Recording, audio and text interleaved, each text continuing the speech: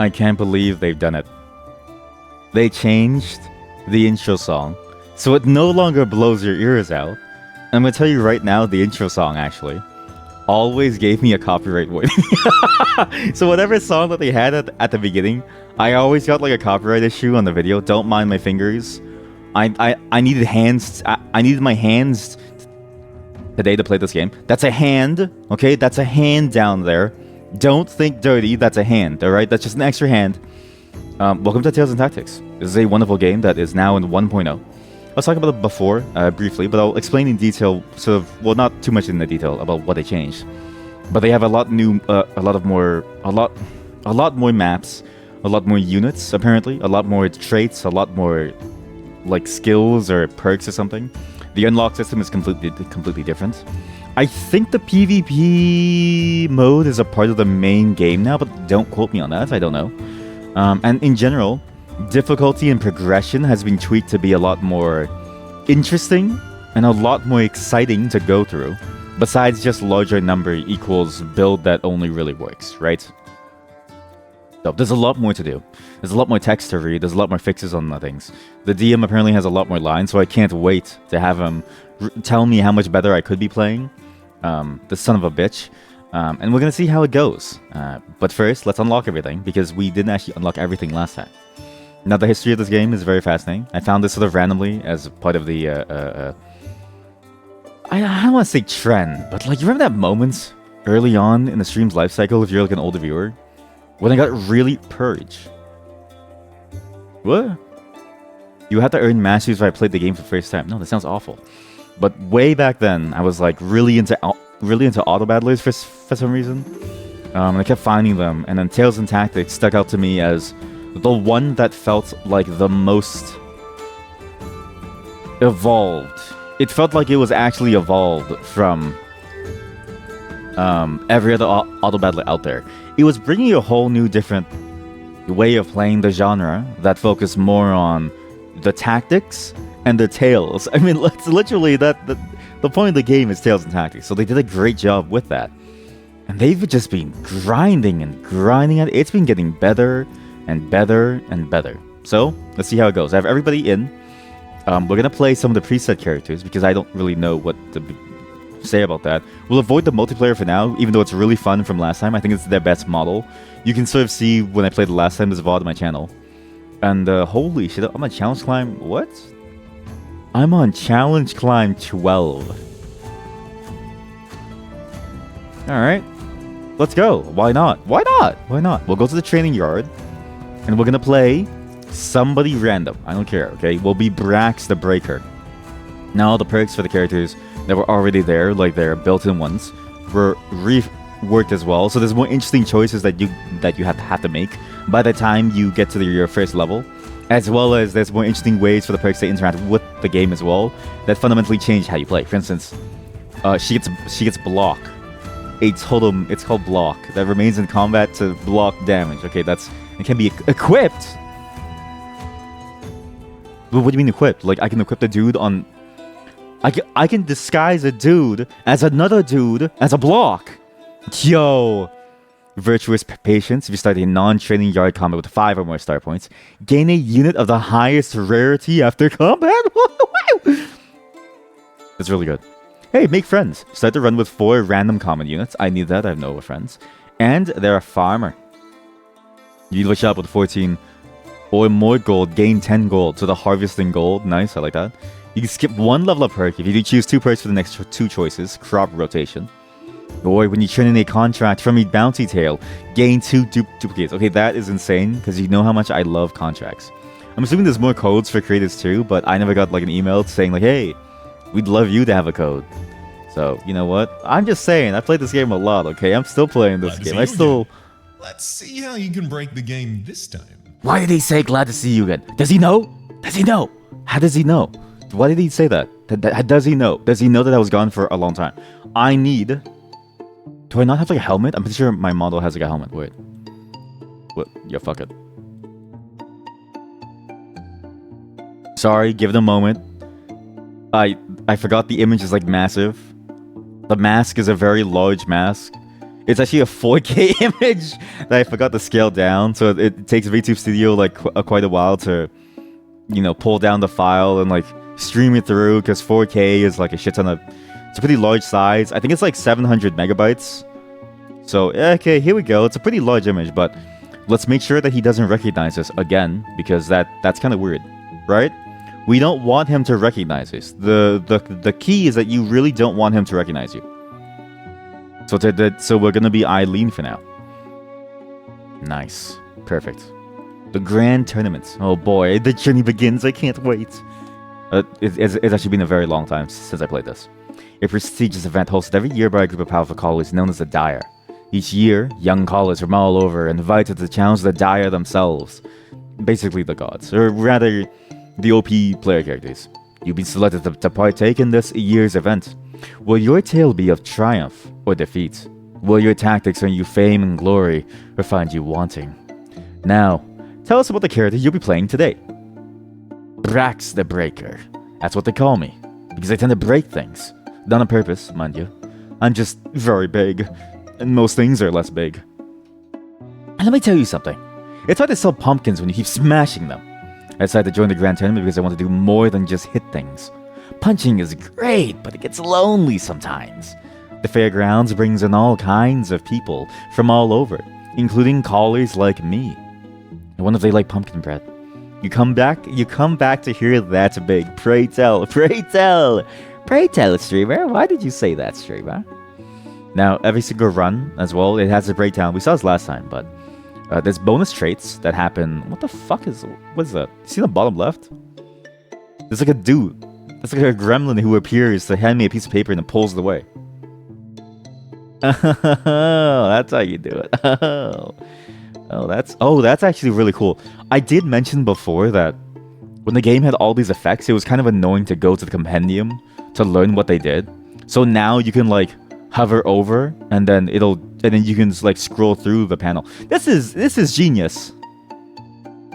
God, every single patch this game has gotten better. But yeah, bonus traits that only appear for some runs. So we have Aqua, Blood, and Royal. I got a book.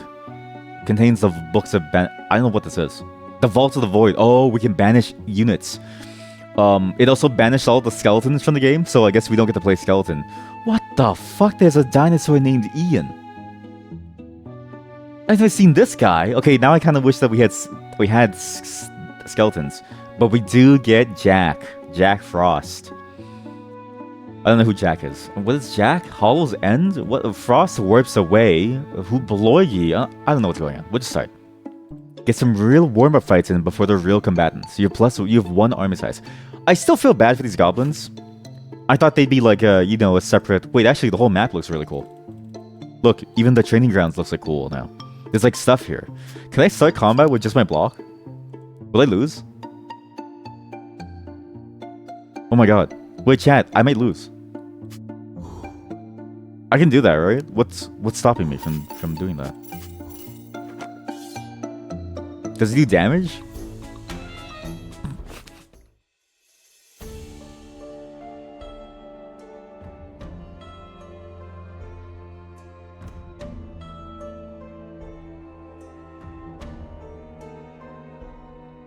I just wanted to know. I'm assuming quick restart lets us start with like Brax again. I just wanted to know. I didn't think that'd be, like... You can hear the sound of goblins getting richer. Holy shit, we have Jack. Okay, well, Jack is going in. I don't know what he like does. What does Jack do? He's a mythic and a skirmisher, so he gains mana from fighting, and he's good at just fighting things, and he gets more attack speed. He has Hollow's End, where he stabs, dealing 125 damage, and seeding his target. I remember this guy. I remember him. I loved seeding people. It's so fun to seed people. Knowledge is power, after all. So true, King or Queen. So true. Okay, so you're gonna... Wait, how many people can I have on the board? Yeah? Oh, wait, we skipped the training mode. Wait, we skipped the training fights. No, abandon run. The training fights give you a bit more time to buy things and find things. I'm just there. Start running Braxy. Okay. Yeah. All right. Okay. Well. Alrighty then. Alrighty then. All set to begin. That voice is good. Whoever the voice actor is, they've done a great job. Well, I don't know what's going on. Let's just grab Shelly and Torque because he's on a thing. Put Block over here. We'll put you at the back. Are you the same? Yeah, you do. You spin up a war, but you also give a shield now. Allies adjacent to Stretchfro gain 125 shield for 5 seconds. Damn, this game has changed a lot, huh? Anyways, that's how the game goes. We'll go at normal speed. Just to sort of see them fight. And there's no way Blocky dies, right? Live, boy, live! He's alive. Okay, good. Fine. Block is kind of crazy, actually. How easy that was for you. I'm almost a little embarrassed. Get some How much health confidence does he have? beating these chumps, and then it's time for the real game.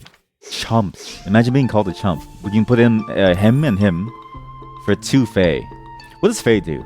At the start of combat, magic fairies help a random Fae and a random other unit.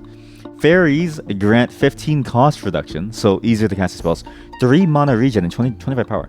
Holy shit. So, Block is gonna get mana. Well, he doesn't do anything. If he survives combat, he get a star point, get back there. Alright, chat. We're gonna play a game called Protect the Block.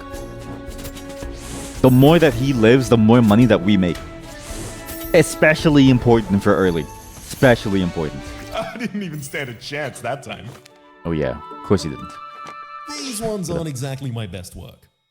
Okay, who else do we put in? What do you do? So Sparkles raises its sword to the sky, healing itself and the lowest health ally for 40 HP per second. Okay, still the same. This guy still leaps. Oh, but he also gains a 300 shield. I feel like everything's way stronger now. This guy he used to never gain a shield. He used to just jump behind someone and then just start wailing on them. He gains a shield still, max HP, based on max HP. What is this? Oh my god, there's an inline video. Do you think at some point, like if they host these on like YouTube or something, right? No, they wouldn't host it on the YouTube. Sorry, you know what it is? I'm a corporate cuck now. So I keep thinking about like, you know, how would I build this? But it's like that's what corporate cucks do. Corporate cucks live their life thinking about how to build things, never realizing that hey, you're off working hours now, and it's like, you know what I mean? Like, Sebastian's the same. He does that, you know, AOE move. It doesn't really do much damage. Shelly is the same. She gains a shield, reduces all. Well, I don't think she used to gain a shield. So, like Minecraft people, yeah. But like less children involved in both ways. Torque heals for 200, then launches a fiery cone that ignites foes for 5 seconds.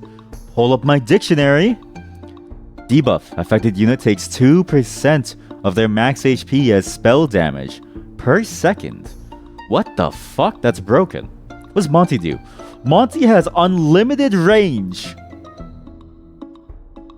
The video is lagging. Why is the video lagging? Okay, it was just loading. Sorry, it was like streaming. That's weird. Monty sends forth 3 special snakes as target. Snakes strike foes they hit, dealing 75% of Monty's attack damage, and draining fire. Oh, I get to drain someone? I love draining people's mana bars. Love it. He fucking missed. Monty sucks. That was an easy fight. Well done. Okay, so now we know that Monty can actually miss. They say long ago a powerful wizard brought the very mountain itself to life.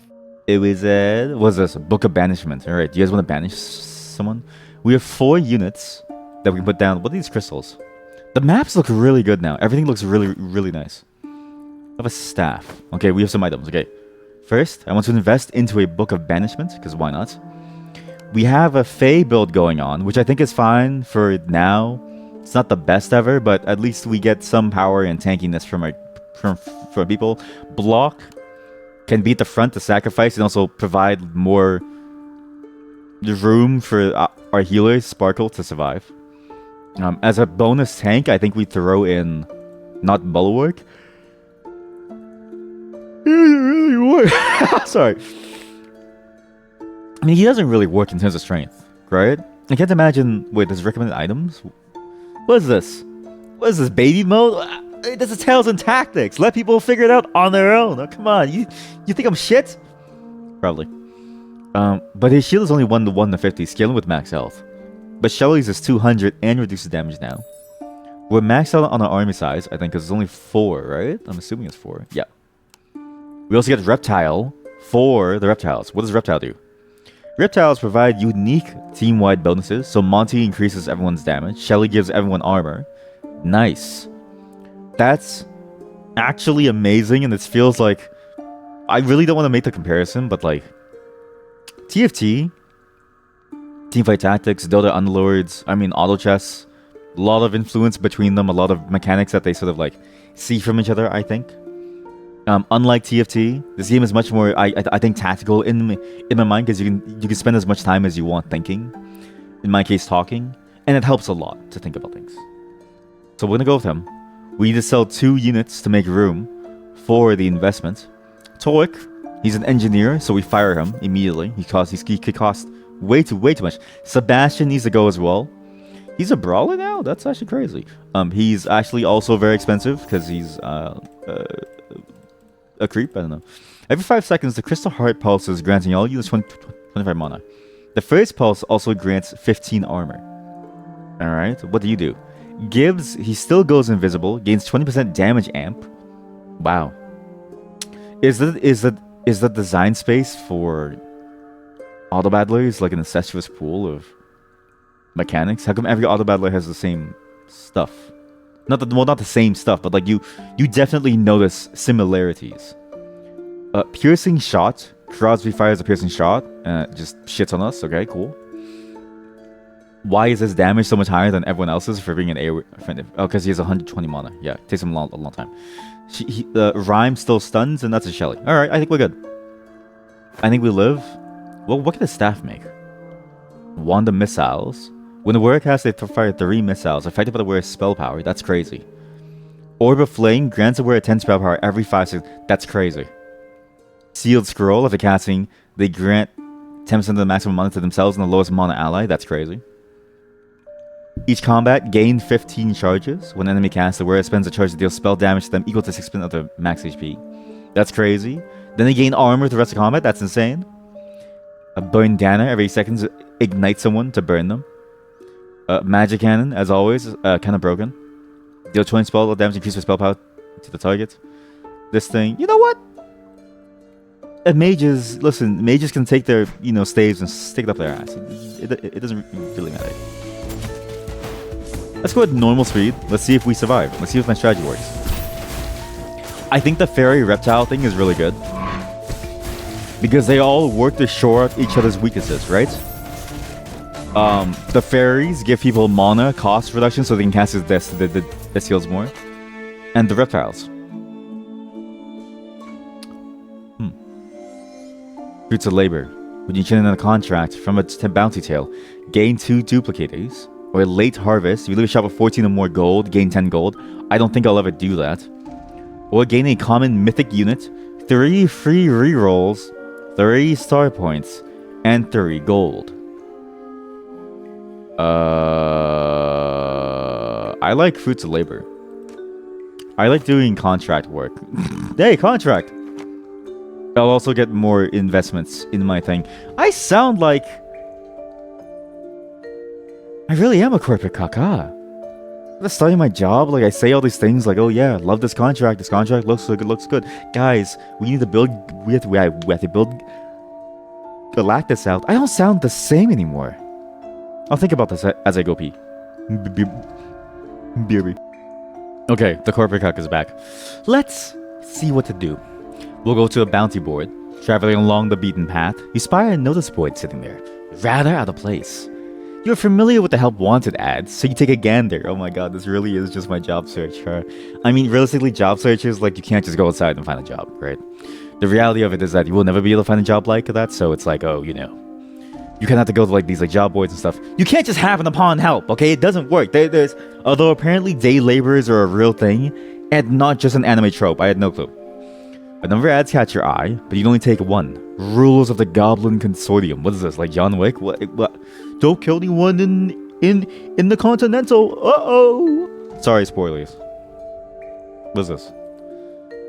I don't know what this. Oh, what? The heck is this? Marksman. Marksman deal. Wait, why is it giving me this? What? contract. Tier 2 unit. This contract can turn in when you sell a unit that is at least tier 2. Rewards 3 XP, 1 common duplicate. Can I even get a tier 2 unit? I don't think I can. I don't think I can get a tier 2 unit until I get to the shop, right? So there's no way. But it'll give me a common duplicator when I do. Or, I can go for this one. I'm getting Marksman Hero. This contract can be churned in when you win 2 combats with a Marksman trait active. I get a Star Collar Shard. What? Drop this on a friendly non-meta unit to share. There's summon 3 random users that share traits with it. Well, I don't even have a single marksman. I don't even know what they do, so no. What's this? It says 3 crowns. Oh, nice. This contract can be turned in when you win 3 combats in a row. Gives you 3 XP, 1 lifeline, and the win streak. Oh, that's a perk? For free? If it isn't out of your way, there's no reason not to help. I think we're doomed. Unlucky Lass hasn't been able to find a good army yet, and it's stuck with just 1 active trait. Well, guess what?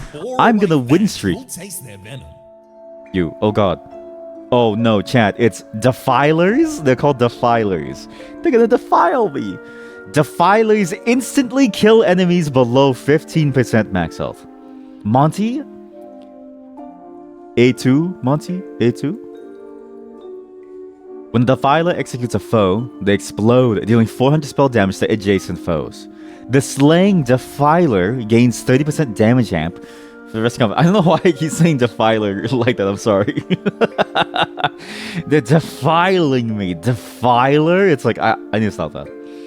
So who's banished that I can't ever get? Ghoul is out. Oh, chess piece is gone. Fuck, I love the chess pieces. That Dragon dude, I guess, is out. I mean, Dragon's out. Skeleton is not fully out. Brawlers are out. Brawlers are out. So all Brawlers are out. Of those affected, actually, Fae and Healer and Lizard and, you know, the Shadowy Assassin dudes, they're probably my best bet at building a team. I have 5 rerolls, no stars, Book of Banishment. I can get a matching trait. If I lose this, I immediately lose my contract. Son of a gun. Okay? Maybe we don't go Fae, and we drop him in instead. We can then get School, because School gains a shield for 20% of his max HP. And then Bash is to stun someone. That's pretty good. Stuns are pretty nice. Heal is nice. He gives a pretty nasty shield though. But Moni is not that good. For me, I don't think. So let's StairCraft this. I want Proton. Because Proton deals spell damage with its attacks. There's more items for spell damage. He also absorbs ambient energies, but I don't know why it says that. And he gains permanently growing attack speed. Bark is a great tank if I throw him in with the Lightwing as a mage. Because he can then summon a clone of himself, which taunts, lasts up to 8 seconds. That's pretty good. I think we go with that. So we go... You. Nice. Monty's gone, so now we need to throw in a U and a U. And what do these tiles do? A unit placed here loses 50% of its max HP at the start of combat. Jesus Christ. How about no? What's your range? He has 2 attack range. There's no way you can't attack somebody from that far. Is there anything that I can do to help my team here? Drop it on the tree, see if I can get a tree dude. I can choose a unit. What the fuck is that?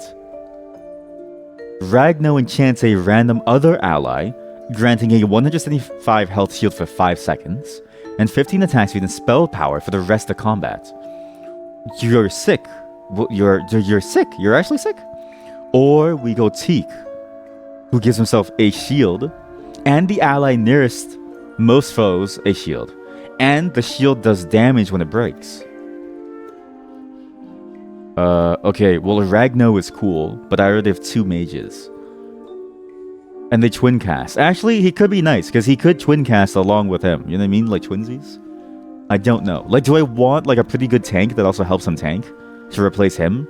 Or do I risk having another backline mage and hoping that this guy in block can survive? Block only having 6 health. I'm gonna risk it for the biscuit. I'm so stupid. I immediately understood my problem as soon as I clicked that. I regret everything. You know, Blobber, eat shit. Bye. Okay, we're gonna go trees. Let's see if we can win with trees. You like trees? Who's Ivy? No way! They have a waifu in this game now! Oh, this might be the best game ever. Alright, so they have a waifu now. It's good to know. It's good to know. Let's get rid of most of these dudes. Skeletons are gone for sure. As are marksmen by... Well, he's a tree though. But whatever. Doesn't really matter. Because who else is banished? Dragons. Yeah, dragons are gone too. So Rhyme needs to die. You know what Rhyme rhymes with? Die. Alright. Banish 5. Cool. I really hope I win. I planned a lot, and it'd be funny if I lost. So you go up here, you go over here. You do damage. Alright. Godspeed, my team. God roll. That's kind of good though. Bulwark. Okay, fuck you. Might as well use a roll, see if we can find a monster. I lowered the pool, so it should be easier. I didn't get a single person. We're doomed.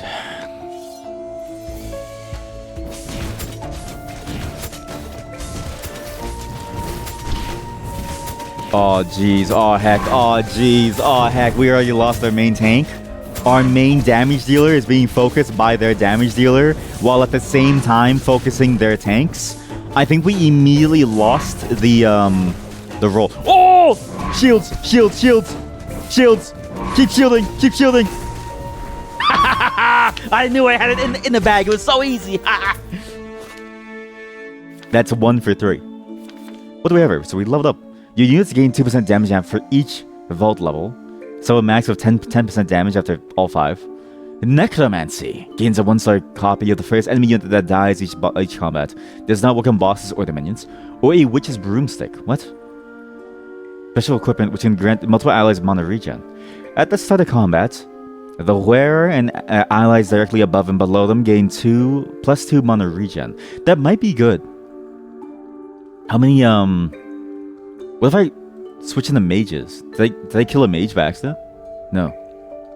We could also go mages, right? In which case, the amount of whatchamacallit could be pretty good. Wait, Titus? Titus is now... Wait, Titus? I have a hairstyle for him. Remember the Final Fantasy stream? I still have it. It's just there. So you're telling me that Titus is now a mage. When did Titus become a mage? Why is he a mage? See, when I played Final Fantasy X, Titus was more of a warrior type, right? He was more about slamming people, playing Blitzball, doing both at the same time. Now he's a mage. We have to play mage. We have to play mage. Get the broomstick. We can either go to the gemstone gargoyle, discover the secrets of a beastly statue, or we can meet adorable crabs adapted to the caverns. I do like eating the crabs. I do like eating them. It gives bonus EXP, which could be nice with the contract. Down one remarkably unremarkable tunnel, you find a room full of small stalagmites. You decide to stop to rest when you sense movement from behind you. Then to the side. Before long, you realize that they aren't simple stone formations, but crabs of all sizes scuttling back and forth curiously. Those little critters are so cute. You just have to take one with you. Question is, which one? What the fuck? Huh? Select a region from the left column and the right column. The result will be shown here. I want that one. What did I get? So I lost that option. Oh, I lost the option. This pet stone crab affects your units that are of the tank archetype, and fighter and caster. Okay. And we have the Wise and the Furious. The Furious affected units have 10% lifesteal for the first 8 seconds of combat. They're immune to crowd control and have double mana regen. That's insane. Or the affected units grant you 3 star points of the combat if they're the only unit in your army with that composition. I care about fighting power for my casters, because most of my casters will be mages. That's crazy. And you get double mana regen early? That's kind of crazy though. You have chosen well. Thank I don't know if that's actually was that a canned line? Did he just like make that up? I don't know. You crouch down, offering your hand out to the creatures who all look at you with curiosity. Only one, however, gets close enough for you to pet. As you caress its shell, it lets out a little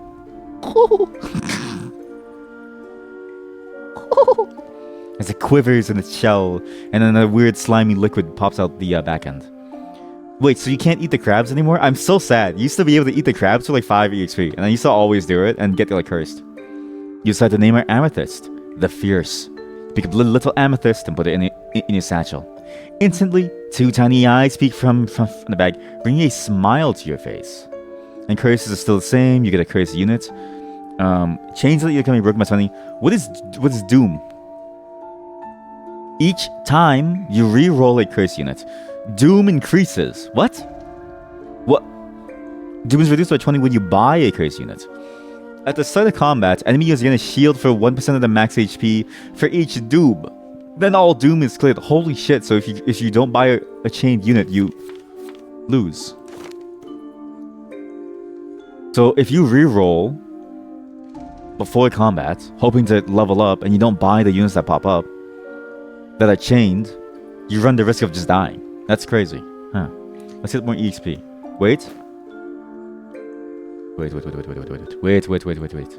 banish all the non-mages. So, are you Lightwing? Okay, good. Was Rhyme a mage? No, he's a shaman. Shamans are stupid. Shaman King. So no trees, only mages. Nice.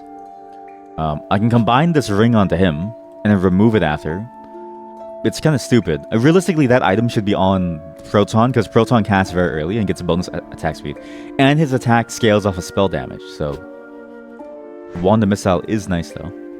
Then, Witch's Broomstick. On... I guess you. Not that it really matters, but he has to move up anyways. It's fine. We re-roll before we choose. Well, actually, it doesn't matter if I choose. Care to take a dance with the devil? Okay, maybe it does matter if I re-roll now. All enemy units gain the Duelist trait if I accept the deal. I then get the Tainted Duelist banner. What? What does that mean? Minus 20 mana regen. Minus 20% total attack damage. Minus 20% total max HP. But they become a Duelist in addition to its other traits. What does a Duelist even do? I don't know what to do. What's a banish units are prevented from appearing. Pit is a space that is what? No, dude, dog. What's a Duelist do? Dog. I don't know anymore. Or do you get this? Gain 8 star points with a random Duelist units. If I do a no deal, I get more curse. Why not just get this then? Keep your limbs away from their jaws. These beasts bite. These beasts bite! Why is it so bad for me to like take that deal? What? Proton, good. Nice. Alright, I wasted a point there. That's okay. If I didn't really realize, that's fine. So, what does a Duelist do? You get any Duelists? You do. Duelists are combat readied, which grants 30% attack damage. When attacked at melee range, they ignore the attack, stun the attacker for 1 second, and lose readied. Duelists re-ready 3 seconds. Every 3 seconds they stun someone? And they deal AoE attack damage when they stun someone. That's broken. What? And get bonus AD attack damage. Oh shit. Okay, well it's a good thing that I got the Duelist thing, I think. But these guys are monsters, so... he also has 3 Dweller, so he summons Gorg. Dwellers gain 15% damage resistance. At the start of combat, they channel for 3 seconds to summon Gorgak, who slams into the most dangerous opposing unit, then taunts adjacent foes. He has 2 beasts at the start of combat, and when any non-temporary unit dies, all your units frenzy. Beasts gain double the amount. Well, I just started, man. All right, let's kick it up a notch. Fuck! I got stunned. Oh no! My win streak! Ah!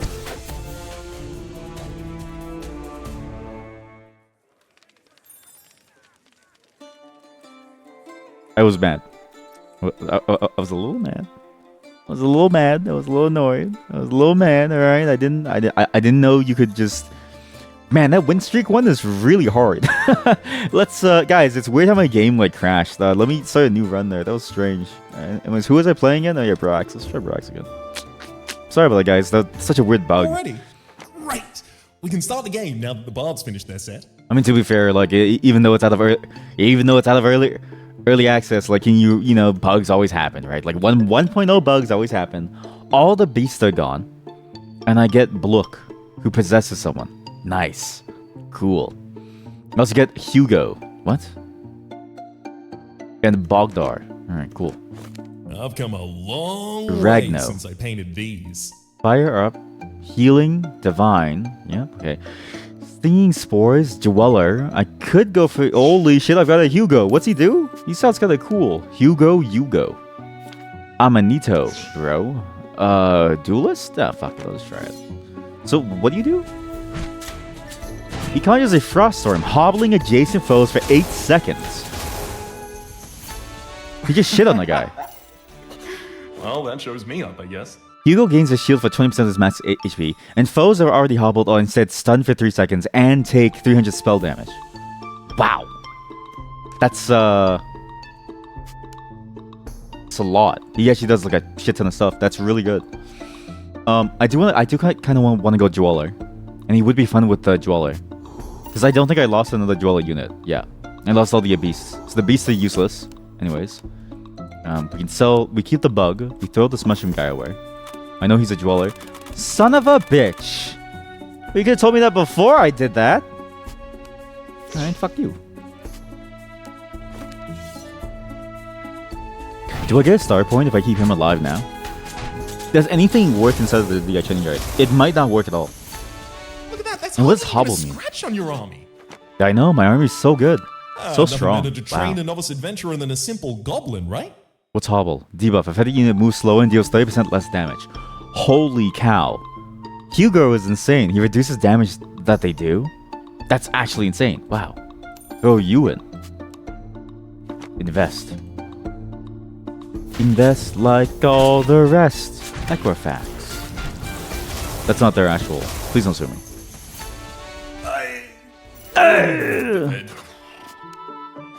This massive cityscape as a way of keeping one's ego in check. I don't even have an ego, dude.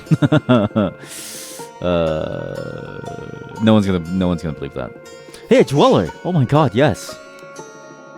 You. Shoot. You 3? Alright. Listen, buddy. Shit. This bug is really good, though. This bug is kind of crazy because of the buff that he provides, so I don't want to lose him. But you can go, you can stay. You can go. If I know who I'm going to go for, there's no need to think anymore, right? I know who I'm going for. We'll give the bug the staff for now. We're fighting against him, Whirling Flame, Volcanus. I love Volcanus. He attacks adjacent foes for 70% damage. For the next 1 second, he repeats it twice a second. Gets a ton of lifesteal. Zuzu sucks people off. Nice. And then he just shits on me. Okay, it's cool. I need to make it so that nobody stands in a line. Because it's going to be really painful when he blasts us. I don't really have many options to avoid this. Wait. Like this, and then like this. Like this, like this. He gets shit on. But he can be over here. He can actually be over here where he won't get hit. Because then he'll shoot like this, it'll miss him, I think. Yeah, okay, that should be the best formation. We'll go slow mode just so I get a sense of this. I want to see the combat. Also, the map. Sorry, the game is kind of loud in combat music at times. After 12 seconds, the gong rings. All units gain 200 max HP and heal 1% max health for the rest of combat. It's a DPS check. Yeah. You skip 1 level up perk if you do choose 2 perk for the next choices. Sure. I'm stupid. I wanted to get the contract. We'll do a win streak. Yep. Goblin Consortium. Well, listen, I have I've got a plan now. Adventure. Yeah, always time for another adventure. I have a plan now. At the start of combat, what the fuck is this? What? Star Crown upgrader. What? Alright. The wearer summons a duplicate of himself nearby with 40% max HP and 50% increased mana. Yo. How many blocks can I have? Wait, but how many Hugos? Because every single Hugo would have the ability to do 0 Kelvin. Which, if somebody is already hobbled, they get stunned for 3 seconds instead. Any Dweller? Son of a bitch! Oh wait, you can cancel. What? You're allowed to just game the system, or no? No, you're not. Okay, well, cool. Good, that's good. Ian. Being Ian. He unearths a fossil and launches it to its target, dealing 250% of the attack damage. Then it splits into shrapnel, dealing half as much damage to the target and 2 other foes. Being Ian, you can't do anything for me. Whoa, you're absolutely useless. Shit. That's a pretty good bug. No, I save it. There's no reason to rush, right? Get him, buy bug. Yo, downloading the show now classic. Oh, you guys still use LimeWire at home? By the way, it's funny that they use TNT here. In Canada, I think it's in Canada, there's an Asian brand supermarket called TNT. It stands for Tiffany and Tiffany because the owner's daughters were like Tiffany and Tiffany. Anyways, I'm just saying they sell everything Asian related, like, well, East Asian related, and like Korea and like stuff. That's the only place I can go to find some of the wackiest flavors of like peas. God, I love. I'm gonna die. Maybe you go in the middle, right? Tank as many people as you can. Hobble as many people as you can. Let's go. Being nothing here is possible. Whoa, I can't do anything. Hobble. Oh, nice. Ooh, disarm him. Yes. Just spit him. Oh yeah, fuck yeah. We're just healing. Tiffany and Tiffany blows your mind now that I say it. It seems stupid, right? It's like, okay, well, did you have to be Tiffany and Tiffany? Like, it feels like a joke. It feels like a joke. You're getting better at this. Or it feels like a meme of like there's no way they would say that, right? Gain the special equipment Foe Cleaver. The next time you level up, so you have to choose a skip and then you get some things. Hey man, can you explain bagged milk to me? Well, so it started because Canada is one of those, nations that didn't really have history. So by the time Canada came into existence, we had plastic. So other civilizations, they had to build up from, like, say, paper. Like, in like Age of Empires, right? You start the campaign as the tutorial, and it's like your first time playing, and you have to play all the way from like age 1. Your people are hunting boars and stuff.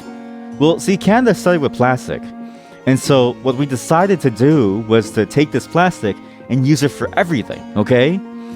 So much so that I'm pretty sure most of Lake Ontario is just plastic.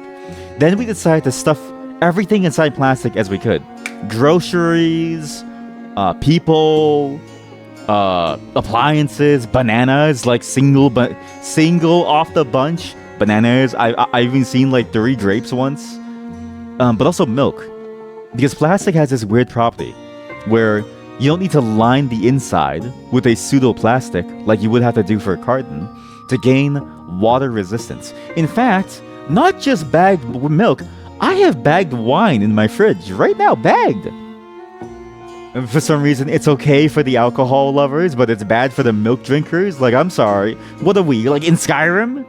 Is this Whiterun? Like, why is it so bad for like people to drink it to drink milk out of a bag, but it's fine to drink like wine out of a plastic bag? I don't get it. I will simply say that it is... You're racist. You're racist. You don't get it. Well, what about America? Well, Americans, you see, they have these things called war rations. That I can actually show you, actually.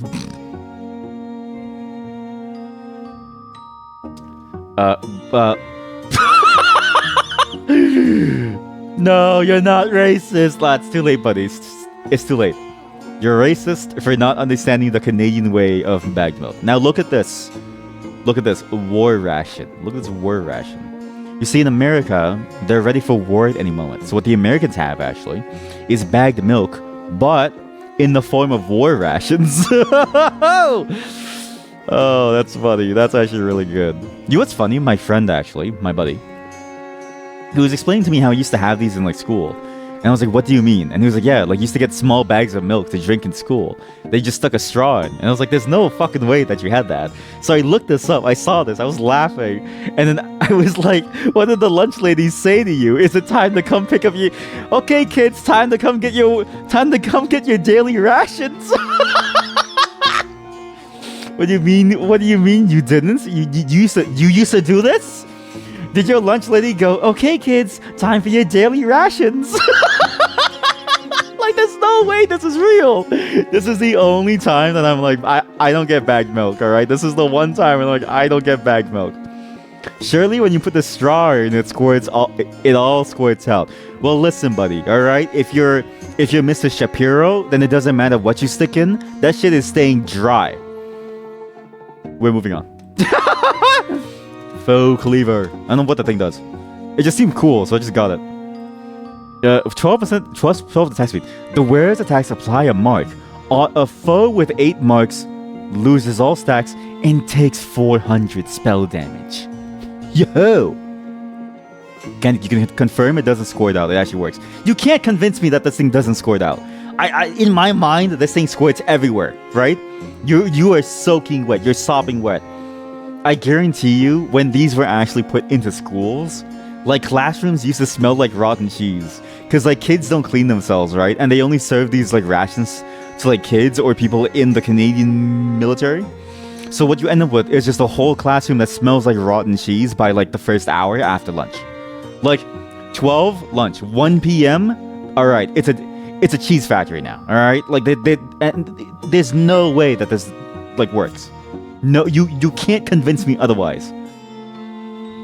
Look, it's okay to, like, talk about your trauma. You know what I mean, chat? Like, it's okay for you to be like, you were traumatized at having to drink bagged milk. Like, we live in a society, and they forced you to live like that. Like, you're allowed to be mad at your, at your government for forcing you to go through that, like, hell. You know what I mean? Like, it's okay. Holy shit, it's a Blook. You're in, buddy. Fuck. Wait, 2 mythics. Mythics gain Valor, which grants 10% damage amp and damage resistance. They used to actually never get, like, a scaling thing. They also grant Valor to a random adjacent ally to start combat. Mythics who receive Valor from another mythic also gain +4 mana regen. You only have 2 mythics. Cool. So I can have 2 mythics. You get replaced for the bug. I just get cucked for the bug, I guess, sure. Throw here. Who wants the Foe Cleaver? None of them attack really fast. He could be my attacker because he does, he is an auto attacker. Like, he just, like, punches people. But what other dwellers do I have? Who is this monster? This guy looks so slimy. I bet you if you, like, held him in your hands, he would just slip out. Like, you ever try to hold a fish? And that shit is, like, slimy, and it's like... Or you ever try to hold, like, a frog? And it's just, like, slimy, or like a slug or something, it just, like, pops out. That's what he feels like. It actually works. You enjoyed every single second of the bagged milk. And you're tired of saying that you're not. Again. Does this... Okay. We're gonna do, like, a Rorschach test, okay? We're gonna do, like, a Rorschach test here. Well, let's do a Rorschach test. Alright.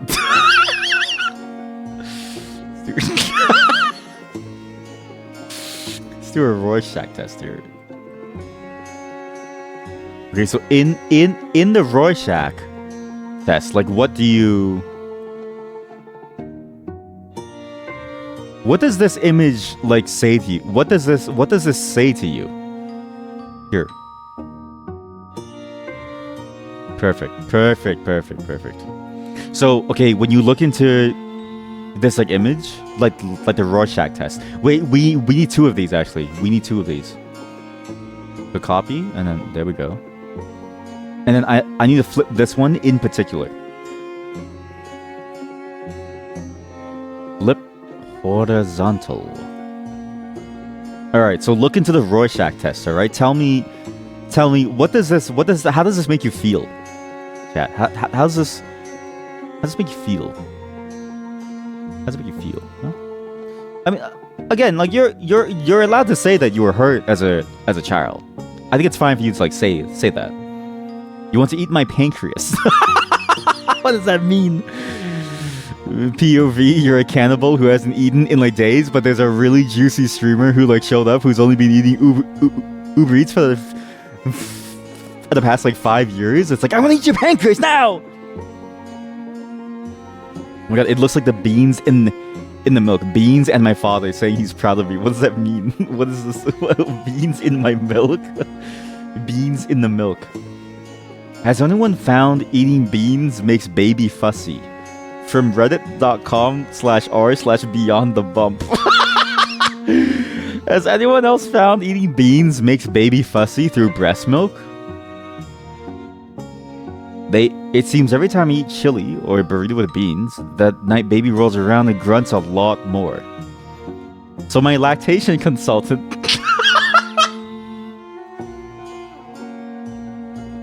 What the fuck do you mean a lactation consultant? What do you mean? Like, what are they consulting you on? Like, do they look at the shapely shape of your boobly boobs and they tell you what's like going on? Do they give you a diet plan to like maximize your like titty milk flavor? And then like, how do they test that, right? Like, how do they know that your titty milk in particular is fantastic? Do they drink it? What the fuck is this? A lactation consultant? We're learning so much.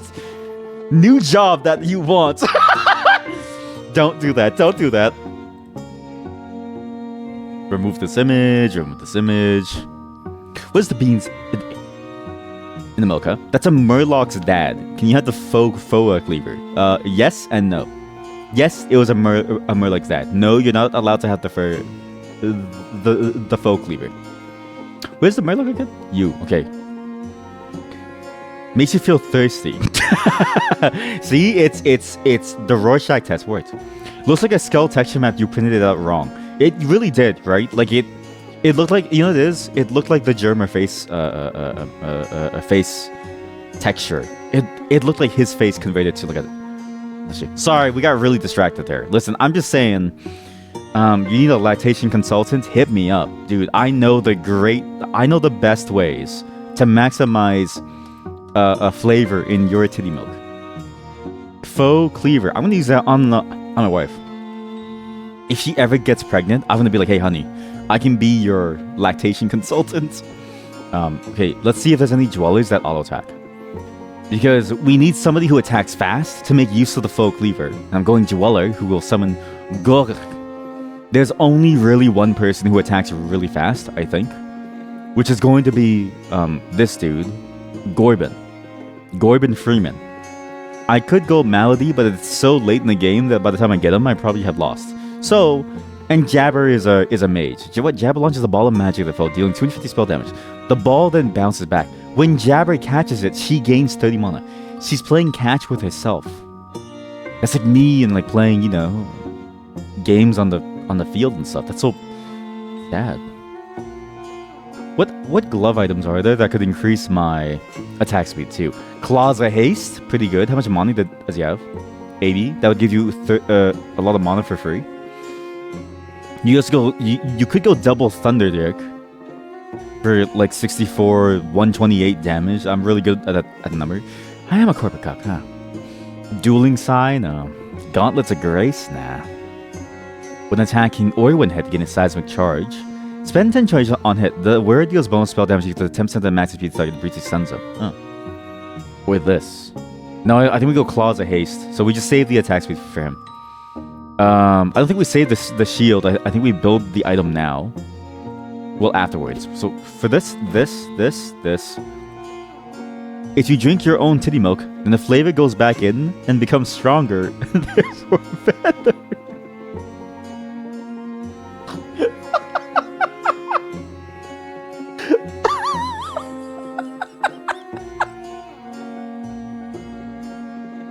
Oh god. Oh god. Guys, I don't think you can concentrate your own titty milk like a poorhouse. I don't think you can concentrate your own titty milk by like drinking it, having it recycled back into your titty milk until you have the ultimate titty milk. I think at some point it'll pass like a kidney stone, right? But through your like breasts. So you'll have like a block of cheese that you now need to like squeeze out of your like boobs. Because it's been so refined that it's basically 100% lactate. And no liquid, just like pure lactate. Titty stone cheese. Yeah, exactly. A titty stone cheese. Think about that. Okay? Well, whatever happens with like kidney stones, imagine that, but for like a titty. Don't believe the lies. Don't trust in our pseudoscience. Drink your own titty milk. Let's go to... Do we want to go to the black market or the guild recruitments? We can either peruse the city's curios or pick up some new skills in the city. I do like to pick up some new skills in the city. You don't want to imagine it. Well, then you'll never be ready for when you've got a titty that needs milking, alright? By the time, like, when the titty appears in front of you, you're going to be caught off guard. And you're going to wonder, why didn't I listen to my streamer? Why didn't I listen to him when I, should have thought about this? VOD watchers skip 5 minutes ahead until he stops talking about titty cheese toast. I'm just saying, listen. You can't say I'm wrong, okay? I'm backed by some level of science. My streamer parasocial. Okay, well, listen. If you're here at this moment, I'm your streamer. If you go to like a one viewer Andy and you join the stream, that's your streamer at that moment, all right? Listen, chat, we only live in a moment, all right? We're here to live in the moment, not the past, not the future, but in the moment. You have 2 streams open. How dare you cheat on me? Sounds of a crowd draw your attention to a large building, full of people coming and going. Curiously, you step inside to see all the city guilds gathered here, each one seeking to recruit new members. Smiths and bards, monks and hunters, all demonstrating their skills to entice eager young apprentices. Why young? Looking around, everything's so fascinating, but one in particular catches your attention. Look at the redhead like person over here. Look at the thing over here. This is a really nice graphic. I actually like this. Full of people coming and going. Chat, I want you to know it said young. I don't know what these choices are. We lose something. I don't know what I lost. I'm glad that it doesn't tell you what the thing does before you hover over it, because it means that I don't have to care about it, right? Like, I won't be sad that it's gone because I won't even understand what I lost. Also, I do enjoy this a lot because it's like, before you had to choose from very static choices. Now, it's a game of chance. Like, it adds a bit of fun to it. Although I don't know if this is an unlock, but it adds a bit of fun to it where you spin the wheel, see what you get, and whatever you get is what you lose, right? It's like a reverse spin the wheel, almost. And it works out well to add a level of tension and like variability to the choices that wasn't there before. That sort of always changes your playthroughs. It's a very smart choice, and it's a great way to handle it. Sure, you lose a bit of story, but you also gain it back in the ways that you mix and match, right? Like you effectively have 2 times 3, which is 6 choices. What if you aren't my streamer, but my Oshi? I'm going to ban you. I'm just kidding. I know them in the... Learn a skill from the Wizards Guild. Learn a skill from the Bards Guild. What do I look like, a pussy? It's wizard time. Learn offensive skill for devastating enemies. Learn a defensive skill for assisting and protecting. Or learn a utility skill that can help your army indirectly. Yo! What? Replaces the wearer's skill with Mage Hand Hurl. Wow, that's from Baldur's Gate 3. No, I mean, like half of it. It's not like it's a D&D. Fuck it, whatever. I don't care. Wearer launches the nearest ally to the farthest foe. The launched ally deals spell damage and stuns on arrival. Guard, seize this shatter! Wearer gains additional mana when hit. Replaces Wearer's skill with Mana Shield. Wearer conjures a Mystic Shield, becoming completely immune for 6 seconds. During this time, adjacent foes lose mana each second. This wearer is immune to magic effects. Replaces the wearer's skill with Magic Meteor. The wearer soars into the air, becoming a deadly meteor that falls near as many foes as possible. The meteor deals spell damage to all enemies in one foe in a 1x radius and stunning them. Upon landing, replace hexes adjacent to the landing zone with embers. What are embers? What do the embers do? Why won't you scroll? There we go. Here we go. This is what it does. Okay. Ember hexes ignites any foe who is standing on it. I don't know why I needed like a long explanation to know that, but sure. What about you? So Bard's Guild plus offensive. There's a lot of cool choices now. These skills, again, all of these are new. Like the choices before were kind of boring, whereas now it's like every single one is very unique, and it changes how you play. This game has only gotten better and better and better ever since it came out. They've just been changing. They've been adding so much dynamism and variability to the way that you play in a auto battler that you can take your time in. That has that same feeling of like PvP auto battlers. That even has an asynchronous, slow at your own pace auto battler multiplayer. So good, King of Queens. So good. Replaces the Wearer skill with Wicked Solo.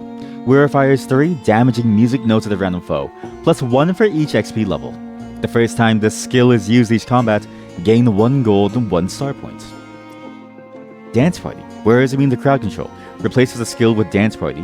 The wearer enters a dance fever. All other units dance for 3 seconds, during which the wearer deals attack damage to all enemies each second. That's kind of good. Although these 2 units are kind of hard to fit it in. Like, I really do want to have the ability to like control someone. However, some of these dwellers do have shitty skills. Like I look at his skill. Not that it's bad, but I think of this like I think of a disarm as like a not really important skill. Or like Jabber. Like Jabber doesn't. Like Jabber sucks. So you know what I mean? Well, what is this? The lore tears open a portal on top of its target, stunning it and any adjacent foes for 2 seconds. A random common unit emerges from the portal with a 400 shield. What? It dies. That's amazing. He's a summoner? Or a utility skill. Places the Wearer skill with Harmony, where it sings a harmonious chord, granting all allies bonus spell power and attack speed for the rest of combat. All allies. What does he do now? Grants a shield and attack speed and spell power for a random other ally, 1 person. Why not the entire team? Right? I think this is the best option for my team. Especially in a team full of things, plus a Gorg. I don't know why I can't say that word. It's so hard for me to say. You step up to the Adventurers Guild and are greeted by a half-elven hunter, scowling at everyone. Let me guess. You're here looking for something new and exciting, ain't ya? Fine. You come work for us, and I show you something real special. You sign your name, and are handed a gift basket with everything you need to teach one of your companions a new trick. As well as some fruit snacks, which you quickly devour. Delicious. I signed like an MLM contract, or like a, like a timeshare. Gorg. Okay, we can either fight the Bunker Boy, pit tokens, create a shield-like bearer on both sides. It's a space that's removed from the board for 1 combat. Or we fight the Slime Farmer. Why are you farming slimes? I don't even want to think about it. You explained what this Wildermouth thing is in the Discord. I already did during the pre-stream. If you can't figure out what the message means, good luck and Godspeed. Google Wildermouth, and you'll figure it out. It was all during the DR pre-stream. There's too much to go over. Just know that if you make your character sheet by tomorrow, before the stream starts, your character will be included in the game. No, you're my streamer. You do as I say, because you're my streamer. You know what? You're my chat, alright? If I tell you all to get on your knees and suck my dick, well, guess what? You can't, because you're too far away. So I can't put those unrealistic expectations on you, just like you shouldn't put these unrealistic expectations on me. Let's go fight the farmer. Care to raise the stakes? You'll be properly rewarded, don't worry.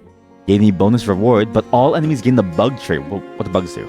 At the start of combat, the frontmost bug summons the Swarm. What the fuck? Which grants your shield 40 attack speed and 20 damages. When that bug dies, the Swarm moves to another bug. The Plague? The Swarm grants an extra 50 spell power. Every time it moves, all its benefits are increased by 20 for the rest of combat. We can either make the people someone become a bug. Is there a Dweller bug? There's no Dweller bug. But it's like, would I rather do it or not? I could re-roll into bugs. Because my bug is popping. And I do like bug. Is that a new bug? No, it's the same bug. No deal. I get more curious, don't care. But yeah, just imagine it as a co-op PvP type of thing. It'll be, co-op D&D adventure. It'll be a lot of fun. Be sure to get your character ready. It's a turn-based game. You don't have to play the game. Like, you're not there to play the game, okay? So, again, you're not there to play the game. You're just there to do it through Twitch chat. It's why I mentioned it's only through Twitch chat. It's why I mentioned specifically Twitch chat. So, just be aware of that, but it's gonna be good. Very, very good. Okay, no sword for you. What can I make with the sword plus that?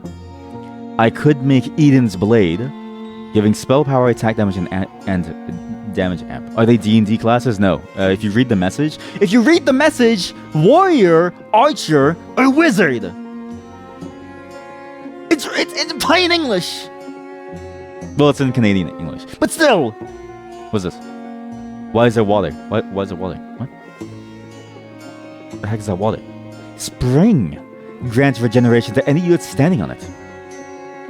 Yo. Okay. Sorry, it's my accent. You in my writing? Okay, they have dwellers. Aw, you're living my life. That's crazy. And orcs. When orcs first fall below 50% HP each combat, they rage, gaining 50% damage reduction for 5 seconds. Each time an orc rages, all your units gain 10%. It's just a rage fest. You know what I mean? It's just like your average, LAN party almost. It's just a terrible place to be. You really don't want to be here. Fuck, he's a level 2 tank. He's even better than my level 1 tank, though. Yes. Yes, streamer, it's your accent in your writing that's causing me to trip up. How dare you, streamer? Okay. Remember, we need 3 wins to seal the deal. With a level 2 unit, I think we'll be able to seal the deal. Hugo is really good too, and he gets a disarm. Let's go. Positioning is maybe awful, I don't know. Oh, and I forgot, I have 2 Hugo. Hugo, fuck. He died. Hit the gong. Hugo down. Hugo down. No!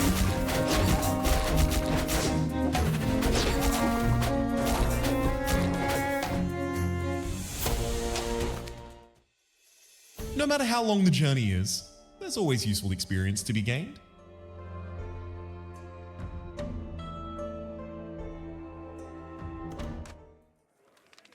Okay, you checked the message. Is it just humans? Yes. That's a good question, actually. That's a good question, because I didn't specify. Yeah, there's like no other races. The way the game works, though, is that when you go through the Wildermyth, you will sometimes get opportunities to change in different ways. I won't spoil it, but just know that to start, you're only a human. And if somebody doesn't know that and they make their character like something, I'm gonna make it so that you're cosplaying as that thing, and I'll be like your story will just have the like thing of like you really want to be that. We got rocked.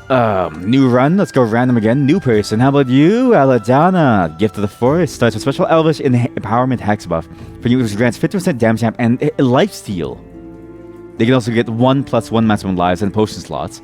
And when they level up, gain a potion of telekinesis, which moves a unit. That much I know. Start with +2 EXP, and they're fishermen. So they can choose between Fisher's Sight during match card events. 5 cards will be revealed after shuffling. I don't know what a match card event is. There's a cool match card event? Cool, cheers. What does cheers mean? I don't understand your accent. Start to run with a magic icebox that can craft potions.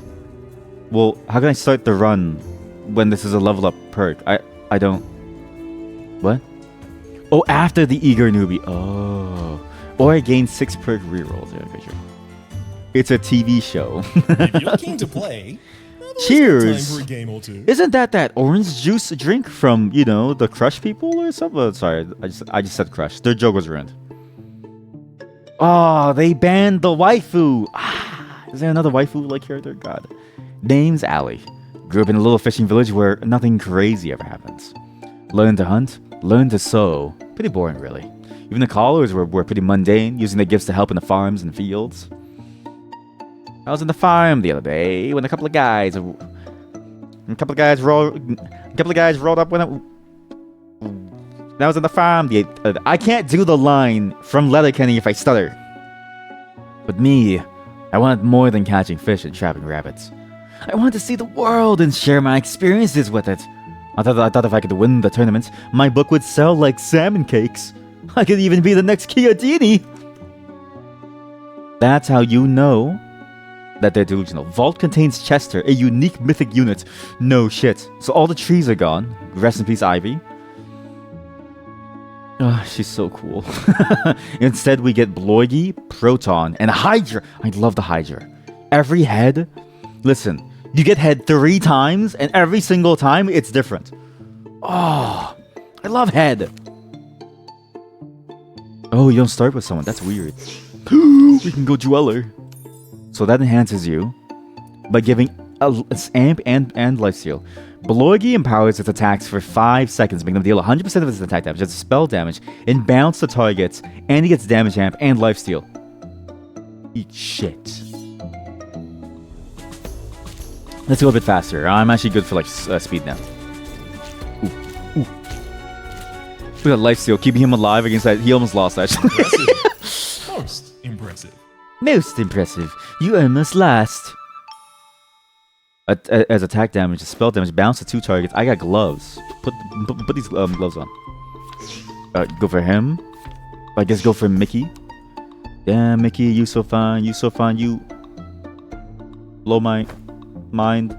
Mickey taunts the nearest foe for 5 seconds. The next time she is attacked, 3 times she's attacked, she heals 8% of her max HP and instantly attacks back. And she's a scrapper, which has the combo thing, but also something else too.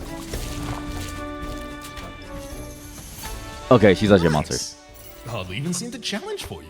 Wasn't even close, buddy. Don't worry, these training goblins are exactly as weak as they look. That's crazy that you would say that about your own goblins. That's actually insane. I at least have love for my, chat. This guy doesn't care about his, chat. He doesn't care about you. He's royal. What? Gain the royal's crown. Oh, yeah. Special equipment that tears up a royal unit and grants gold if it survives combat. At the start of combat, the crown bearer issues a royal decree tearing down the nearest and furthest enemies. That's crazy. That's actually just you know what I mean? That's the whole reason. That's the whole reason France is the way that it is.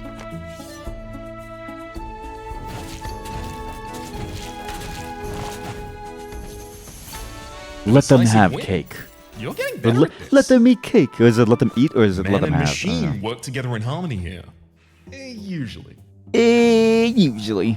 I need one of you to die and become an investment for my future, for my team. I'll have, Fuck, I can't get the investment down. Because he costed 2. You usually... No, last time I had the blocky, so I had the opportunity to make some money to invest now. Because I want Chester. Chester! Okay, we'll get the healer.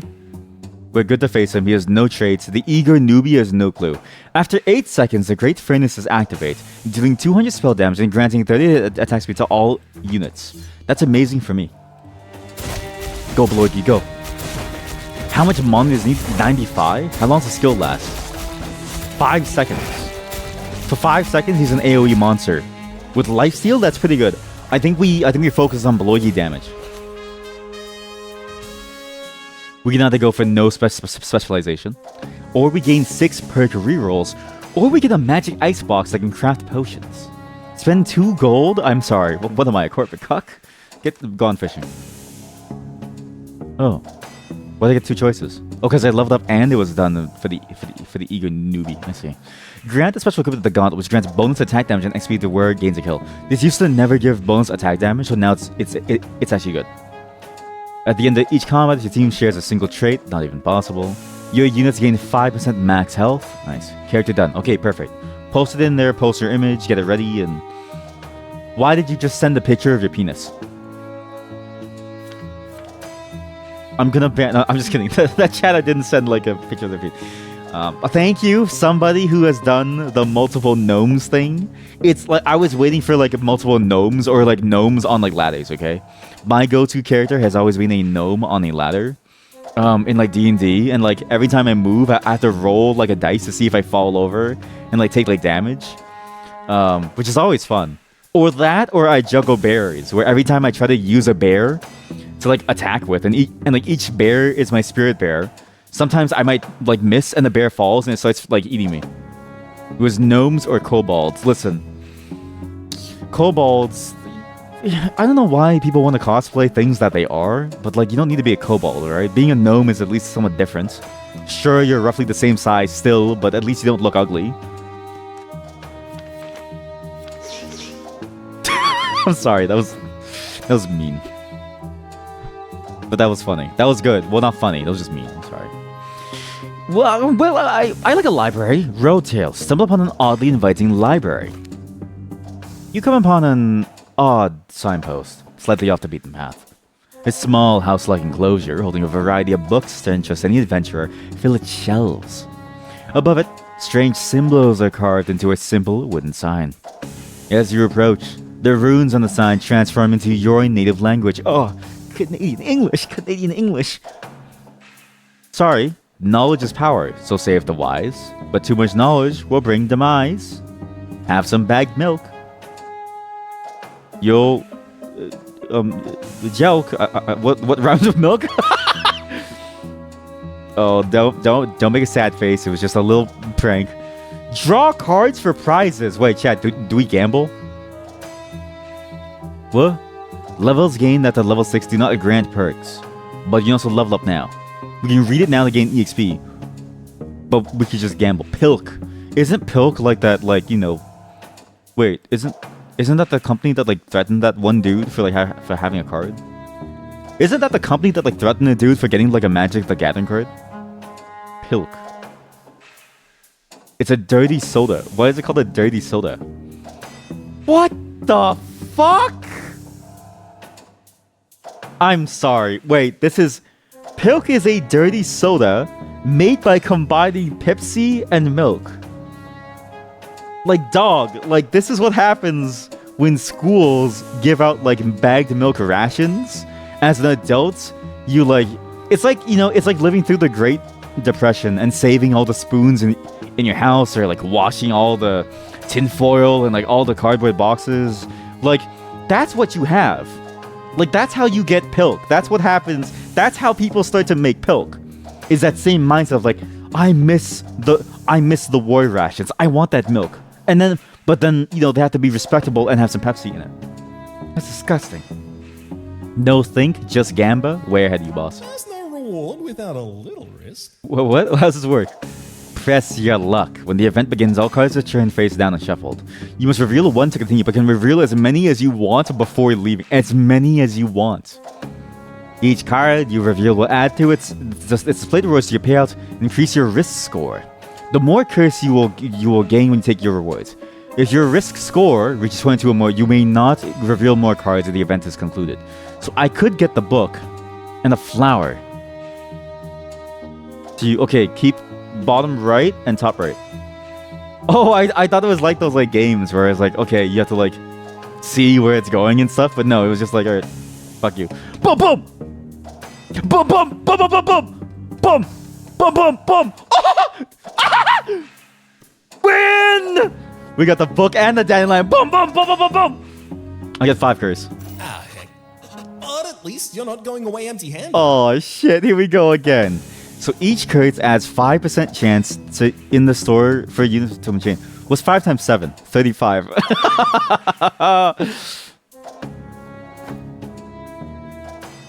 We'll save that. Try it. I'm not trying Pilk. There's no way. You can't convince me to try Pilk. It's Pepsi and milk. Like, there's no way that it tastes good. There's also there's a derivative called Dude Soda.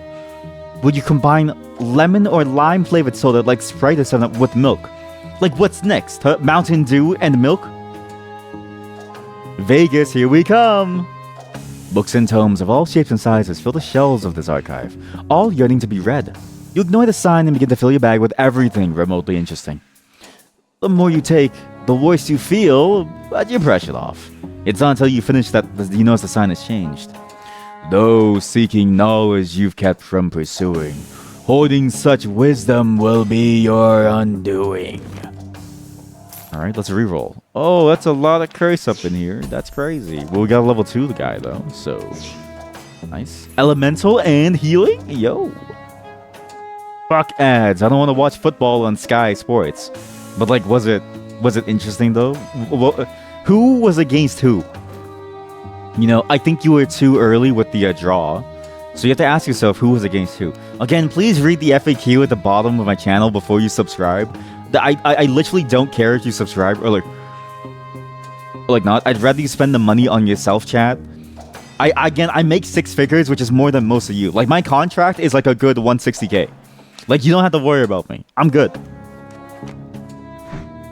It was just buy our sports channel. You guys have to buy sports channels. Imagine living in the UK where nothing is free. I'm just kidding. You guys, it sounds awful there.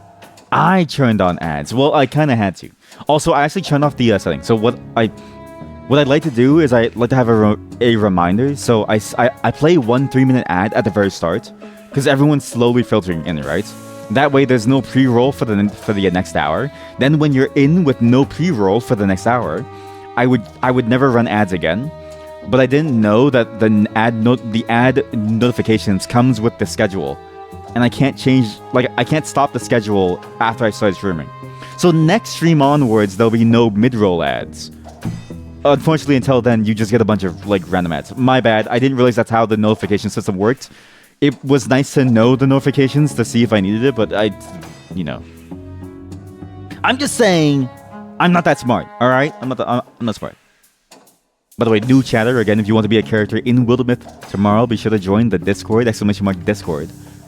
Because we're gonna need your organs soon. Can confirm, UK is bad here. Look, that's your fellow UK person. That's your guy! That's your dude! That's your man! Whose man is this? That's your man!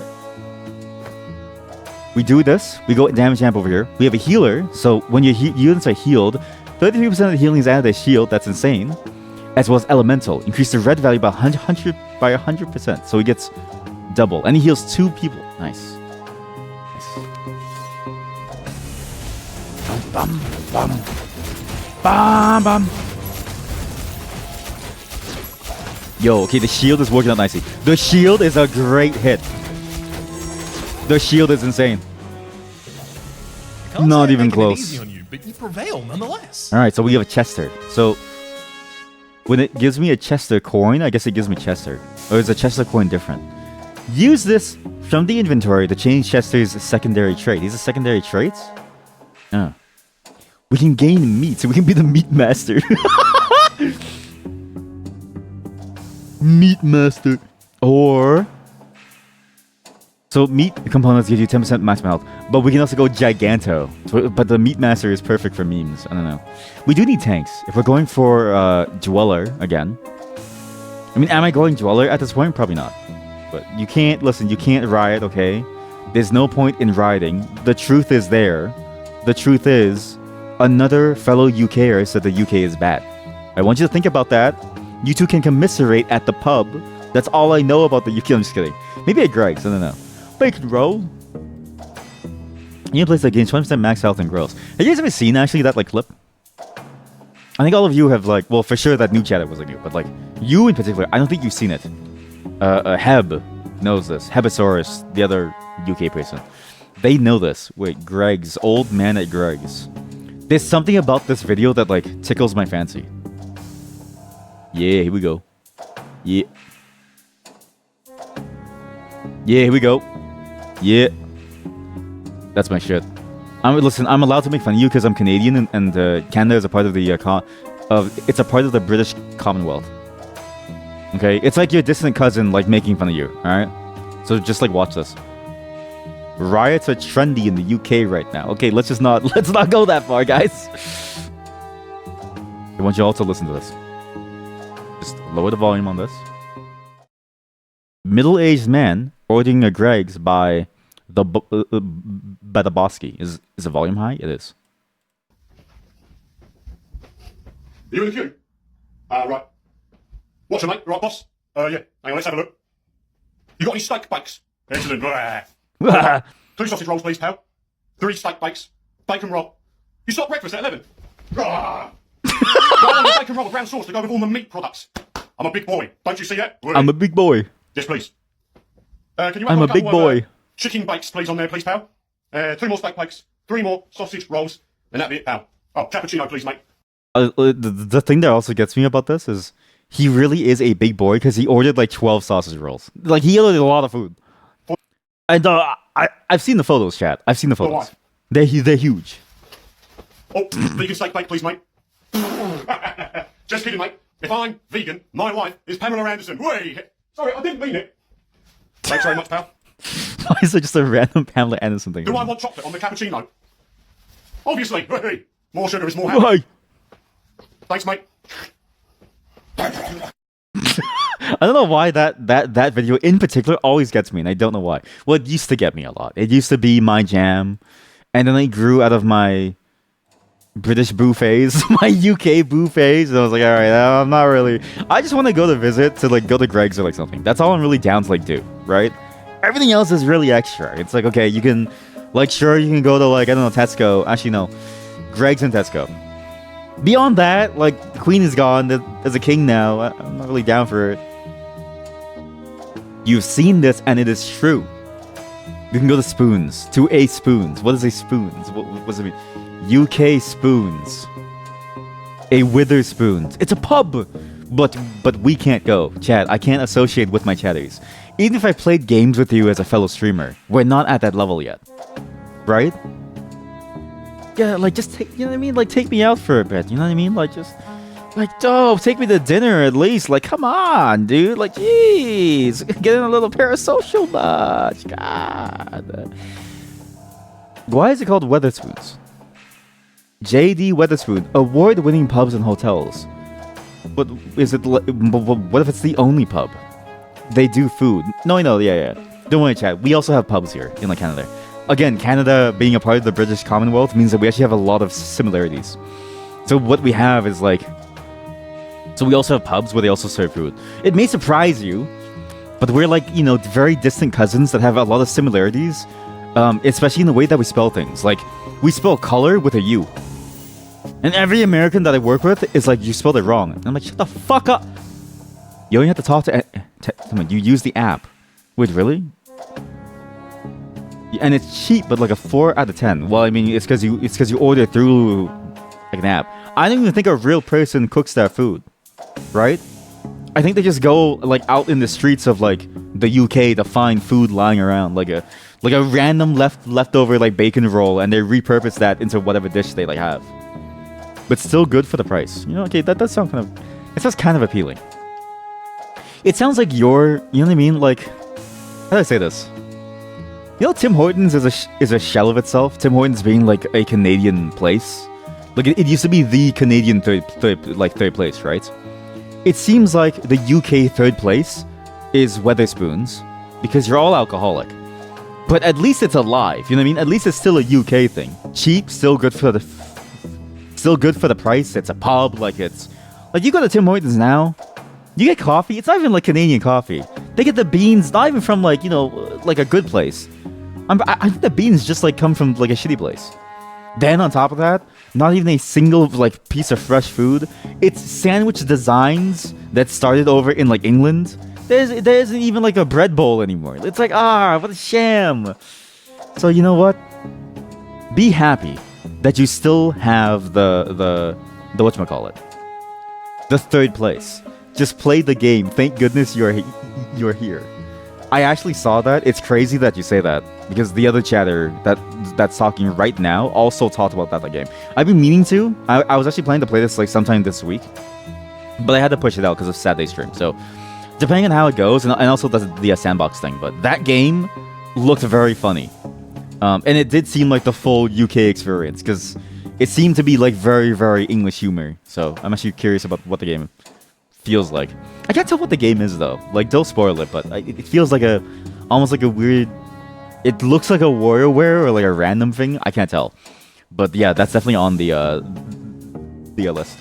Again, it's.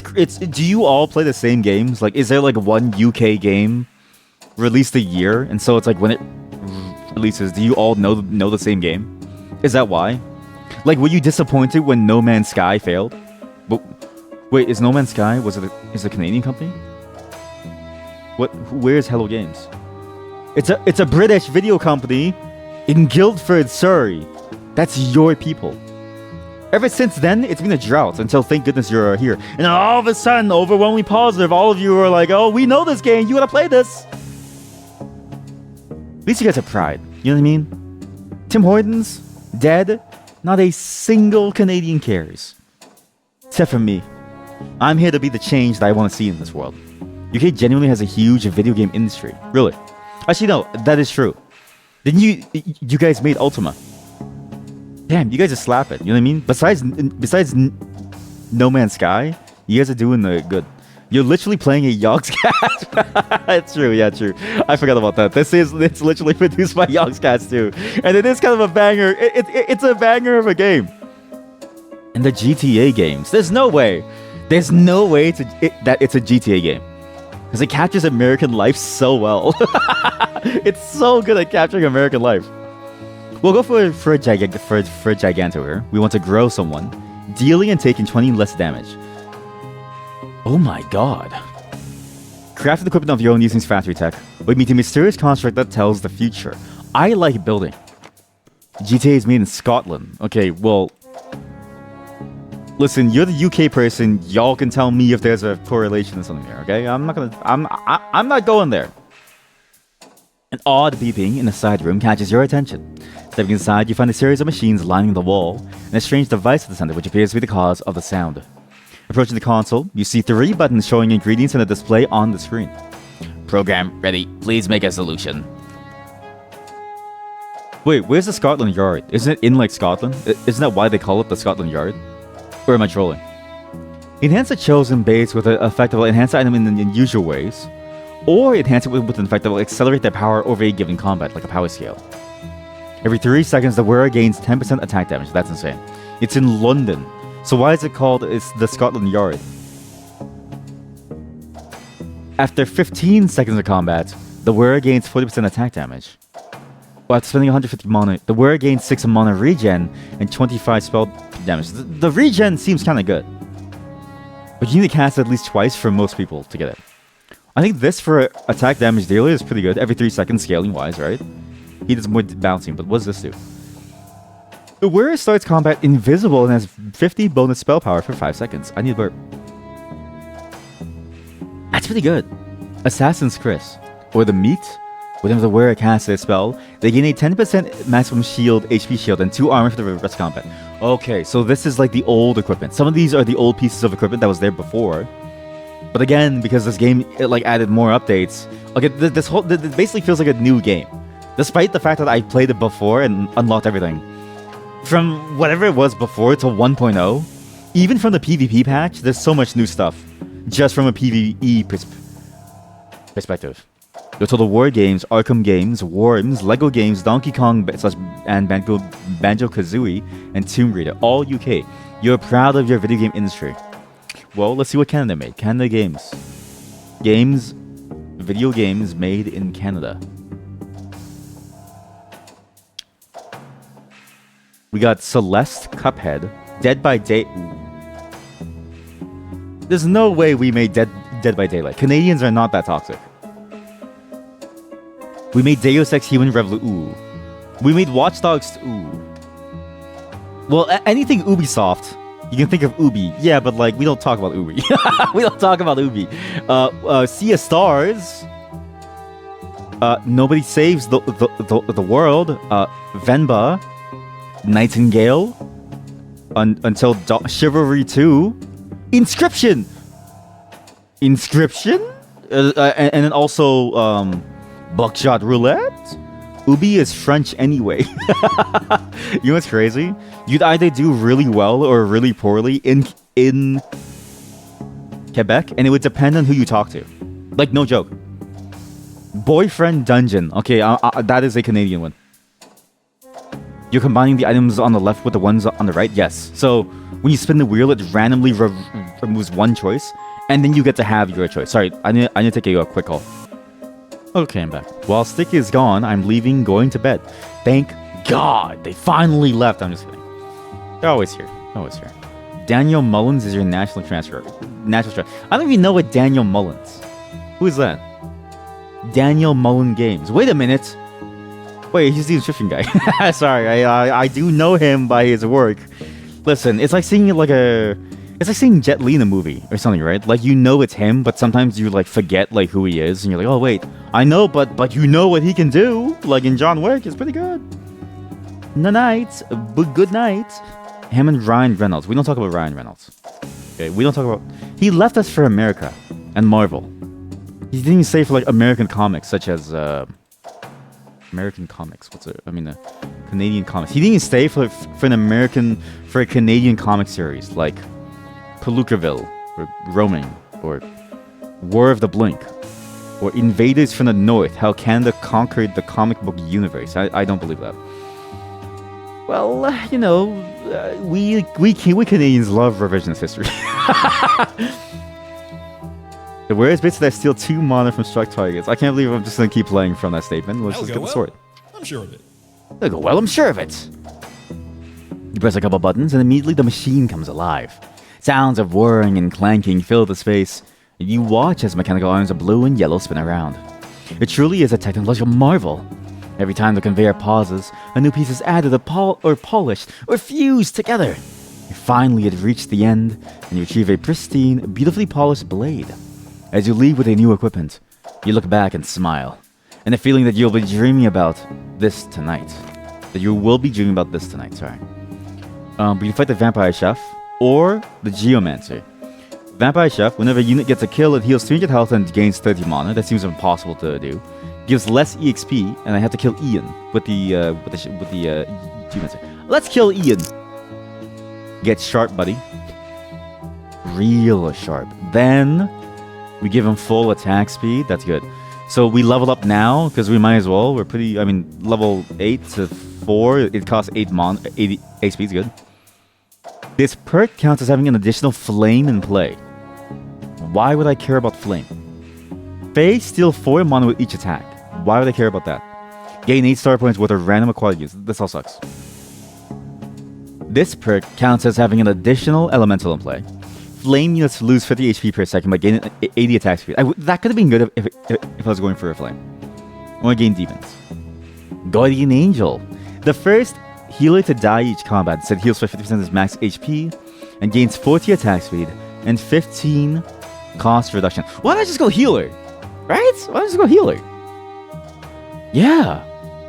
We get 4 healers. We get then we get a healer shrine, which gains charge equal to 80% of the healing done, and it zaps someone by charging them.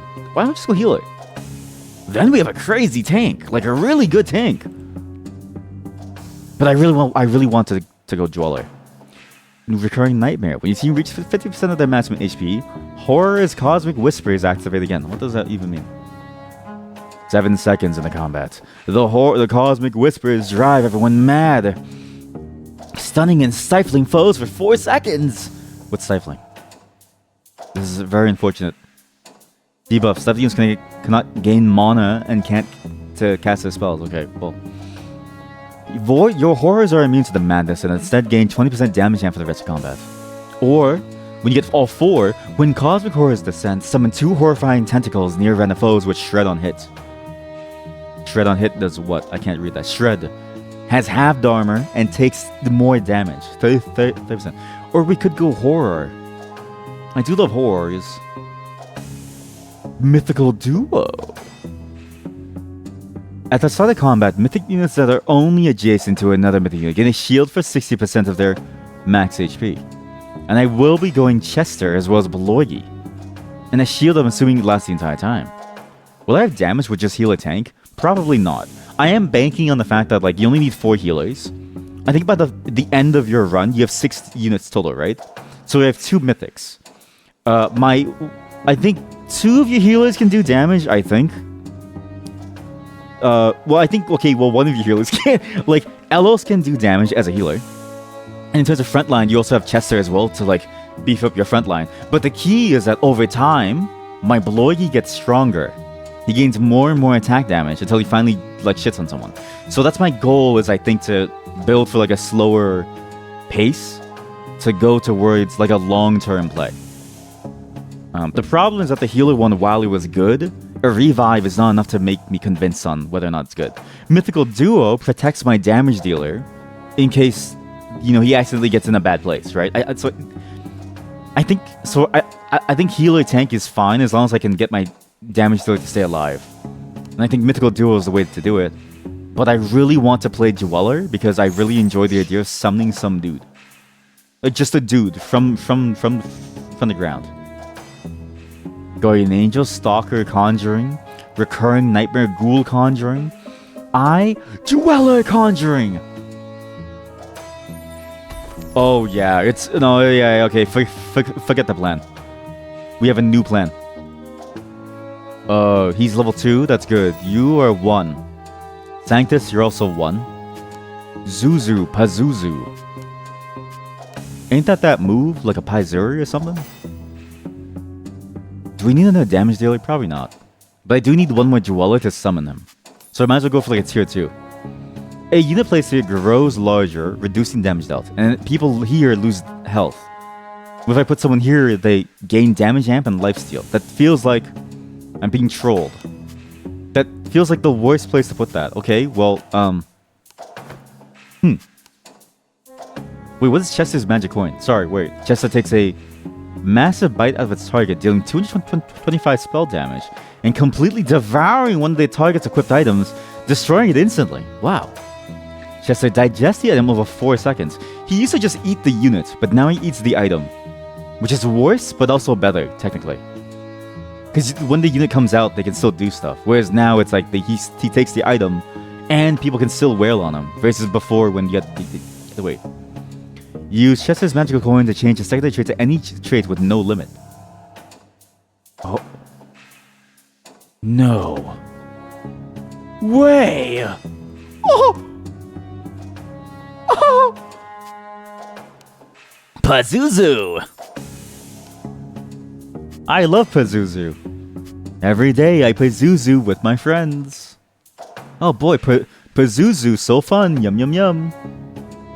Alright, so Mr. Pazuzu is gonna be crazy.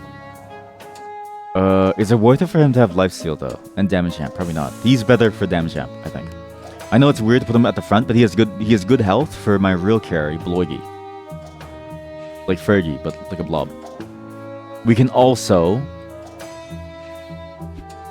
reposition him to the bottom so he doesn't bother me. Being Ian, we can bring him to the front and just demolish him immediately. They blocks the way. They're busy fighting my tank. So his better tank is stuck behind, waiting for his shittier tanks to die, but they won't die because my good tank is also shitty. Then, on top of that, the dinosaur is fighting for his life, trying to fight like a piece of, like a box that's gonna eat his stuff. Oh, so tactical. Alright, let's go.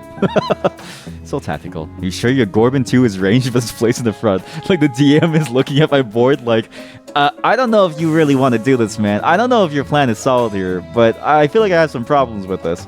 You don't even understand what I'm thinking of, DM, okay? Don't talk to me about tactics. I'm doing tactics before you were even, like, voiced. Let's go. Ian's down. Ian down! Being Ian, nothing is possible. Whoa, whoa, I'm dead. Yeah, nice. The better player won this day. Thank you for admitting that. Thank you. You did get demolished. A game, a chance, or accept the contract. Honestly, I want to see what happens when you play a dice. Contracts are simple. You do a contract once, you know what they're doing. We stumble upon a box of magic dice. The DM is trolling. No, they're giving me a chance, right? Because here's the trick. He says like, wow, so good, claps his hands. And then he just comes back at you and slaps you across the face. Like, he's waiting for the moment to strike, right? Don't believe the lies. The ringing of a bell catches your attention. Following a sound, you find a mostly empty table consisting of a few dice and an empty tray. The dice seem to shimmer, as though calling out to you. It looks like some kind of game. A tattered wooden sign covered in strange symbols catches your attention. As you approach, the runes on the sign transform into your native language. Roll. Wait, I do actually. Okay, wait. We need to get more voice effects, but I've been meaning to play with the voice effects more because they are fun. I just need to spend time to program them. Roll the dice and press your luck. Don't risk too much, lest misfortune be struck. Alright, cool. If damage is frontline, they hit soon. but I hit sooner when I stand frontline. If you are gonna join like a WoW raid and you say that, and you're playing like a rogue or like a hunter, just know that you'll never be able to roll for any items. They're going to look at you funny. And be like, this is our guy? Like, really? But I hit faster. Draw cards for prizes. Or I get Unistore rules cost 1 less star points. I can no longer gain power rolls. I don't even know what a power roll is, what? My brother in Christ. What does that mean? Or gain 2d6, let's just draw cards. Was that brave or foolhardy? Only one way to find out now. You don't even know my power, DM. So High Roller, earn 1 additional reroll from combat or gain the dice. Watch this, watch this, watch this. Bam! Bam! Fuck! Bam! Yeah! Bam! Okay? We need to get lower. Bam! Bam! Bam! Bam! Oh! Double high roll rewards. Double high roll. That's a bust. But the prizes are yours to keep. I never busted. What's 12 times 5? That's 60. 60% chance for a unit in my shop to be cursed. And every time I re-roll over them, I get Doom. Which gives a shield for 1% of the max HP for each Doom that I get to enemy units. Gamba is love, Gamba is life. It is. One would never have guessed that a humble fisherman with such an affinity for gambling. Your eyes light up when you see the dice, and you eagerly begin rolling those bones. It's not until the dice move to the holder of their own accord and the box slams shut that you realize you feel different. Like something isn't quite right. Whatever you may have won, you hope it's worth the cost. Easy, I'm gonna fight a shop, let's go. Hey, studious, I like the shop music now. Before the shop music felt very, plain. I do like whatever they've done to the OST of this game. Sounds a lot better compared to before. I still do wish they gave you the option to lower combat music volume though, because it's like, I want the normal music to be a bit higher, but not the combat music. A studious goblin looks up from a large ledger, pushing up his wire-rimmed glasses. Name, brace, occupation. The Tenement Council is not responsible for injury from burning, maiming, decapitation, petrification, or polytransformation. Sign here. As you finish signing your name, a brilliant flash of light blinds you for a moment. We get Kragus. When you can finally see, you find yourself standing in some sort of shop. A goblin behind the counter looks familiar. Welcome to Bob's shop. The finest, definitely not looted equipment around. We have everything you could need to take on the Dire. And good luck. Judging by the look of you, you're gonna need a lot of it. Alright, You know, okay. they call me a goblin because as soon as you leave, I'm gonna be gobbling up all the coins. Every time, it gets me every time. I remember that line, but like now that the voice line is like way clearer and it's mixed well, it's so much funnier to hear how loud it is. I'll be gobbling up those coins.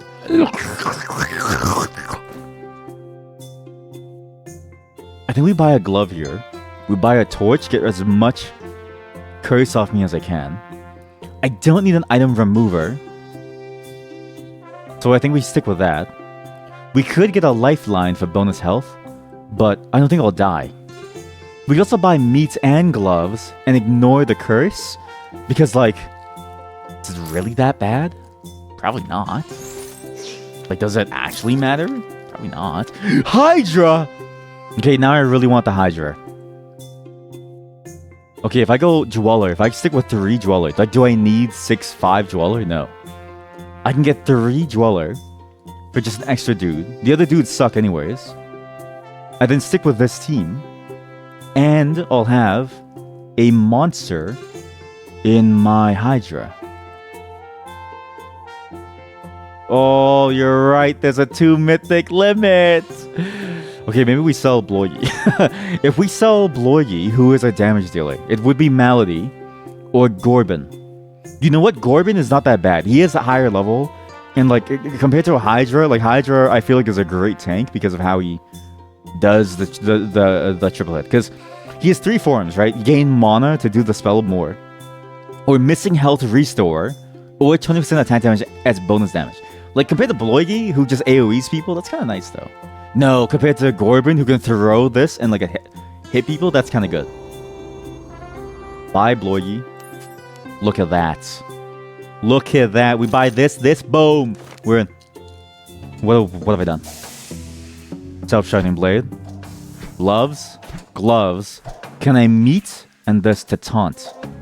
Every 5 seconds, after falling below half health, the wearer gains 30 armor, and I can change the mode of the Hydra to heal on missing health.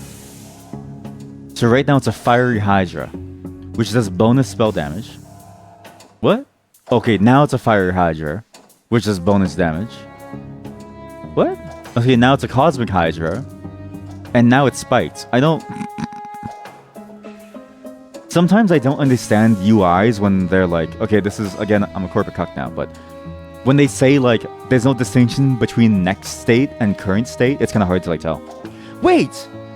I can hit 5 Dweller with 2 Mythics. Because he's a Mythic. Oh my god. Hydra, Chester, 5 dudes. That's it. That's the play. Okay, cool. Alright. Current head spiked. Gain 20% armor. Gain 20 armor. This guy's gonna have like 60 armor. Oh. Magnifique. I'll just re-roll because I need more like strong tanks. I don't really care about the fact that we're getting more doomed. I need more. I will sacrifice my life for it all. I think I rolled over a Dweller. I'm pretty sure I rolled over Jabber. The Jabberwockies. At the start of combat, a random unit on each side instantly dies. The Bad Necromancer. That's pretty good, that's funny.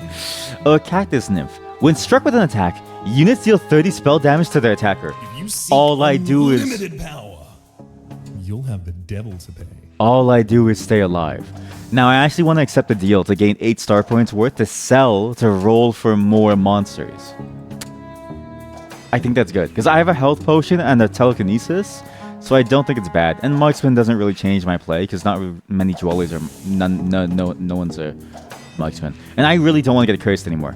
I've got like 9 curse here. Oh, And, sorry, 12 curse, 9 doom. Make sure you check out which ones I'm using. Wait, you have reptiles? You have a target dummy. What? From what? Trained dummies cannot attack. Oh, from Marksman. Right. Marksman deal 15% more damage to enemies at least 2 hexes away. Summon the trained dummy that gains 30% of Marksman's full health. Okay, so that's the same as before. Whenever an enemy casts, all of Marksman fire a piercing shot at them that deals 100% of attack damage, modified by spell power. Jesus Christ! Vanguard. This is new. Your units in the 2 front columns gain 10 armor and 15% max of shield at the start of combat.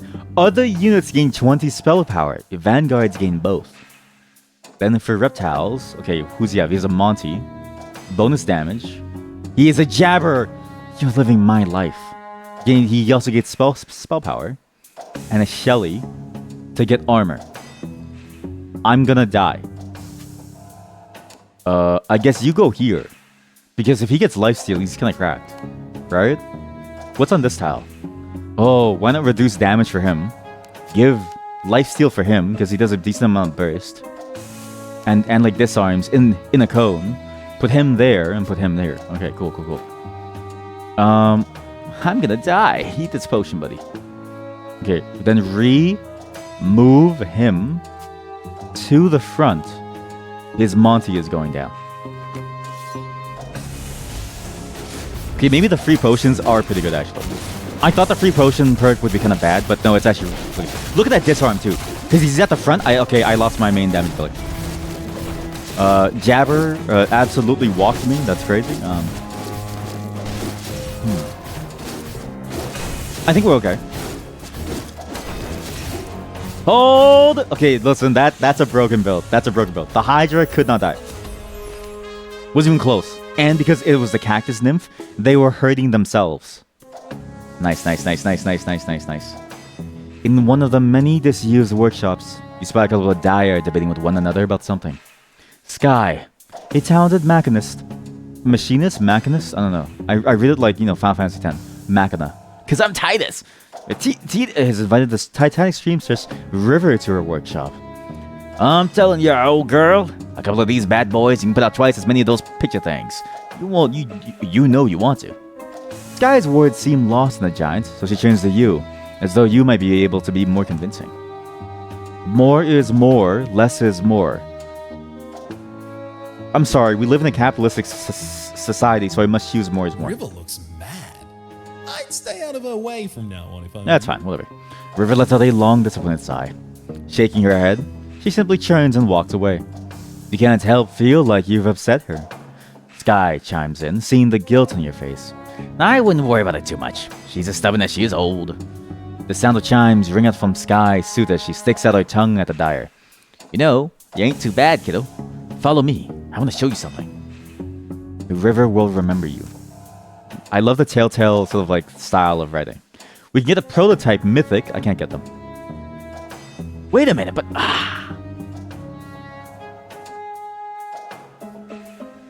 But like, think about it.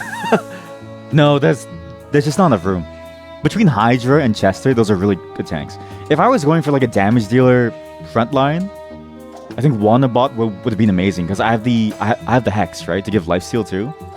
So he would have lifestealed a lot. It's just unfortunate that he's been replaced by like a weird looking dog and like a box. Bad.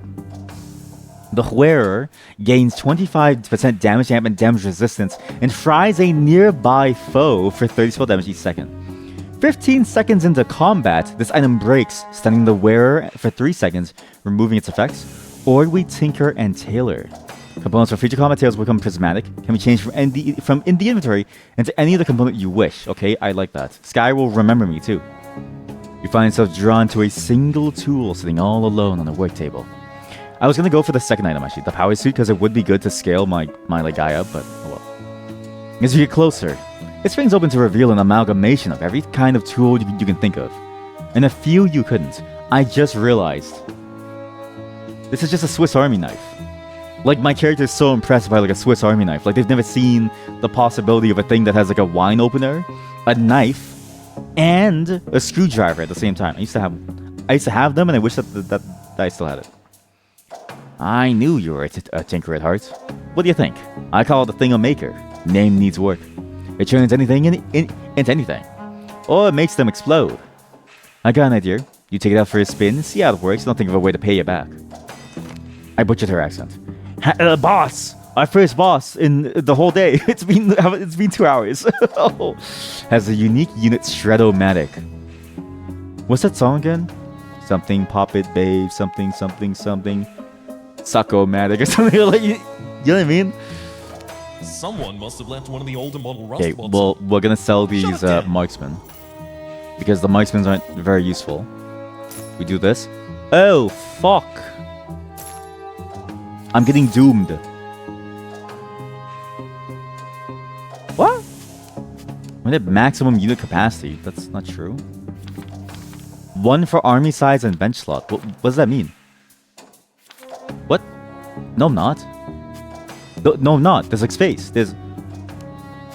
Dog, the card is stuck. Door is stuck! Oh, jeez. Oh, heck, it broke. Okay, well, can I make anything useful with a sword? We can get a cleaver. When hit, gain 2.5% attack damage and maximum HP, up to 15 stacks. We can also put lifesteal and armor on my tank.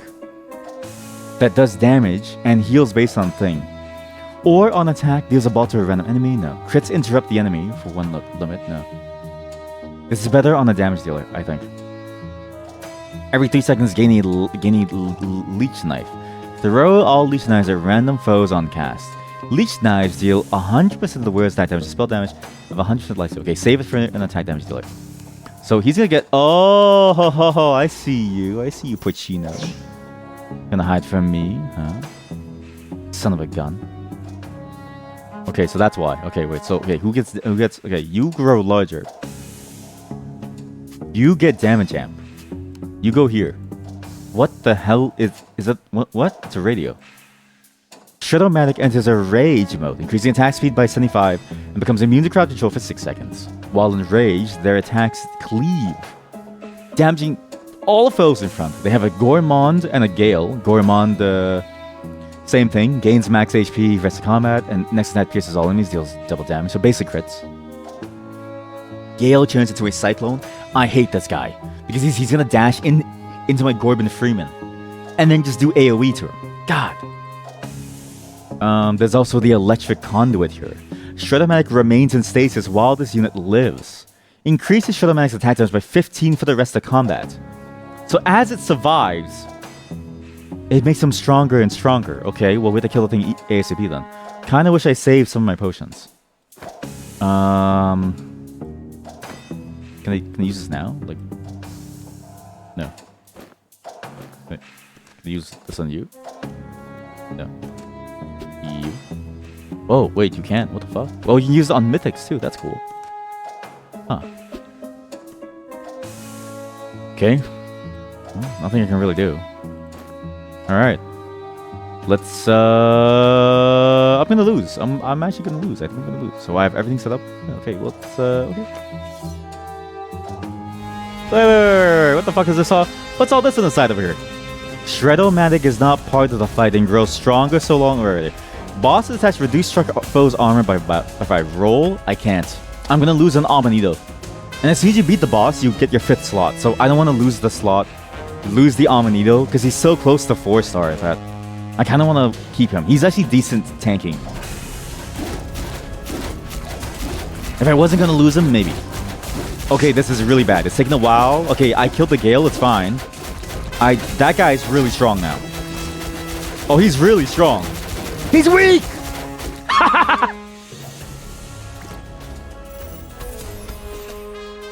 Look at that. That's some good shit. Reaper.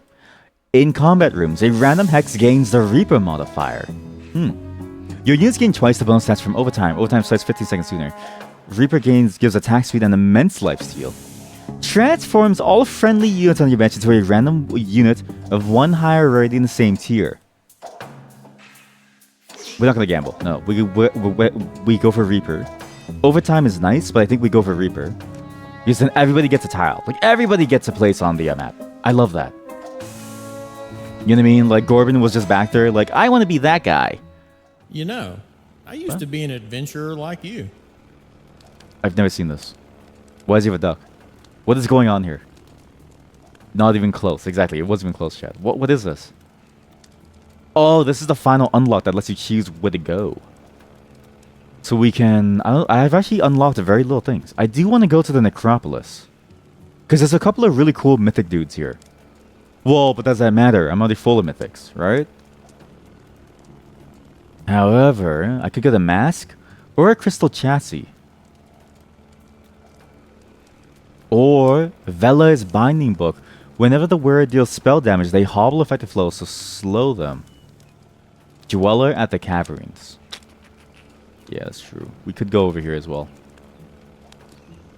Wait, equipped unit counts twice towards traits, but dies when combat starts. Is that the enemy type? Yes, it is. Yeah. So like this is like for the enemy. So these are the types of enemies that you may face here, versus what you'll find. So your store pulls from the whole like list up to whatever has been banished. So like these units I won't find. So every single tree folk is like gone. For instance, for this playthrough, and like I can buy things to banish more, but everyone else is available. Oh, you thought that I would get more? I mean, to be fair, I don't know if that's necessarily wrong, because they may have added that too as part of this. So let's like read here. Imagine wanting to read. That really is me. All armies in this region contain one of the traits listed to the right. Okay, well that's all this then. It's exactly as I said. Okay. But there's a region modifier. This one has the Crystal Heart, which we've seen, gives mana. This one has the Sunstone. The Sunstone spawns Cyclones at 2 nearby units from each team, dealing 15% max HP, and briefly sting them. This one has the Obelisk. After 2 units from each team die, the Obelisk activates, spawning 2 zombies. That sounds cool. Let's just go for this one. Not a problem. We got a great tailwind. Not a problem. We got a great tailwind over. 10 forward, good. 10 forward, good. 10 forward, good, buddy. Alright, pardon. See you up on the flip side. See you up on the high ground. Roger. Yeah, I'm shitting my pants, over. We're so close. So now we have a jabber. What do you do for me?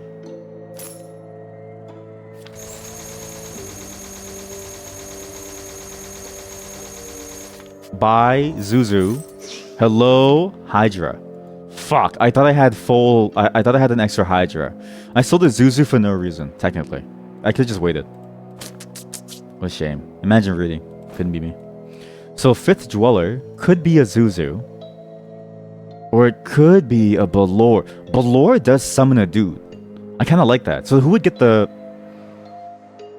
I could put Zuzu, give him swords.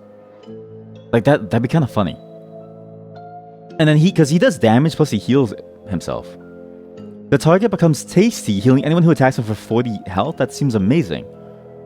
But she does 250 damage twice because the ball returns. Oh, unless it hits and doesn't pass through them. It just comes to the back. But that's only 50 more, whereas like Zuzu could heal people with a sword. And a sword that can give him stuff like, you know, Leech Knife. Or Eden's Edge. Zuzu could edge! Nice. Yeah, alright. Yeah. Yeah, Zuzu's edging, man. It's really good. All units are crowd control or immune to crowd control effects this combat. I have no crowd control, so it doesn't really matter. This is good for me, actually. But also, it only gives 5 stars versus 9. But that fight with the slime farmer has traps to place in the back line and spring tokens in the front line. I don't need a potion. Traps in the back don't really bother me. Put Gorbin Freeman over there. Put you over here to become massive. Put you over there to become even stronger. Well, this is going to be interesting. The spring also helps them stay alive. It's a horror, so 7 seconds into combat I get stunned and I get stifled. And then they just wail on me. Demons. Is it the same as before? When all of the demons die, the last demon standing becomes the Demon Lord, gaining a shield for 80% of the demons with maximum health. Yeah, and then Demon Lord gains the stats. Okay, yeah. This is roughly the same. Giganto Edger. We're Giganto Edging here. You know like a Pokemon, was it Z-Max or Gigantamax? It's like that. Edge maxing. Gigantamaxing. Giganta edging. Skibbity. Edge. Riz. Wait, my Gogok is pretty good actually. He's pretty tanky. For what I get. It's not even close. It's so easy. Oh, that's a loss I'm not gonna forget. Yeah, you're not gonna... You'll never forget it. And we finished out Chester. Simple. Potion Fountain is kind of useless. But you can gamble now. So is that necessarily wrong? But the contract is nice. Because I get EXP and a reward. Traveling along the beaten path. Despite a nose ward, same thing. Okay, cool. So we can either have... this contract can be turned in when you spend star points on the unit store reroll 10 times. Gives gold. Gain the attack lodestone when you acquire this contract. What? Contract can be turned in when the lodestone has been charged. I have to share the load? No. This contract can be turned in when you win a combat without any of the units dying and you gain Guardian Angel. The first time one of your units would be killed in combat, it instead heals 1000 HP. Okay, that's insane. One good turn deserves another. It's not that hard. This will be worth your time. Compared to the winning 3 in a row, just winning once without any unit dying is way easier. Especially when I only have good tanks, right? This is fairly straightforward. When any unit casts Saw Blade Sweep the Field horizontally, can only trigger once every 5 seconds. I don't want that. I don't care about the gold. I can get 6 star units and 1 XP, and I can reroll the meat because because Sky loves me. I love Sky and she loves me. All units are downgraded to tier 1 for the fight. Fuck. Yeah. As your team dwindles, my beasts will only become stronger and more frenzied. He's really enjoying himself. Okay, we'll put him here. Put Zuzu over here. The jumpy unit died instantly last fight. From like their team, right? Yeah. Their unit kind of got blasted, so, but that's good. That's a good for us. Everyone's gonna be tier 1, so it doesn't really matter. But the beasts are really good. At the start of combat, and when any non-temporary units die, your unit's getting frenzy. I just need to somehow kill his Zuzu. His Zuzu is annoying. His Gale is gonna jump away anyway, so it doesn't matter. Can transform into any other component item on demand. What does that mean? What? Prismatic Wither Vine Potion. What? Drop this, can transform. I think the components got mixed up. I feel like they're like game components that got mixed up. I'll just hobble him. Because you can't transform a potion. I'm assuming that's just a programming thing. Alright, let's try it. He can solo tank most people. No! My perfect fight! You son of a bitch!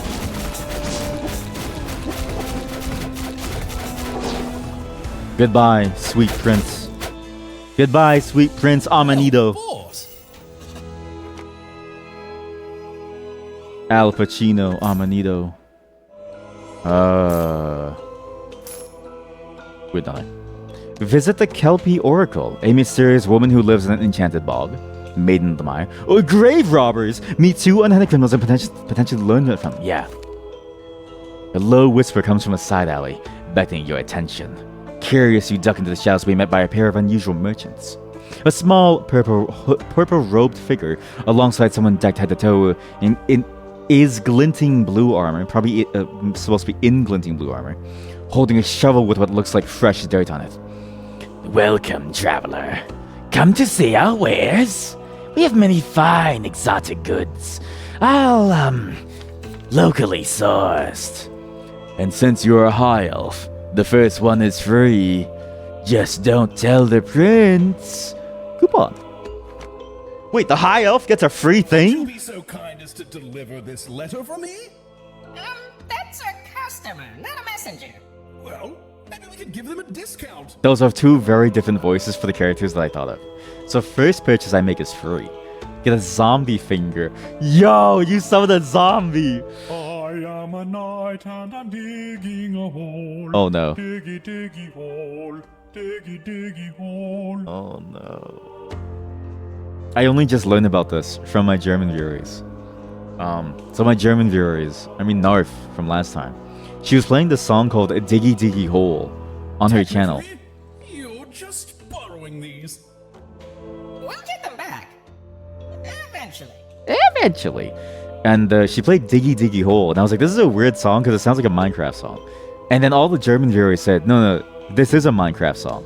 And I was like, what the fuck? And so, yeah, so they were telling me about the Yogscast meme. Hey, And they, where'd you find this one? Grave digging. and then apparently the way that it started was that they were playing Minecraft. They just started singing that song. And it became like a huge thing to the point where like they just made a music, like an actual song for it with a full music video. Just a Minecraft song. Fantastic. If Dude, where you can- find a tibia around here that looks like mine, let me know. That one's not for sale. That one's not for sale. The wearer can enter a last stand upon dying, staying alive, ignoring crowd control, getting 100% attack speed for 5 seconds. When this occurs, all adjacent enemies are stunned for 2 seconds. Crystal Chats, as we Of know... course it's all good stuff. Who'd get buried with junk? Who'd get buried in junk? A zombie finger for sure. I want to summon a zombie. That's all I get, huh? I really am poor, huh? Ah, the poor get poorer, the rich get poorer. It's the way it goes. Okay, what does meat do? Meat and sword makes cleaver. What is the sword plus thing? Sword plus something. I mean, meat for him is kind of nice. Meat for my little dragon dude is nice. Yo, meat plus meat makes emergency chicken. This guy only heals. Perfect. Zombie finger. Okay, well, who would wear the zombie finger? They lose 500 HP at the summoning. Guess who heals? He drains someone. This guy gives the gluck luck. Zuzu, you're in! Can you put items on my summon? I don't think so. Because I think they summon after the fact. Because the way that I read it is like... Well, I can't read it now. But the way that I read it was like, when combat starts, then you summon something. Because then your unit loses 500 health afterwards. So, there was that case of playing Brax, the farmer, when she started with a block. then you could equip the block. But I think like hers is a special case of like her own block versus everyone else's thing. We're gonna have to fight the Alley Gladiator. That's pretty good. Alligator, Gladiator. Pit tokens go to the left and right edges of the board. He's gonna edge us. That's actually crazy. That's my vocabulary compared to when I first started playing this game, like way back when in beta, compared to now. Like streaming has ruined me. At some point, I'm gonna go to work. Now that I'm working again, I'm gonna go to work. I'm gonna talk about edging at some point by accident, and it's over. It's over.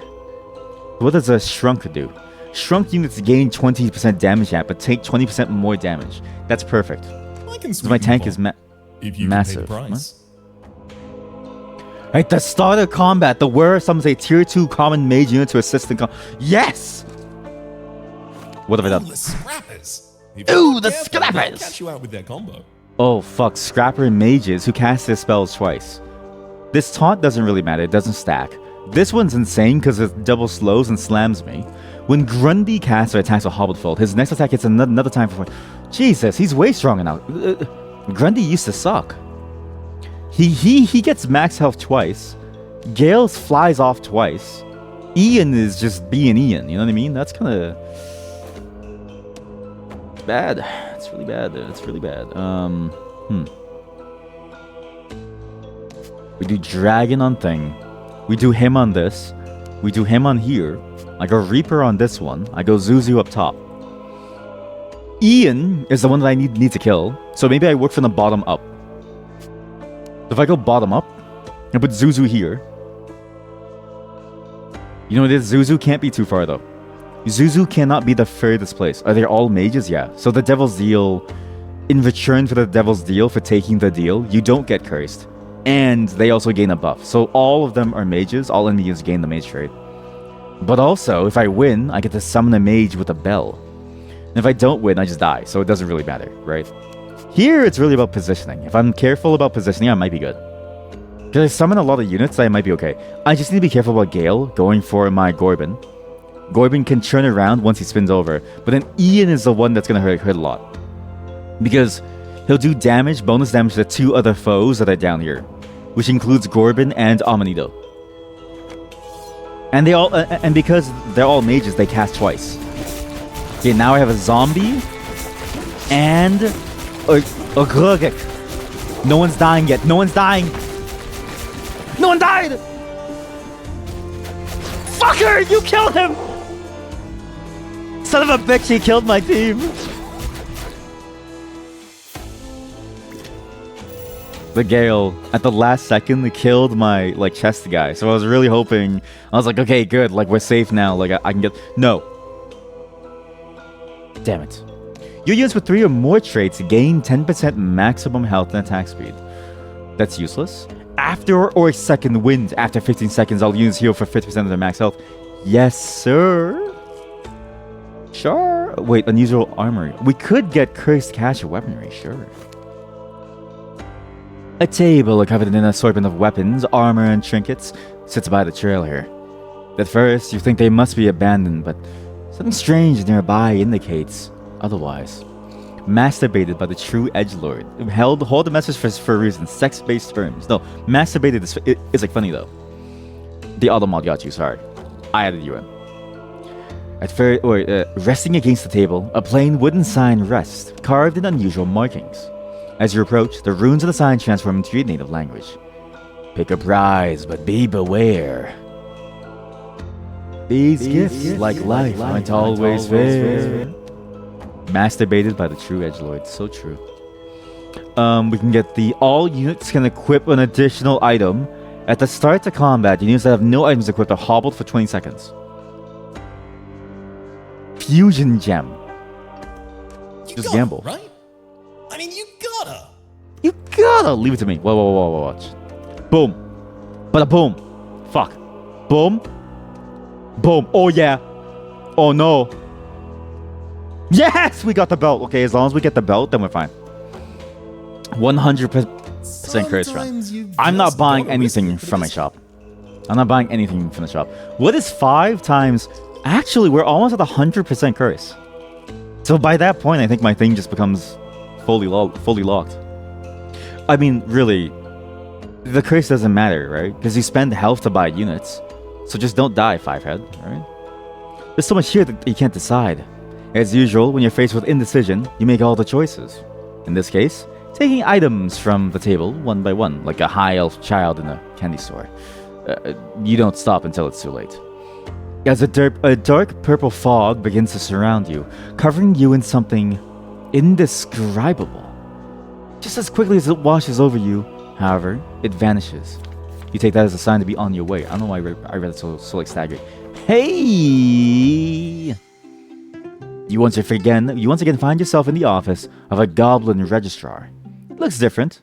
He looks familiar, but the nameplate on the desk is different. Congratulations on not getting killed, future champion. You may now summon combatants from a premium dimension. Note that they will help you against the dire. Please gaze into this crystal while I realign your chakra or something. Nice, we get Malady. You shrug and gaze into the crystal, watching the space inside swirl with lights and smoke. You don't feel any different. After a few moments, you look about the room to once again find yourself in some sort of goblin-owned store. Welcome to Bob's shop.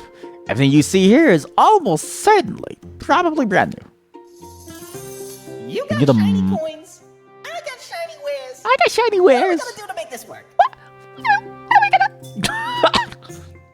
Let's go Fusion Gem. Drop us an affinity with an equipped item. Oh, but we have 4 unit slots though. To create a new random component and merge it with the equipped one. We go for this plus another glove for our Gorbin.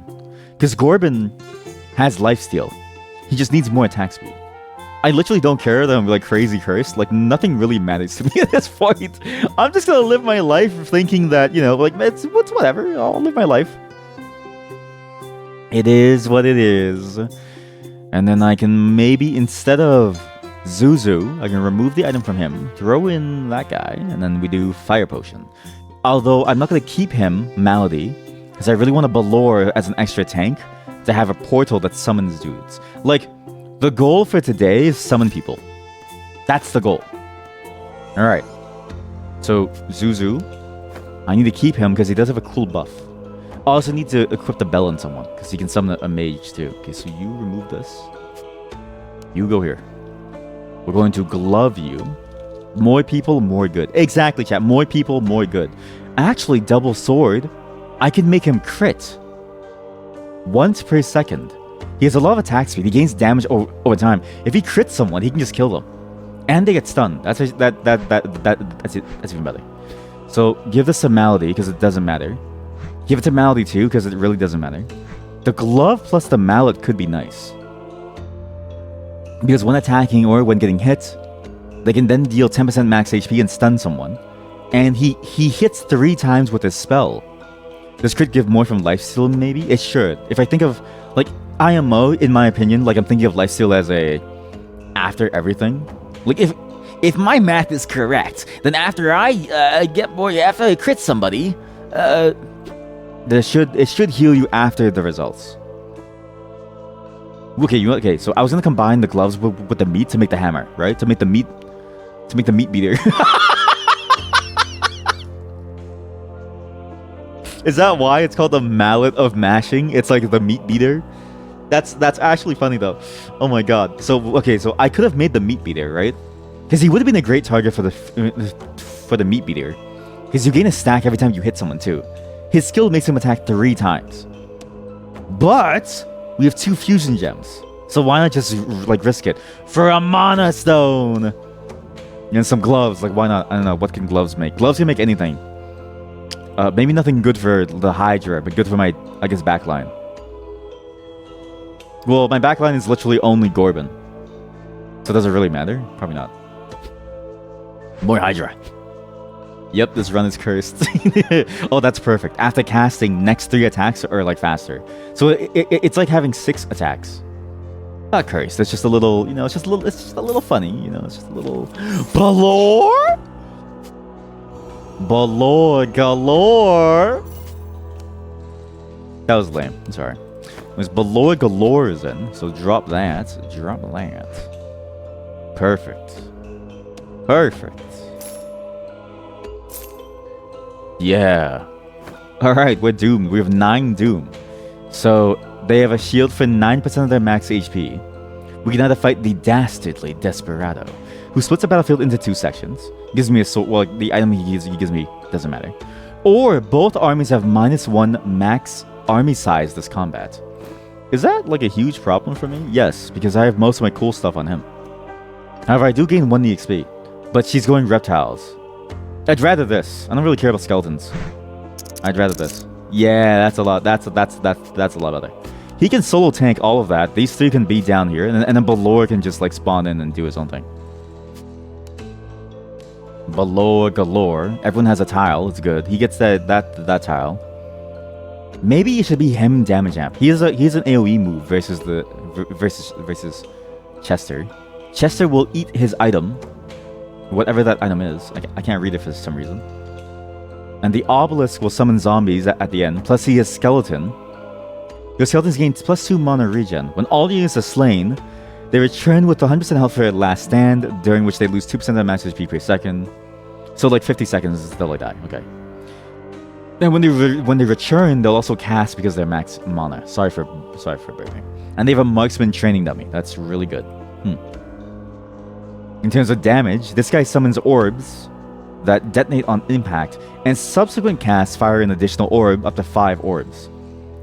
I'm morbing! Did I cash the bounty? Nope. We never got a chance to win a perfect fight. We're just waiting for this. When we do, though, it makes the combat way easier, because then we have a single guardian angel for either Gorbin if he gets sniped, or for one of my tanks. Like if, say, the Hydra gets it, he can heal back to full. So it's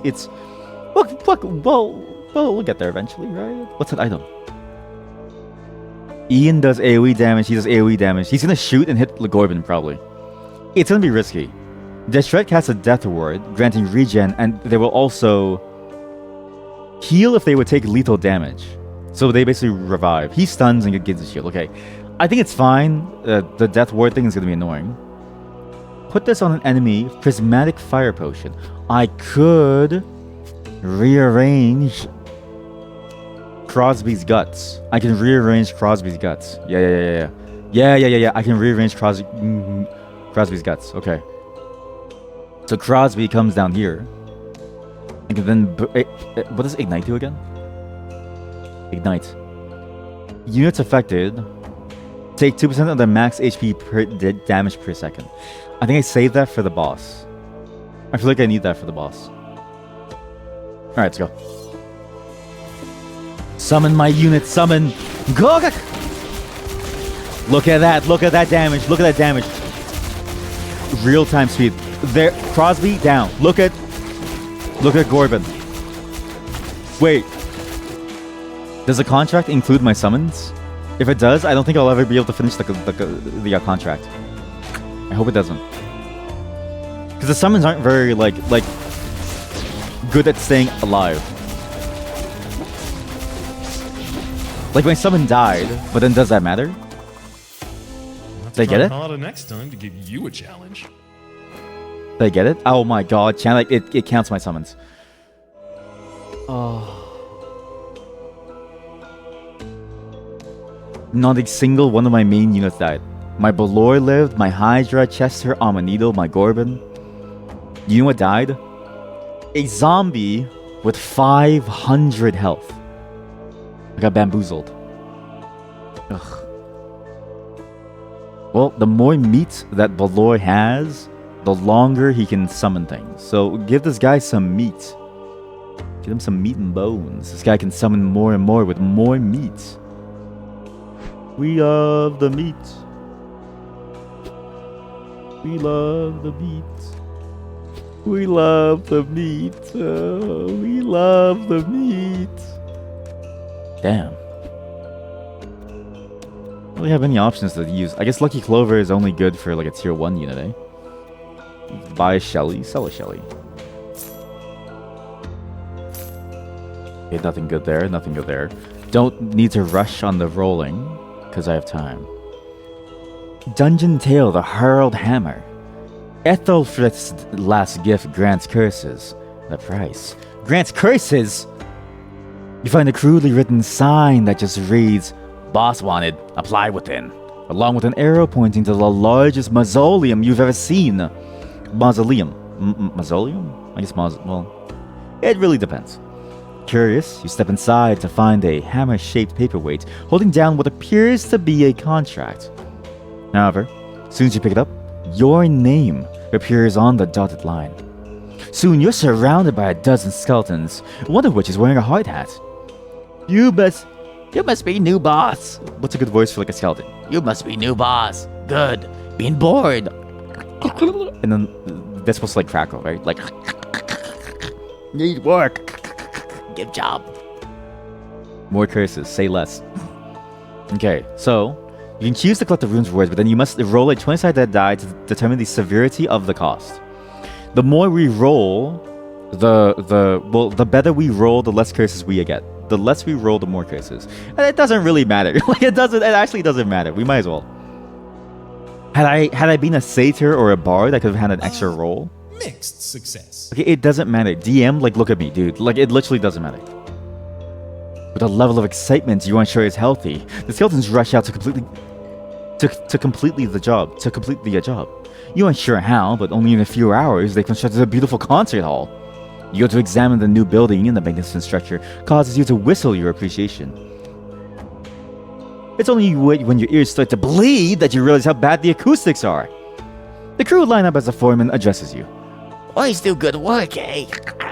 It feels good working again. What's next, boss? Building a tavern. Okay, well, yeah. It doesn't matter. Wait. What's this? There's something new. It doesn't matter. At least it's not all bad. You select combat stifled. What's stifled? What's stifled? Son of a bitch. They can't gain mana or cast a spell for 4 seconds. Actually, it doesn't matter. Only for my Hydra it doesn't matter. Everyone else is busy summoning Gogek for 3 seconds. So it's like they can't do anything anyways for 3 seconds. So it doesn't actually change anything. Once again, the sounds of sawing and grinding filled the air as the skeletons do their work.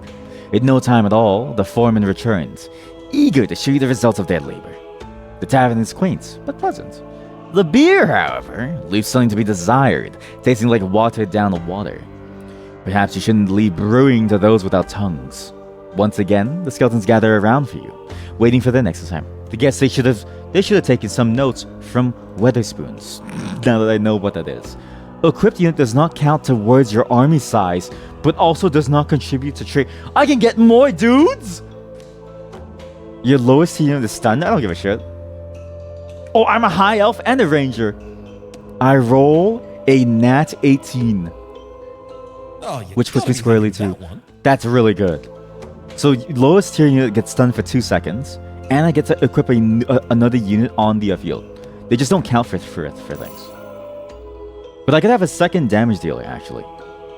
Or even a second summoner. It depends on who else can summon. I know who. She's banned from my game. She's banished. Okay, well, I was going to summon Ivory, but... Yeah, exactly. Just like, come on. That's all you're going to give me? That's not that bad. A little curse never hurt anyone. With haste, the crew shambles off to complete the order. As usual, within what seems like moments, they return, prompting you to see what they've done. Hey, boss. Why do you want place for fans? Curious, you step inside to find the building filled to the brim with ceiling. I feel like I'm having a stroke. What's going on? Hey, boss. Okay, that one makes sense, but filled to the brink with ceiling fans, desk fans, box and upright fans. You had no idea there were just so many variations. No orphans here, just fans. You decide it best to put the hammer back where you found it and continue on your way. Why can't I bring the hammer and have skeletons to work with me? The Fallen Fanatic has a unique unit, Xanatos. This fight deals double damage on a loss. Well, I'm gonna die anyway, so... Xanatos takes to the air and marks the furthest foe, removing them from combat for 2 seconds. After a brief delay, Xanatos slams its sight down onto my target, striking for 4,000 spell damage, regaining 75 mana if it kills the target. The Fallen Fanatic looks as mad as a skull physically can. The Fallen Fanatic? So, who am I gonna bring in? They won't contribute to my traits, right? So we need to think about their abilities. Because the traits of these units won't matter as long as I have Force of Nature. But if I think of skills, then we have a couple of really cool options here. Like, Coda could be a good tank. Heals for 7% of their HP. Deals a lot of damage based on their max health too. Could go for this guy. He can kick someone. Wolfgang can become a melee attacker. That's actually kind of cool. And he heals. He then rushes to the foe who dealt the most damage, attacking 3 times. Wolfgang and that foe both taunt each other, engaging in the duel. So he could duel the boss. Or Jue. Spins rapidly. Wow.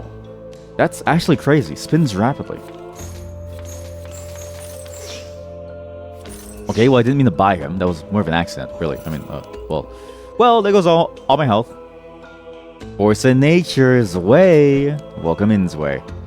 So you are gonna help me kill things at the front. All right, cool. This sword could make a cleaver, but he needs more mana. So I'm gonna give the sword to Zwei, because why not? That's the way. I'm never gonna finish the perfect combat because I messed up, but this is where the fire potion comes in handy. We need to do people on the right spots. So Reaper over here. That's a fire. That's a fire. I can't see anything. Wait.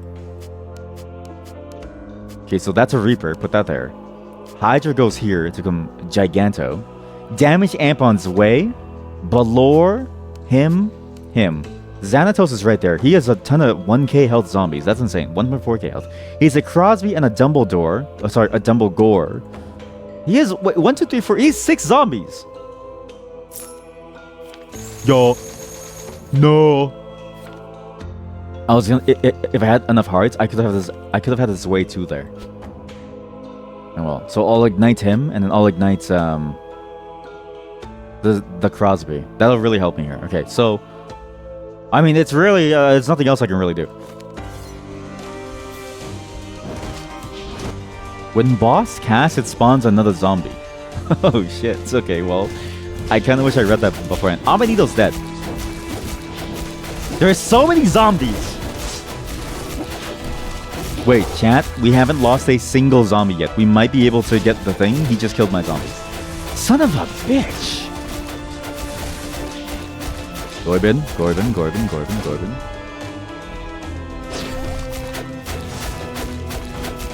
It was really my folly trying to do Guardian Angel while I had summons.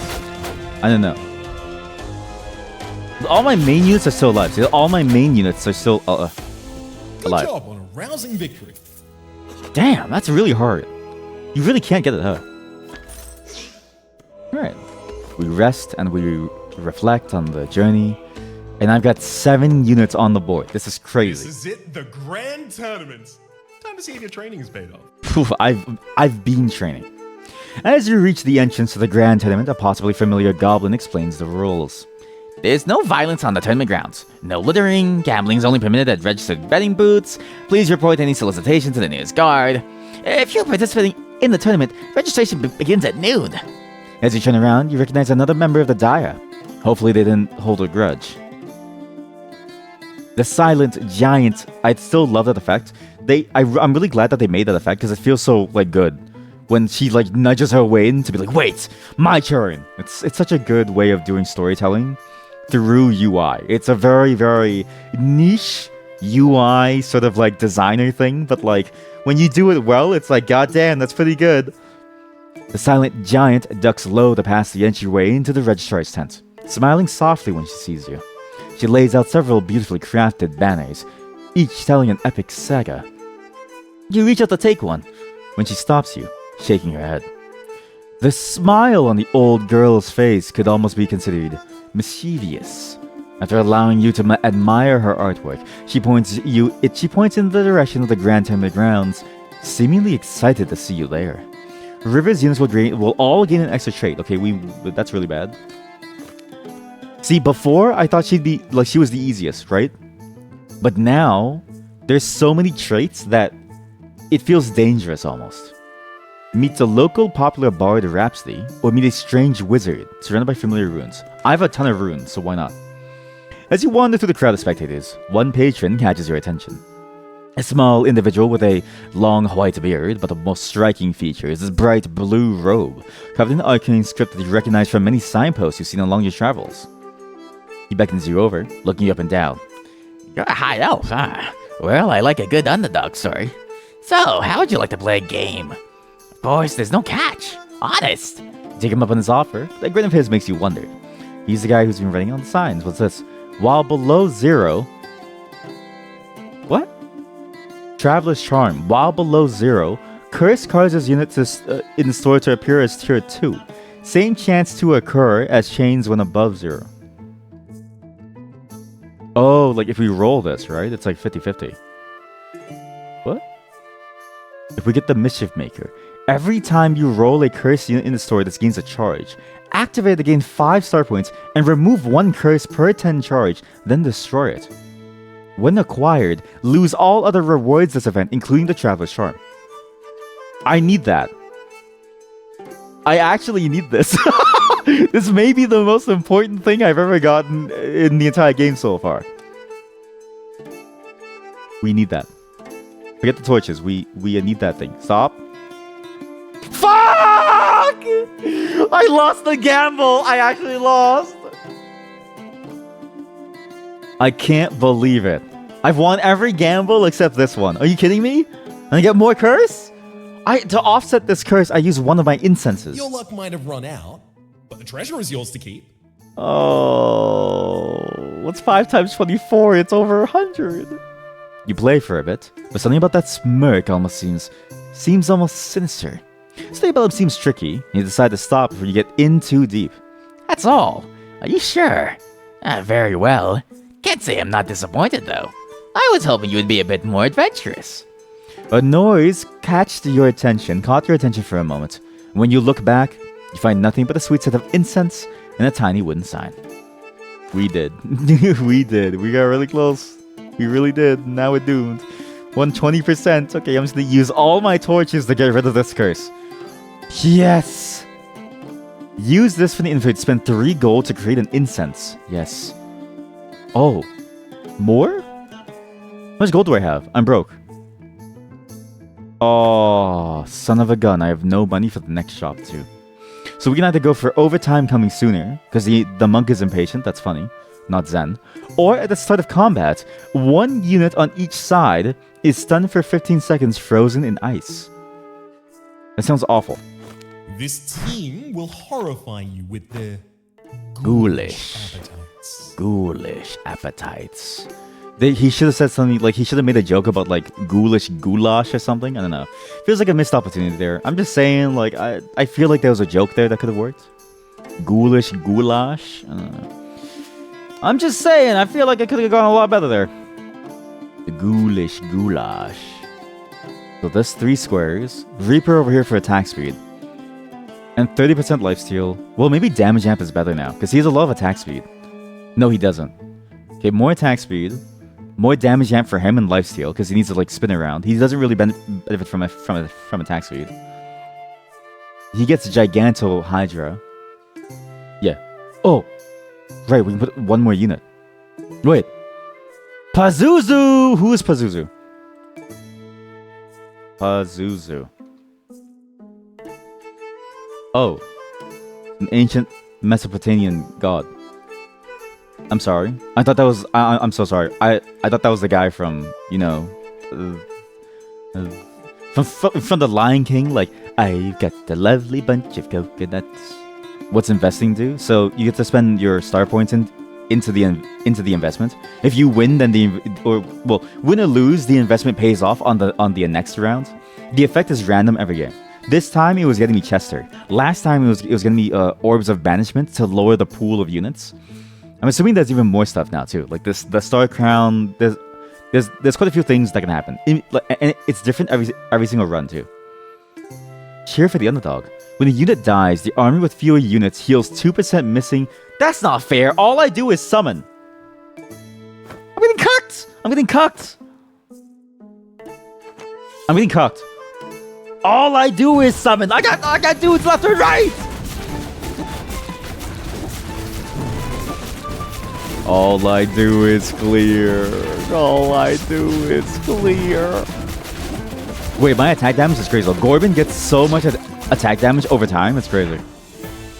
You absolutely mopped the floor with me. Yeah, I demolished you. So wait, let's see how much. Okay, so he gets a shit ton of attack damage. What's my damage stats? 9k. Wow.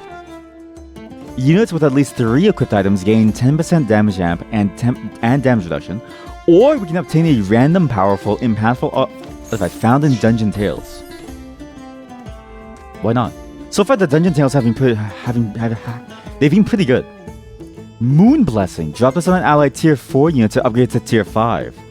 Wow. You too can be a tier 5 chatter. I'm just kidding.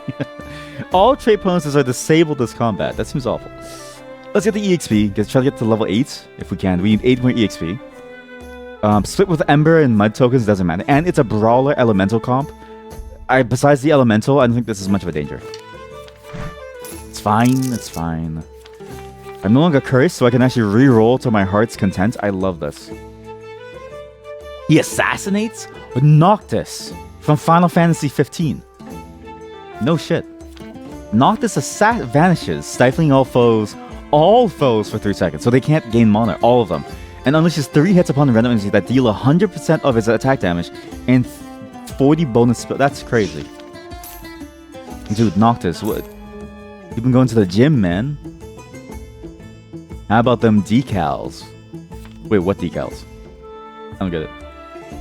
Oh, like this? Yeah. How about them decals on the floor? Kyo summons Dark Rune, stunning his target for 1 second and stealing 10% of their max. He steals? Tinker. Oh, yeah. I never understood Tinker. Tinker constructs a lightning orb in an alley with the highest attack damage. A frost orb himself. After 5 seconds, each orb evokes. It's from Final Fantasy. Oh. Oh! Sorry. Yeah, it's been a long time since I played it, actually, yeah. I remembered the line. How about them decals? I've been meaning to play Final Fantasy, like, again, but for it on the stream. Well, going from, like, Final Fantasy, well, maybe not 9, because, like, I played 9 a long time ago, but 9 is also getting, like, a remake, apparently, but at least 10, 12, and 15. I think 15 is fun enough that it's still kind of cool, but, like, 10 and 12, I haven't played in so long, and I still think they're fantastic. And I don't think those are getting a remake anytime soon. Maybe we'll save Tinker and Kyo for now. I don't know if I want them. Do I need Jabber? No, I've got 5 Dweller. The Jabber's gone. Yes. Tinker. Okay. We'll either go Noctis, Tinker, or Jabber. I think... I mean Kyo. Like, Kyo does steal stats from the enemy, which is kind of good as a tank. But Tinker also gives you an orb for your unit, which is nice. Which gives 50 attack speed for my highest damage unit, which will always be my Gorbin. Actually, that's a lie. Gorbin only beats Zwei by 12. That's actually crazy. That's... Wait a minute. Okay, Reaper over here. Unit gains damage amp over there. He's slowed because it's mud. Okay, the Hydra needs to solo tank everybody on that side. There's no other way. Gorbin here. Zwei will join him and die in the fire. He goes here, and then he goes here. Alright, that's good. We need to reposition his healer. I don't want to deal with this healer for too long. Yeah, so you go there.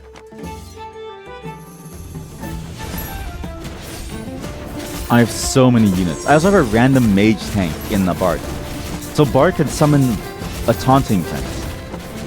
Which unit am I going to tier 5? I'm hoping for either the Hydra or my Force of Nature unit, but I don't know yet which one. I'm waiting for somebody to get strong enough for me to tier up. And until I do, I won't spend it. We can play Goblin Toss, a demonstration of both force and grace. Come see the Goblin Toss. Or a Centaur Derby, a huge racetrack surrounded with spectators. An interesting betting sport. Now, if you bet on a Centaur, right? It's the same as betting on, like, say, like, I don't know, like an Olympic sprinter. So it's fine.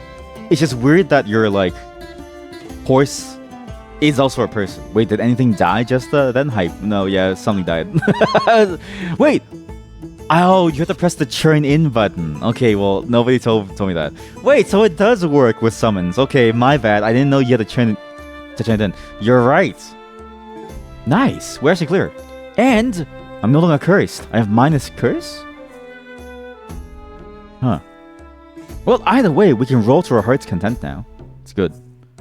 And I can get some meat for... Ah, meat's back on the menu. Nice. Okay, so we have a Guardian Angel now. We got some EXP as well, so we're actually getting very, very close. I say we go Goblin Toss. Yeah, I didn't realize about the churn-in button. That one's kind of weird. I guess it makes sense because some of them you have to like sacrifice a unit, but I wish those ones could like auto-complete. Not the sacrifice ones, although that would be funny. A high-pitched voice carries throughout the tournament grounds, drawing in a small crowd.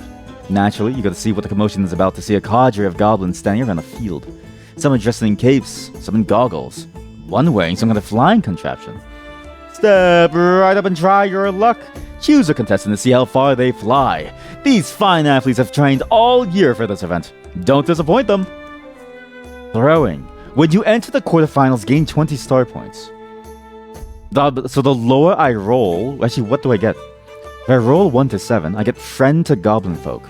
During the next shop room, you can reroll the item shop 10 times before it costs gold, and each reroll will refresh purchase item slots with new items. I have no gold. If I roll 8 to 13, I get gold medal. 25% chance when you re-roll the Unisword to gain a free reroll. I need that.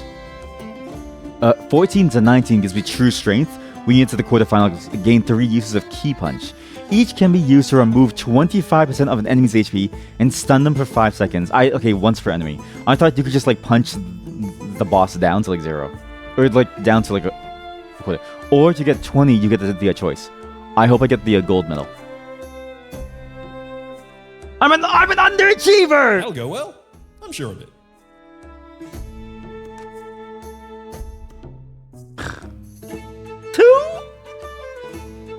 Folks of all creeds and colors take their mark, armed with an overly enthusiastic goblin. You choose a particularly small goblin wearing a rocket field wingsuit. She jabbers at you excitedly, adjusting her goggles, and commands you to fire. You hurl the girl into the air, then watch as the rockets fire, and she soars into the sky. She flies like a bird until crashing in a distant haystack, far off course. You wince, but she leaps from the stack, arms held high as the other goblins cheer. It seems that the event is more a spectacle than a competition. We now fight the Star Students or the Toll Troll. Star Student is full of dragons. What does dragon even do? When a dragon fire is cast, they summon a fire-breathing worm that flies across the field, dealing 100 damage and igniting them for 5 seconds. And if there's like 5 dragons, there's 5 dragons, that's 500 damage total. When the worm's fire breath strikes a friendly dragon, they temporarily tear up once per combat. This can be used tier 5. Okay, let's not fight dragons. And as well as horror, okay, let's not fight them. We lose star points, but we're getting more money fighting the Toll Troll. Money pit tokens create a diagonal bridge-like split. That's good. Because I have 1 damage dealer and all tanks. All they can do is watch. From like behind the bridge as my 1 damage dealer wails on them. And they have fairies and engineers. Engineers build turrets like divas build dams. What does that mean? I mean, yeah, I guess so, sure. But like, it's crazy, bro. You get loads of star points anyways. Well, so I'm thinking of star points because like, by the end, right? We can probably max everyone out by like rolling like crazy. Because we're still not fully maxed. And I want my damage dealers as well as Balor to be like tier 4. Because then, if I get Hydra, Balor, and at least Gorbin tier 4, I'm much more likely to win, guaranteed, with better tanks and better damage dealers. So more star points does help. Even though I have a lot, there's still a risk of it not working. Why is he shiny? Because he's tier 2. That's a power reroll. Oh, if you have minus curse, that's a power reroll. It gets better. It's kind of crazy. I like that. So he gives me extra star points. He's like 9 star points for the cost of like 1, and I sell him. I don't know if that's how it works, actually. I didn't actually see the map. I'm just going to assume it's correct. We can absolutely max out Zwei. I think we go Zwei all the way. Right? This is a Zwei day. Yeah, no, it's good. It's good. Okay, well, unfortunately, Gorbin can't stand here. He's going to die. So Gorbin has to stand here where he can kill people. Thankfully, the Shadow Strike is on tiles that I can't walk to, because these tiles you can't stand on. Only these ones. My Hydra goes here. Amanito goes there. He goes here. He goes here because he's gonna deal damage eventually. He is 2 damage. He goes here, and he goes over here to summon people. That is the Zwei, exactly. Thank you for understanding me. Thank you. Appreciate that. Plus 2 VIP points. The points don't actually matter. What the fuck is that? Gain a turret with 30 attack damage and 5 ammo. To start the combat, each engineer gains a 20% max health shield, then grants a turret 5 attack damage for each tier above 1. Holy fuck. That's what, okay, well, I guess that's why they made it the Beaver line, but like, Jesus. So every engineer above tier 1 gives it 5 damage. No, for each tier above 1. So this thing does like 60 or like 90 damage. Clip it, please, mods, clip it. I'm just kidding. You could, yeah. The turret gains 20 ammo attacks faster, and every third shot also hits adjacent foes. We have no mods here. This is a danger zone. We're absolutely boned. I nearly lost everything. That was very close. He's gonna kill Corbin. How does it get ammo? How does it get ammo? What? Oh, when engineers cast, they granted 5 ammo. Yeah, the animation of it was so funny. Again, this is normal speed. This thing just fires really fast. Like, really, really fast. Oh my god, poor Zwei. Look at Zwei. He's so confused. Oh, Zwei. He's not feeling too good. I knew you. Okay, if we didn't have Guardian Angel, I think we would have lost. I think. Gain the Mastermind Helm, a powerful equipment that can only be equipped to tier 4 units, and I have a Moon Blessing and a shit ton of star points. This gives you 75 spell power, 60 health. That is amazing. Yes. All units start with full mana, but fighting the potion partner, he really loves the potions. Or we fight the lane bully. Pit tokens cover the top and bottom rows on the board. I think we do this again. There's more stars. I think we need more star points to really maximize our tier 4 stuff. Let me make you an offer you absolutely can refuse. All units gain the duelist trait. You know what they also gain? A full bladder. I have to pee, sorry. I'll be right back. You wouldn't believe how much there was inside there. Anyways, let's see. We could get a duelist transmogrifier. Use this on a friendly non-duelist unit. Any duelist units you own that are the same rarity as the chosen unit are transformed permanently into that chosen unit. I don't have a duelist unit, sure. Or we can get the duelist Bane. What's the duelist Bane? At the start of combat, the wearer blasts all duelist enemies with dark magic. Yeah, if I can counter duelists in the future, that sounds amazing. I'm gonna go with that.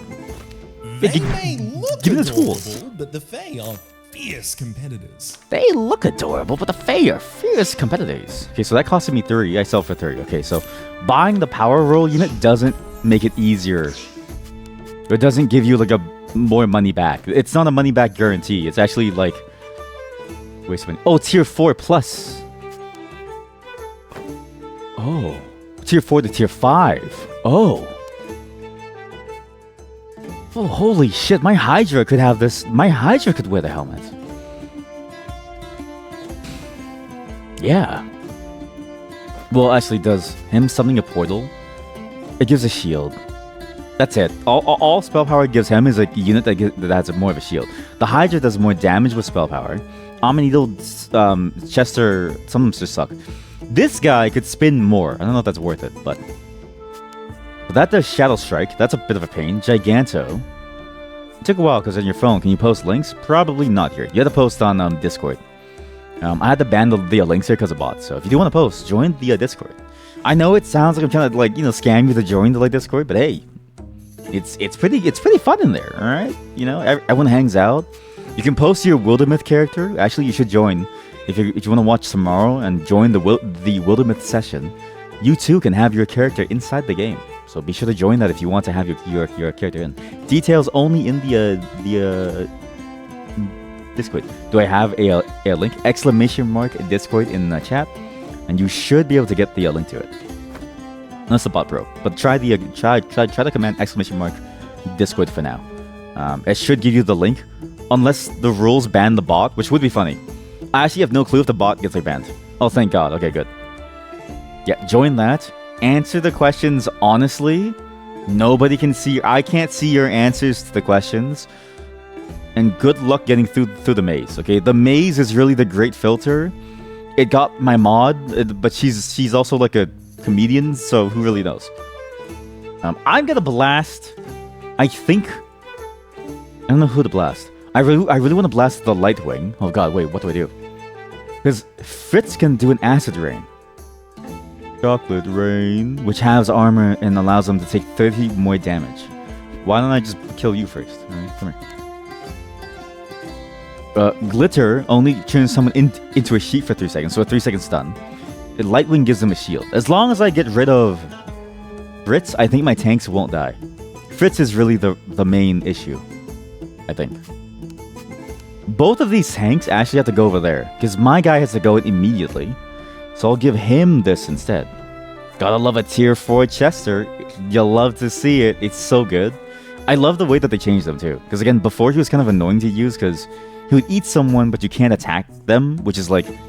because they can't do anything but you also can't attack them. Now he makes them weaker and you can wail on them. Also, good lord, you're 56 SP. You missed the curse arc. You see this? You'll know what we went through, okay? We were at 27 curse or something. It took a while to like get here. We're now safe, for the most part. Okay, well, I think this is a good layout. He's gonna walk up with Reaper. Then he's gonna do the thing. These guys summon for 3 seconds, so he gets to walk in while they're summoning. My 5 thing, yeah, I think it's good. And then he can spin to win the whole front line. I did the thing. I did do the thing. I didn't know about the thing, but I did the thing and it worked. That's insane that a zombie spawned. There's not enough space. There is not enough space here. There are too many units. I have too many summons. I summon a zombie. Balor summons a dude. My Hydra is in the wrong place. Well, not that it matters. I still win, but it's more luck than anything that happens like what. What a busted cluck of a fight. Good phrase. Visit the tournament registrar where you can spend gold and consumables and equipment. Yet another moderately recognizable goblin is checking the names of tournament contestants. Next to him, you see the list of rules for the tournament. The tournament consists of 8 competitors in a single elimination style qualifier. All standard rules apply. Cheating is strictly forbidden. Please register your team at the left before proceeding. If you're familiar, your voice behind you brings a smile to your face. So any loss will cause the run to end. Comments you'll know reward. Yeah, sure. The pleasant metallic melody of clockwork armor precludes Sky's arrival. Is what? That well, probably should say that precludes Sky's arrival. It's like music to your ears. Hey, you made it this far. Guess nothing blew up. Not that it would, of course. Anyways, I cooked up a new toy. Thought you'd be a pal and try it out. No need to thank me. Gain Sky's Ballista, a unique unit that does not count towards army size. I want you to all see this. Summon a mage. Well, I'm going to show you afterwards. Okay, look. Come on, buy something. Come on! Wait, can we banish? No, is it worth banishing? No, I mean, I'm poor. Does it really matter? I'm broke. But we can summon a thing. We can summon... I think it's a mage. We summon a mage, summon a zombie. He summons a random common unit. We then summon Gogic, and we have a ballista. That's amazing! Oh, this is so good. This is so good. And we can give the ballista items. And we also have Force in Nature to get an extra just random unit's way in. So good. Look at the Mind Blight potion too, actually. That's good. Nice. Well, I'm on the potion. Good. But if you restart and get hotfix 3, the item slot tooltip bug is fixed. Wait, did they just release the patch? That was fast. Well, okay. Well, we'll do it for the next run because I'm not fully done yet. This game is good that I want to go for one more run afterwards. Because I'm pretty sure this is a win. I'm fairly certain. Face off against 3 champions in a row. You may only place units, access your inventory, and use potions in between fights. And defeat will end the run. Okay, sure. P.O. Begin the fight. Okay, well, Auto only uses statue units. Well, I have a bunch of summons. I also have a Ballista and a lot of dudes. And a Duelist's Bane. The sword, what does the sword make? They did just release it. Okay, wow, they really worked fast. Right. I guess, to be fair, they're probably like up all night, like bug fixing, because it is, you know. The game has a lot of quality. They've been like really working at it. Like from early access to 1.0, it feels a lot better. To me, they've always seemed like a very passionate team. They just needed time to like iron out these like final mechanics to figure out where it was going. Like, I remember a lot of the early reviews actually. They bothered me because like the way that they talked about the game, it was so early to like dismiss what they were doing. I thought they were always onto something good. IMO. You've been a part. Have I been playing it since early access? Yes, I have. Yeah. But I missed the last couple updates. I think the last update I played was the beta for the PvP. So not even for like the main update, but for the beta of the PvP. Then we get a little distracted on this channel here and there. Oh, that wasn't that long ago. Oh, so maybe I didn't miss so much. But all the gambling stuff is new, and I love gambling. So hey, you know, this is the best time to kind of go back. To be fair, actually though, I never played the PvE as part of the early access. Like as part of the PvP patch. I only played the PvP for that moment because I was like, I'm good, and then we had number one. But am I in the Discord? Nope. I never joined. I never joined Discords, and yet I ask you to join my Discord. The hypocrisy. I should eventually though at some point, but I didn't really want to bother yet. He has a sword already. What can I combine with a sword to make a better item with? Because he gets lifesteal if he goes for the damage amp circle, so that's fine. But sword plus what could give him even more? He spins a lot. He does a lot of damage. He doesn't really attack. He's mostly like a spellcaster almost. So if I think about that, I think maybe that's a better way to look at it. I could go for Eden's Blade, for instance. Or the Wicked Kapesh. Yeah. Or... No, yeah. Wicked Kapesh. Let's go. Alright, and then he gets Duelist Bane to shit on Duelist. Nice. Perfect. Then we banish. Okay, who do I want to get tier 4? I want to get the Hydra tier 4. But I can... Who else is like a tier? I really want to get Balor tier. I think I banished most of the high tier units down here. It's... Yeah, okay, so everyone but Balor and... What's his face? Okay. We're good. Now we roll. One other thing too that that I think this game does very, very well. Again, I really don't like TFT's model of you have to go really fast. I find that model to be very, very frustrating to play because you have to go really fast in your actions, which to me has always felt like a very difficult thing to do. Why can I equip the Ballista? Well, Force of Nature for sure. Why do I want to equip the Ballista? There's no skill, so no passive either. Like, it literally doesn't do anything. That seems useless. Okay, Duelist Bane on him. But, the PvP and them actually adding that as well as part of their PvP design, where it's more of an async play, that to me is genius. And I've always wondered, like, why more games of this genre, more auto-battlers don't try that async thing. It's a very smart idea. You think you're in the Discord and you posted the clip in the accidents. Oh boy, that's oh boy. Not that I don't mind, but like I'm gonna have to figure out what to do about that. Tier 3. We're getting closer to a Balor tier 4. We have a Zoo. We don't have a Zwei. Zwei might be the way. Gorbin Freeman. If a game that requires a lot of reading and comprehension, you put a tight churn clock on people, it's hard to generate new player interest. Precisely. So new player interest, but also existing player interest. Like, you know how like, whatchamacallit? Oh, you joined my Discord and posted the clip there. Okay, good, perfect. Yeah. That's fine. The maze can confuse you. Perfect. Then it's working. But yeah, like, even for like updates of a game, right? Let's say you take like a teamfight tactics, or you go for like a Dota Unlords. There's a lot to learn about the meta, and then when it settles, it's like you have to then do all these decisions very, very quickly. It feels more stressful than fun for me, IMO. Whereas this, like, you can sort of take your time, plan things out. You can see the enemy board in like PvE and in like PvP. So positioning is also, it feels like the same amount of skill in positioning, but less of that annoying portion where like you wait till the last second to switch someone off. I always found that to be very, very frustrating to have to manage because it required you to click faster. Like whoever clicked faster just kind of won that by default. Whereas here, it's like you just have to position as best as you can for your team, and then you have to, you know, try your best to minimize your openings. In a way, it kind of feels like a very slow chess game that you play like one move a day, where you slowly build up to some strategy to go with. We're going tier 5 Hydra with a Mastermind Helm. This thing has 6,000 HP! That's what I'm talking about.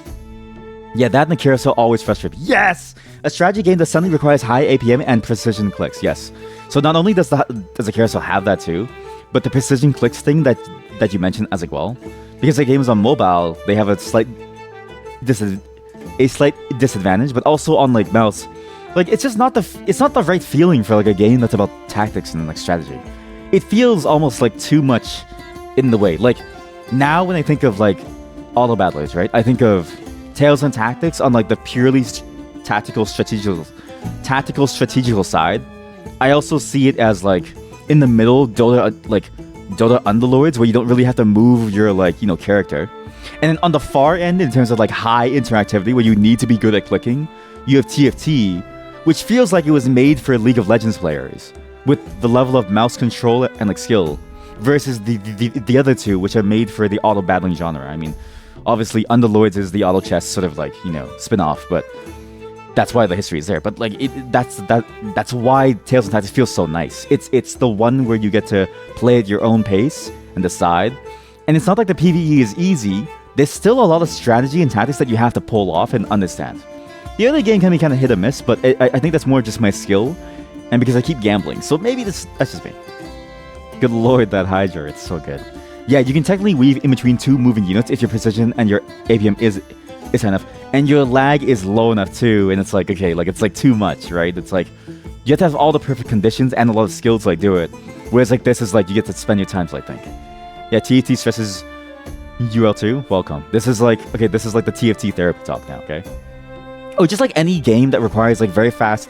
I never like strategy games that require very fast movements. It's why I can't play real-time strategy either, because like I spend all my time thinking, and I'd rather just think. Like I'd rather play Final Fantasy Tactics than playing like StarCraft, even though theoretically they're both the same type of game.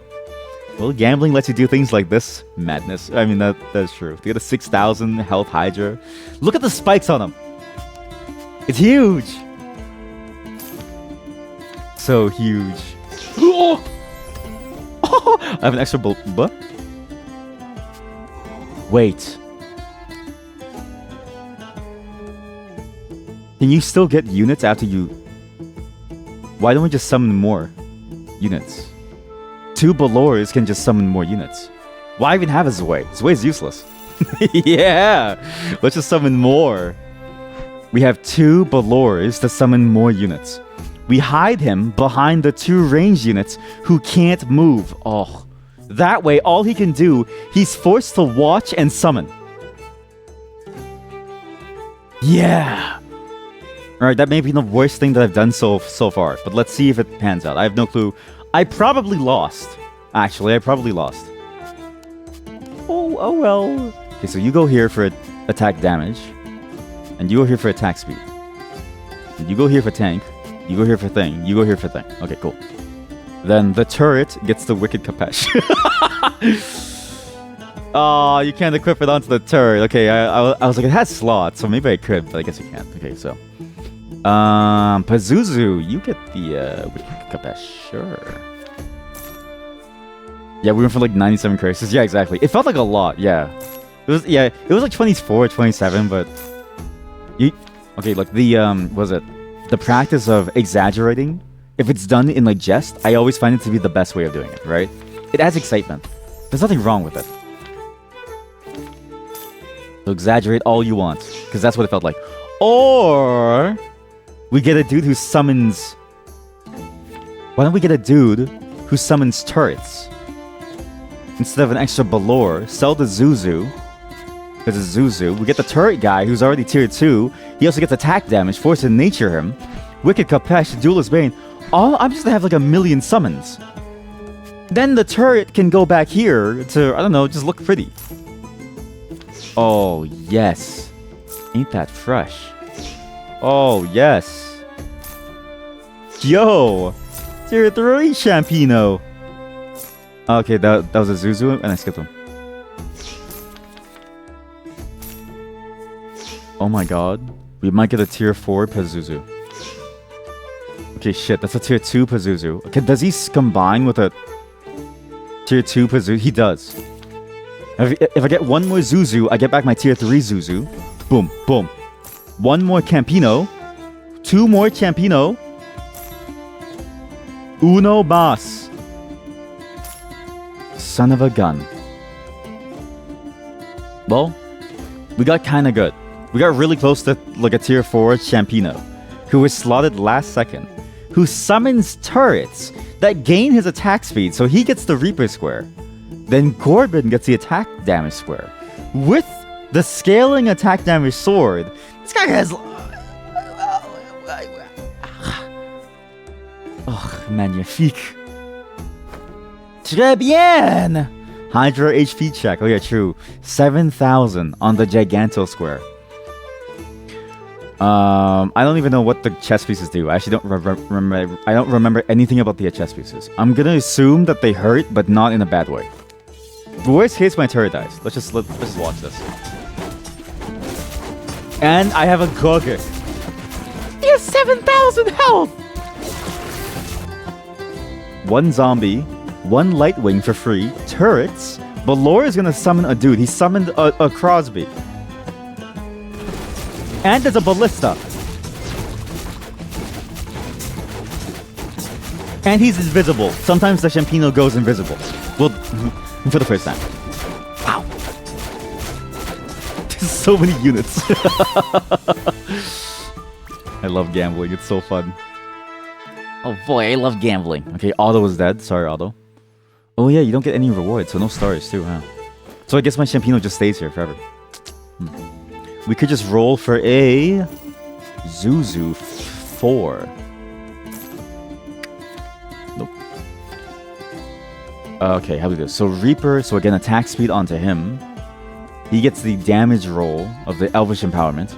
Giganto Hydra still. 3 tanks on this side, that's fine. Turrets, I mean, the turret literally doesn't matter. I'm just gonna throw him somewhere. I don't really care. We save potion for the final boss. Wait, what? Special Army. Gara's army includes 2 act bosses. The units that have been granted the mythic trait. What's his other boss unit?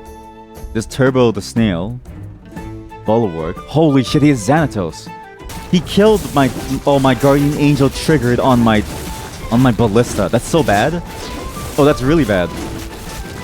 Well, actually, it doesn't matter. I have too many units. It actually doesn't matter. I have too many units. Oh, no. Oh, no! I put both my damage dealers side by side. That's an AoE move. No! Oh, no. We're down to just the Hydra. Okay, I don't think the Hydra can solo. Let's see. I don't know. Well, he can definitely solo, but like they get stronger over. Scaling soon. Okay, but Lord has to summon a crazy monster. He summoned a Proton. Go, Proton. You got this. Immortal Hydra doesn't care. Yeah, basically. Look at him go! He actually doesn't care. Like, there's nothing he can do. He's immune to CC. You can't stop him. That's crazy. Impressive. I could have sworn I had that one in the bag. He didn't even go below 60% health. It's so good. You guys ready? Go, Chad. Let's see this. What does she have? Okay, so she's an extra... They all get Reptile. And they get more banners. She has 5 Dweller too, Reptile, and Ghoul. At 50% max health, the Ghoul is healed 75% of the max health over 5 seconds. That's a lot worse than the old one. The old one was broken though. The constant healing was a lot stronger. This is good. It's really good. Then Reptiles. The 6 Reptiles. The boat The bonus ones give 6% lifesteal times 3 for the reptiles to 18%. I don't know what they do. He's the bonus, so he gives lifesteal. Hail Hydra! We're now a Marvel movie. This is now a Marvel sponsored stream. He goes here. Okay, let me think about this. Is there anything that could possibly kill us? He might kill us. Because he summons a meteor. That sounds so cool, actually. I think we give mana regen to my summoner, Balor, or no, to my Shampino. The more mushrooms he spawns, the more damage we do. And it'd be kind of funny to see like a bunch of mushrooms. Zuzu goes there to get the life steal going, which should heal my damage dealers. Yeah, that should be good. What does he do? Prince Harming and gains the crown for 6 seconds. The crown grants regeneration and adds 90 spell damage. So he doesn't tear units down anyway. He used to tear them down. So he claims the crown instead and gains regen. Which does what? Restores 4% of missing health per second. He's basically a shitty Hydra, okay? He's a Balor. This guy summons 4 swords, slicing enemies and healing them. Each time he casts, he gains 10% lifesteal for the rest of combat. That's really bad. Because my Hydra doesn't do damage. He just keeps healing. But he gains infinite scaling lifesteal. So at some point, like who's gonna die first? Like honestly, we actually might lose due to him having 4 extra like attacks. Well, my Hydra does do a triple attack, so maybe it's good. Is there anti-heal in the game? I think so. Is it Ignite? It might be Ignite. I actually don't know, actually. Well, either way, we don't have it, so we're doomed. But they also don't have anything that seems like that too, so it should be fine. Yeah, let's go. Yeah, okay. So it is. It's the Ignite, okay. Again, Spirit Fang might be crazy if we don't kill him early. It's looking good. It's looking good. It's looking good. Spirit Fang is still alive. That's okay. We're gonna focus him now. Grogek is still alive. Grogek. Summon Zuzu. Spirit Fang is down. It's over. The game is wide open. Both damage dealers are still alive. How much has he been eating? He has 7,000 health. Chess is eating items like crazy. He ate everything. That guy was so full.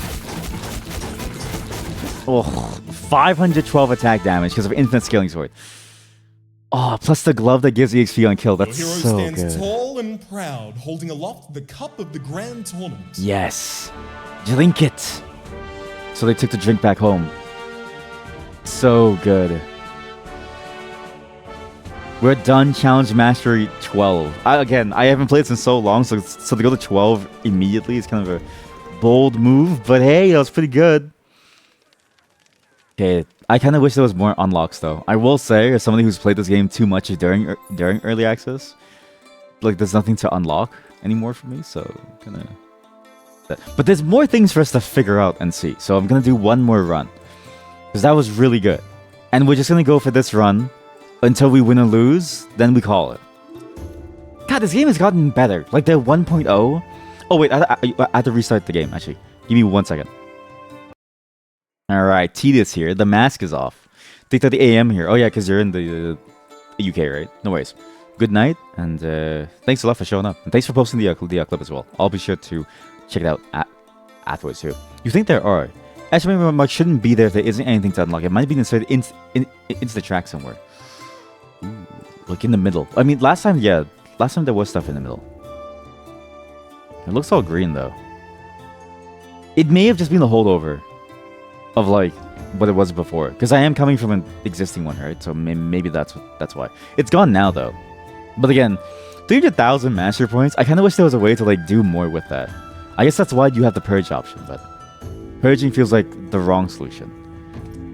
But again, everything that they've done so far has been the right solution. They've definitely made the game significantly better. I think everything that they've done to the game adds so much more variability, more options to play with. So there's more choices to make now. There's actually like differences that matter, and differences that are fun to choose as well. The units have been changed as well. But before, a lot of the units were like boring, And then they started tweaking them very heavily, and now every single unit has a very interesting tactical use. Like to go for a summoner build like that, like that's a crazy build to go for, to do a summoner build. That's very fun. Oh, sorry, give me 1 second. Shoot. Sorry about that. But stuff like that, like you couldn't do before. Like there wasn't much variability in your builds. Whereas now, even the trait changes, right? Every single trait feels useful on some level and feels different from each other, wildly different. To the point where you can build like an entire plan around them or combinations of them. There's even like the fact that some traits that used to only affect them have now been upgraded to affect everyone. Even opens up the idea of like mixing traits. Like it actually feels very complex now versus just power leveling one unit. I mean, to be fair, I still did with the Hydra and like, you know, like Jwalies, but like that was more of a happenstance from all the gambling, right? That to go from a million curse to 0, that was really good. Yeah, that was a crazy build. Yeah, I'm assuming the exclamation mark thing was just a holdover for something. Anyways, we did 12, so now 13 unlocks what? Up to 4 Shadow Hexes appear where your combat's were last combat. 2 bonus enemy tier-ups in all acts, and then we're at 14 right now as well. I think I skipped 2. -1 potion slots. I never use potions anyways, so it's fine. Bosses gain 2 normal units and a banner matching those units' traits. That's what is 15 like? That final one. Once again, a random character. We've done Brax. We won with Aladana. Thet Bahoud, you sound cool. -1 maximum army size. We're not going. Okay, I mean, he would be really good for Summoner to make up for his loss. Like, if I got Summoner on him, it'd be crazy. But you gain 25% damage resistance and amp. Master of Arms, start to run with a portable forge. We can remove an unmerged weapon from your units. That's pretty good. Reclaim Legacy. Heirloom Treasure. Start to run with a fusion gem, which fuses a random item component with onto another. And then he's a blacksmith, so he wants to gain what? Mastercraft. Start with a random component enhancement perk. That's interesting.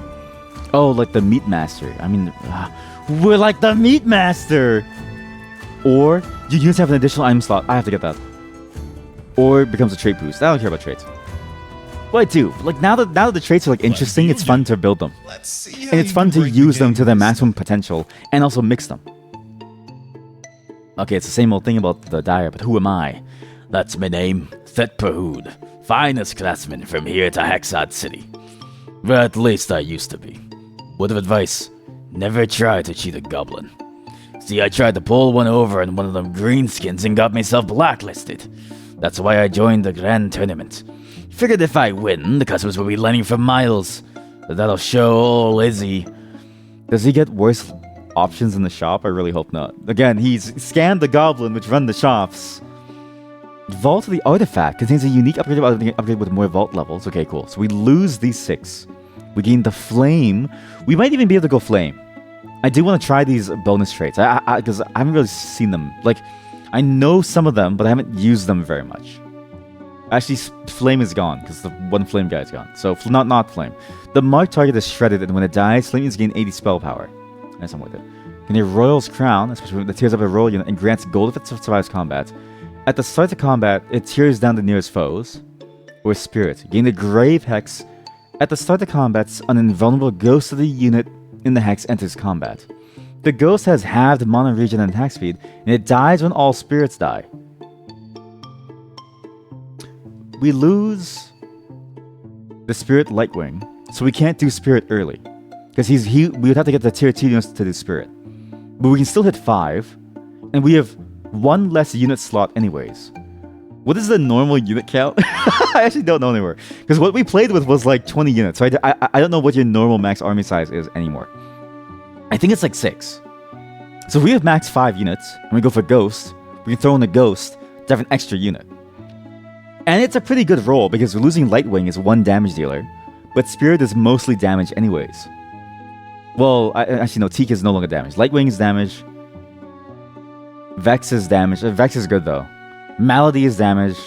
And you have 3 fighters/tanks. Okay, you know what? Yeah, let's go Spirit. But then, why not possess someone? I don't know. Possession is cool. We could go 3 and 2. Because then why have a new unit when you can possess someone? Or why not both? And then we go Bloyi. What's Frost? Frost Warp's Ray gains 30 attack speed and swells in the beam form for the rest of combat, which grants 6 range. Once in beam form, attacks become devastating laser beams that deal 125 spell damage, modified by Frost armor.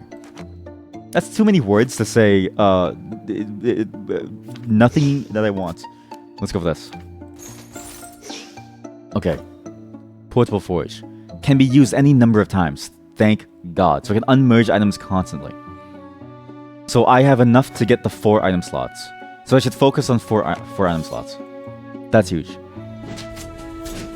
For early, I might go Tree Folk. Never mind, the mages are gone. I was gonna say Tree Folk would be really interesting. Wait, Tree Folk are permanent regeneration. That's awesome. I'm not Right, gonna right. forget. At the start of combat and every 8 seconds afterwards, Tree Folk sprouts, getting up to 5 stacks of max HP and damage. And regen, again, this feature too, these like little UI, UX features to help you like learn things. It like in-game like dictionary, very handy. Kind of wish you could maybe hover over it at the moment, but I guess there's too much stuff on the UI to like do that. But this is a good solution. Again, this game has gotten so much better. This is probably my favorite auto battler in a very, very long time. Like there's a lot of like single player ones, but this one is the only one that's been able to match the depth that you feel in the PvP ones. So it's really, really good. But regen is nice actually because you get max health healing, missing health. Sorry. Get some confidence beating these chumps, and then it's time for So the he gives real a game. shield. Shield does damage based on Teak's damage. Arrow keys control it. Oh yeah, exactly, yeah. So the arrow keys can control it. To be fair, that one is like, it was kind of unclear initially because I did try to do exactly what you said, which was like the kind of mouse over it, and then I was like, I can't reach it. So, but it's not the worst thing ever. It definitely works.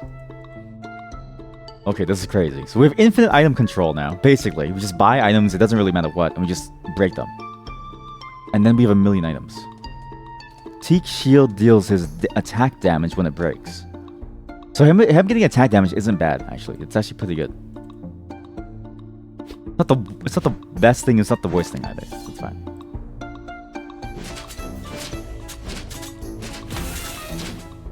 Well, it only causes damage when it breaks, I guess. I'll have to try harder next time to give you a challenge. Why is he talking as if this isn't like a warm-up? Like, him and I are doing a little These training sparring, goblins are right? Just a exactly very as weak light as they sparring. We're not really fighting each other. We're just here to hang out. Not really. It's not really a devastating fight here. We're just here to hang out, man. Come on. I could go for infinite range Monty, actually. I mean, it doesn't matter. I can keep re-rolling items. This guy's great! Yeah, we also go max speed. Because I think we're fairly stable in terms of what we know to do.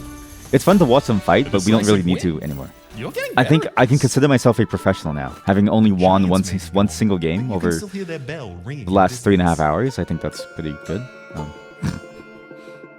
So this one gives the crown, star crown. I don't know what that does. Bloody could be pretty cool. Rhyme 2, Bloigi. We're 3 units max, right? He's really gonna have to tank the entire team. But Rhyme gets a stun. If I can somehow get them all into a line, and then Rhyme can stun them, that'd be the best. So if I go like this, I think if I put him further back, that should be good. Give this to him. Ian's also nice though, right? Because Ian does AoE damage. Of attack damage.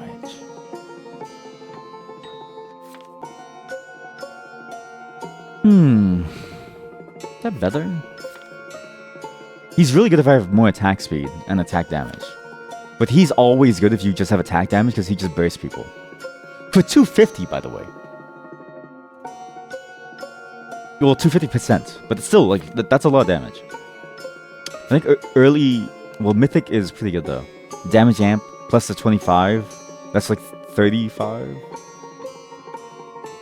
We're not gonna lose. It's the Ego Newbie. Like, what's he gonna do? Oh, fuck. I'm dead. I didn't think about the way they would wrap around. I think I'm dead. Nice stun. Good shield. A solid victory. That was very close. We almost lost her. Like, we actually almost lost. Alright, well, start with a random component enhancement perk. Your level 2 perk becomes a choice of 3 trait boost options. That might be good. Because we're going Spirit. Yeah, because we're going Spirit, that might be good. I like that. If we can get a trait boost for spirits, that would be nice. Okay, we can do a pot of gold, which we did last time. Suspicious loot. Or we can try for a win streak. I've never been able to do a contract, so I kind of want to try it. But you can gamble. Wait, I've never done pot of gold. I did the picnic table actually, right? Yeah, this is different. You stumble upon a pot of gold sitting plainly in a shaded spot. You look around as if expecting someone to return and reclaim their lost treasure, but there appears to be no trace of anyone. An old wooden sign juts out from the pot, catching your curiosity to get a better look. As you approach, the runes on the sign transform into your native language. And you'll have the hotkey ready next time. Glittering gold is yours to take. To take too much would be a mistake. Just a handful, just a pot full to gain this, but then I'm sorry. We always gamble. I mean, I can hardly judge. You can't deny me the pleasures of gambling. Come on. If I can't, if I can't gamble on stream, this is the next best. You gain extra gold from combats, and okay, wait. Watch this. Boom. Boom. Oh. Boom. Okay, that's not good. Where's my pot? Pot of greed! That's what I'm talking about. I don't even care about the curse. Give me everything. Give me all the good stuff. Sometimes you've just gotta risk it for the business. Yeah. Oh yeah. The sign does nothing to dissuade you from taking your fill. As you fill your purse, you don't even notice the runes on the sign change. Laden with coins, you finally notice the sign, which is taking a much darker turn than you recall. Your pockets, you tried to line with gold. Now with a steeper payment must unfold. Now a steeper payment, sorry.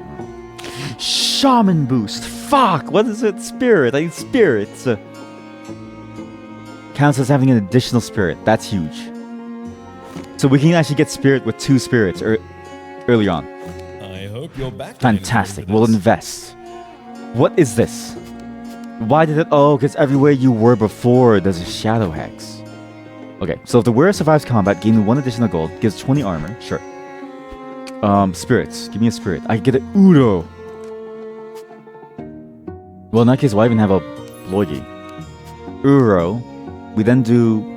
I don't know if they give items to the spirit. Are we early enough that I can test this safely? Probably, right? There's no way that I die. So we're early enough to test if items can go onto your spirit. What's the worst that can happen? Get him, because I'm gonna get annoyed by the Doom. That's unfortunate. Sell. Reduce the Doom. I don't really care about my health. Health is a resource to be used. You just think about it as like a, a give and take. There's a Uro. There's a Zuzu. Good. Gorbin. Sure. Uro. A Gorbin. He's a Rhyme. Do I want damage of Gorbin too? He does 203, he does 208, but he stuns. But he does AoE damage and shreds. It's a hard choice. The stun is, I think, more useful now. It does 1 extra unit as well. Yeah. Well. It's a bit of a clear choice next time. Yeah, we can save for now, okay. Sure.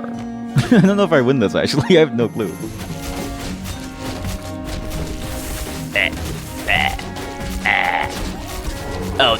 Oh no, there's an assassino! There's assassino! Okay, good. Oh, thank God. He does get the item. So the spirits do get the item. Okay. You can let it build up for a bit and then buy a unit to clear it out. Oh, you're right. Yeah, because Doom, every time you buy something, is reduced by 20. The ratio, like it actually gets ratioed. You're right. I wasn't thinking about the ratio. Yeah. So we got the skills last time, which was kind of cool, and the skills are kind of cool, but let's check out the black market. Peruse the city's curios. You come to a secluded bazaar full of oddities and antiquities. I said and a lot. A well-dressed man approaches you, though the only facial feature you can make out is his impossibly white grin. We have the most wondrous wonders from across the Hexed Realms. snake eggs from the Golden Desert, enchanted gemstones from Banal Caverns, don't ask me what the name, and no goblin market taxes. And a coupon. What do I have a coupon? Condition. Brand new. Brand new. Ignore the bloodstains. Ignore the bloodstains. The wearer benefits from all active traits, but does not contribute to any. Eh? Oh, it's in like they get like if we had tree folk, No refunds, no receipts. then they would get. Can I just monologue by myself? Like, can you shut up? Then we could give him, if we had tree folk, then this unit would get tree folk, but he wouldn't provide the traits. Huh. What? The wearer starts combat rooted for. Starts combat rooted. So the person who wears this stays stuck on the floor. I don't know if that's worth it. The wearer starts combat stifle. Oh, they all have a trade-off. Oh, but you know what? Minus 50% attack damage, What are you buying? 30 attack speed, 30 spell power, 1% chance to stun everyone for 1.5 seconds. I think this plus this isn't bad. The tank one and this one are the least bad. But Catnip is also good too, because like if you have an auto attacker who doesn't really need to cast a spell, that's nice. That's basically Bloigi. Tap it off the back of a wagon. You shut up. Fuck. Monologue. Go for this. Fuck it. We just fuck it. We just get it all. Fuck it. Fuck it. Let's buy everything. Start the combat. The wearer summons a duplicate of itself with 40% max HP and 50% increase. This is amazing. Why wouldn't I want that? Yeah. Wait. Does the duplicate carry items, I wonder? I mean, we can always test it, so it doesn't really matter, but... Rhyme can go, because I need to make Rent. Bloigi, honestly, I'm not really down for Bloigi anymore, especially if I'm going Spirit. I have a Gorbin, that's pretty good.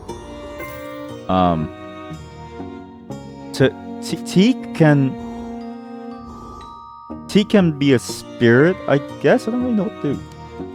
Wait, what if I do Star Crown onto my Spirit? Because then they're invulnerable, no? But then my Spirit has half the mana regen. That's actually not that bad. Let me think about this. Let's try it. I don't know, what's the worst that can happen? Alright? Worst case, I just die. Actually, I'm gonna lose. I'm gonna lose. Okay, well, that's, I'm sure it's fine. There we go. Yeah, that's good. Alright. And stay rooted. Science here. Not sure if that works because they're two different start of combat effects. Let's find out. That's exactly it, right? Because it really depends on like how it starts or like the order of operations or if it even can. Yeah, let's just find out. Let's see. Give this to him as well because he's gonna need to stay alive. He has 75 armor. That feels like a lot for no reason when I could just spread out the mitigation, no? Because this gives you 42% damage reduction. And then this would give you another 42. So in total, you get like, I don't know, like what's 40% of 40? Like 56% damage reduction across the two of them. It's like 56% stronger. It's tankier. I don't know.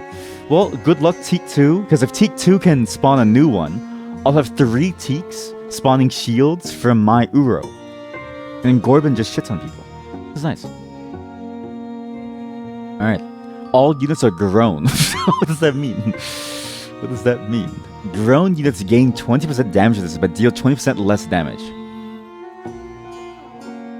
I mean, can I beat their damage? I don't know. For the first minute of combat, units cannot take more than 80 damage at once. Is that okay? I guess so. Like, am I stifled 30 seconds? Stifled, stun? Let's just grow. You know what they say? No pain, no gain. Way So ahead of this you, one buddy. might hurt. Way ahead of you. Maybe we switch to mushroom. Mushrooms are kind of cool too because they have Champino. Your units get 30 starting mana when mushrooms cast again. A spore that grants 15 spell power, up to 5. Wow, when mushrooms die, they share spores with other mushrooms. That's insane. Like, keep your spores to yourself, buddy, alright? When each mushroom casts for the first time each combat, they gain 20 cost reduction for the rest of the combat. Holy shit! Imagine the Champino. Oh, wait, yeah, there's only 4 mushrooms. Imagine a Shampino with 20 cost Russian. He just summons turrets everywhere. Wait, forget Spirit. Spirit's useless. We're going right from mushrooms. Can we do... You can't do Spirit plus Mushroom. I was going to say that's a broken combo. It's 3 Spirit, 4 Mushroom. That's 7 dudes. I'm -1 guy. So I'm at 5. I would need a way to get 2 more units that count to traits. Or just get banners. And try to mix my spirits plus my mushrooms, but who really knows how that goes. You know what? It's a bit moldy and musty, but I think it works. Kill them if musty you must. little mushroom thing. They'll just come back. Oh shit, I forgot about that. I think we just keep rotating left or right. I think that's fine. Put him all the way in the back. He'll spawn. He'll get there. Star Crown. Let's see if it works. It doesn't work. It doesn't work. Mayday, it doesn't work. We're 1 down. We're 1 peak down. This may be the end of the run.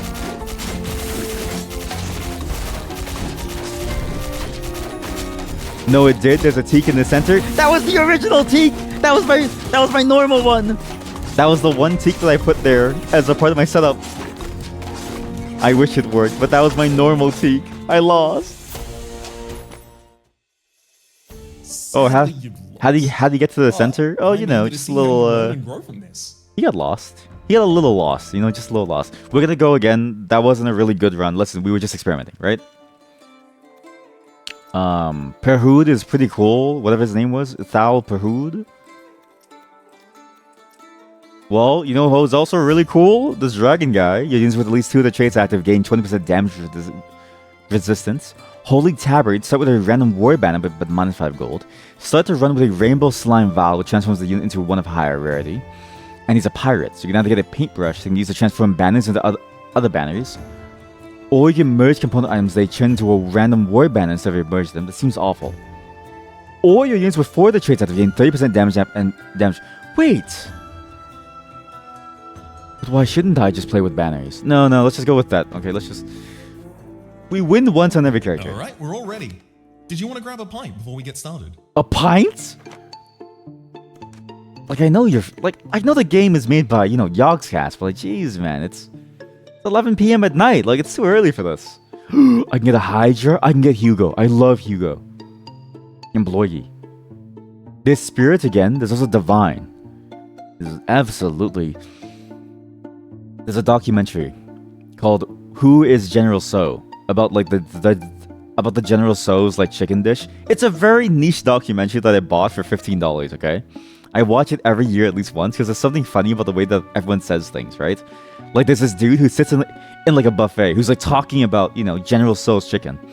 And he sounds like he's like an old person from like down south or like something, right? Because he says, "It is divine. It is simply divine." And I absolutely love that phrase every single time. But that's what that's what this reminds me of. Again, please go check out that documentary. I don't know why you would, but if you want to watch a documentary about General So's chicken, it's like good. Divine units gain 15% lifesteal. After each combat, gain a Divine Blessing Potion that can apply to a unit. Units with blessings applied also gain 20 attack speed, attack damage, and spell power that combat. These are just drug dealers. It's just a party of drug dealers. Like every one of them is just like they're just hustling like a street pharmacist. Sorry, board pharmacists. Spirit's the same thing. Okay, well we've lost Lightwing again. So unless we get that bonus thing, we can't do it. Aqua. Hey, we can sing the Barbie song. Gain the Aqua Bubble. It's like combat hexes in the bubbles column become spring hexes, which grant regen. Aquatic units in spring hexes gain 5 mana. The bubble also gets a column of spring hexes on the enemy side of the field. Enemies in spring hexes are ignited instead of gaining regen. That might be good. We only have 5 units, right? So really our front line is the most important line. The back line is going to be okay. Like you usually only have 1 or 2 damage dealers anyways. But your front line is really going to have to survive. And they have to do extra work to make up for the lack of one other unit. Because you lose like, what, out of 6 units, you lose like 15, 17% efficiency. in return for 30 or 25% damage amp and damage reduction. Aqua could cover for that. Is there a mushroom overlap? There's even Shampino! That's crazy. I love mushrooms. And Hydra though. I love Hydro and I love Hydra and Hugo. There's already an Uro and a Demon. Like, we might as well just go Uro Demon. That seems pretty good for Demon. I don't know about this one. We'll see. We'll see. Why am I even strategizing? This is goblins. Like, goblin these nuts. He almost lost that. Like, he took a very long time. Okay, cool. I've come a long way You go in and since help I him fight. painted these. We invest for Lucky Clovers.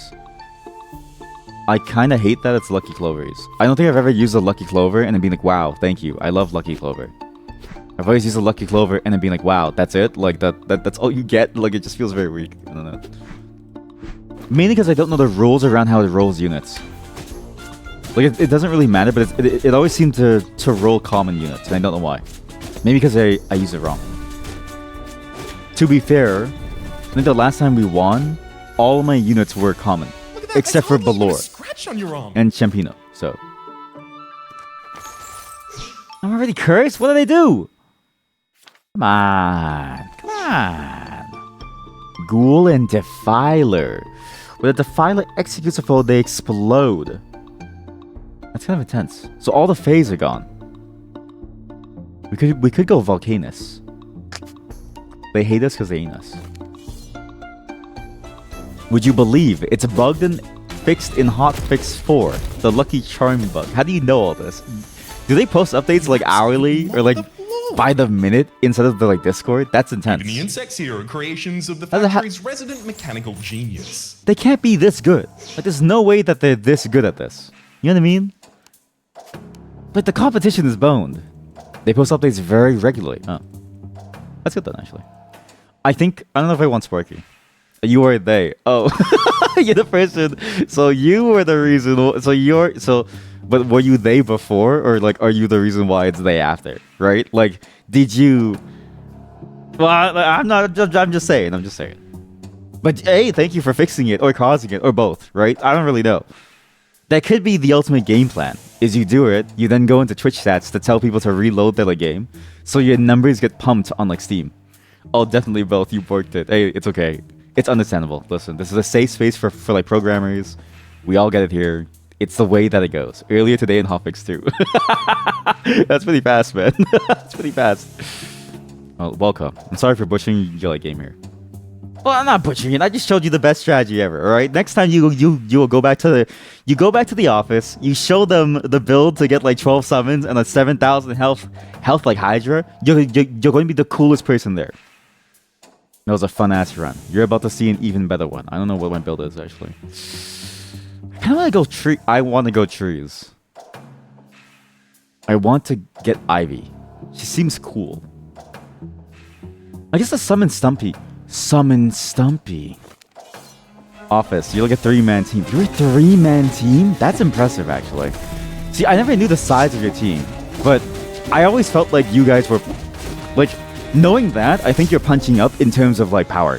Because it's like... A match well played. The level of care, passion, and quality for the game, again, as I said, it's really good. Really, really good. Some... additional item slot! What have I done? Was it even worth it? Yeah, that's probably worth it.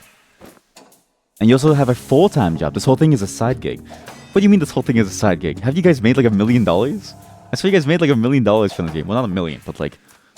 I saw you guys sold like, crazy numbers. Damn. Side gig. We just released it. Okay, well, to be fair, listen, it's... Early access never sells well. That's true. Well, you know what? In my mind, it was already good from day one. So it's like, I don't know why it took this like long for like people. Listen, I hope you get more sales. So it does become a full-time thing, okay? But it's not supposed to. It's about getting good data and then feedback. That's probably why you asked me about why I never joined the Discord. Yeah, that probably explains a lot. Because now it's probably like, I can't believe this guy never joined to give feedback. I could transcribe my like videos on like YouTube if you want. Yeah, something like that. Yeah. Yeah. Listen, to be fair, I don't think I would have had any good feedback, right? I work with what I'm given. I don't think about anything else, okay? It's this, you know. Yeah. Unit, wait. No, I got this before. Well, I never got the last thing, I guess. But I am gonna re-roll a lot, so why not? So I read this last time. We just gambled. Wait, okay, this is getting worse. Wait. So I go for that. Tree Folk. I get this additional items. I gamble. I can easily do this. Tree Folk, immediate level up. He does max health damage as bonus spell damage. I have 2 amazing tanks. Bard could be fantastic. And is there another mage in thing? Trees? I don't think so. There's a Defiler. Oh, it used to be Poisoner. I remember. Yeah, it used to be Poisoner, actually. Yeah. So now he defiles things. That's a good term. That's a very good term. I think that's better to go Tree Folk. But sure, I lose the Aquatic. But then I have trees. I can get Bark really strong, and he can cast a lot. If I can feel the second mage, then it's basically good to go, because he can summon 2 tanks. And what better way to find a mage than these?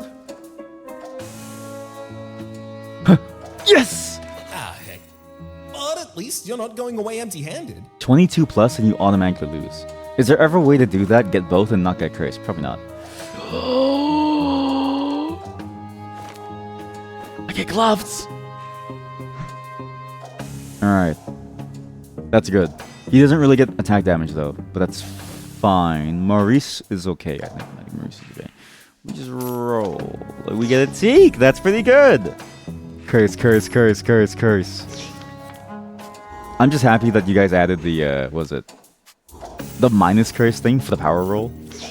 That it helps people like me. Sure, I may never see it until the very end of the game, but, you know, I'll get there eventually as long as I keep collecting curses, right? Okay, you. You gain 75% damage resistance now? Oh my god. And you heal? That's kind of good. No wonder Fessu's good. It's also only a 50-50 that I see it at all. Oh.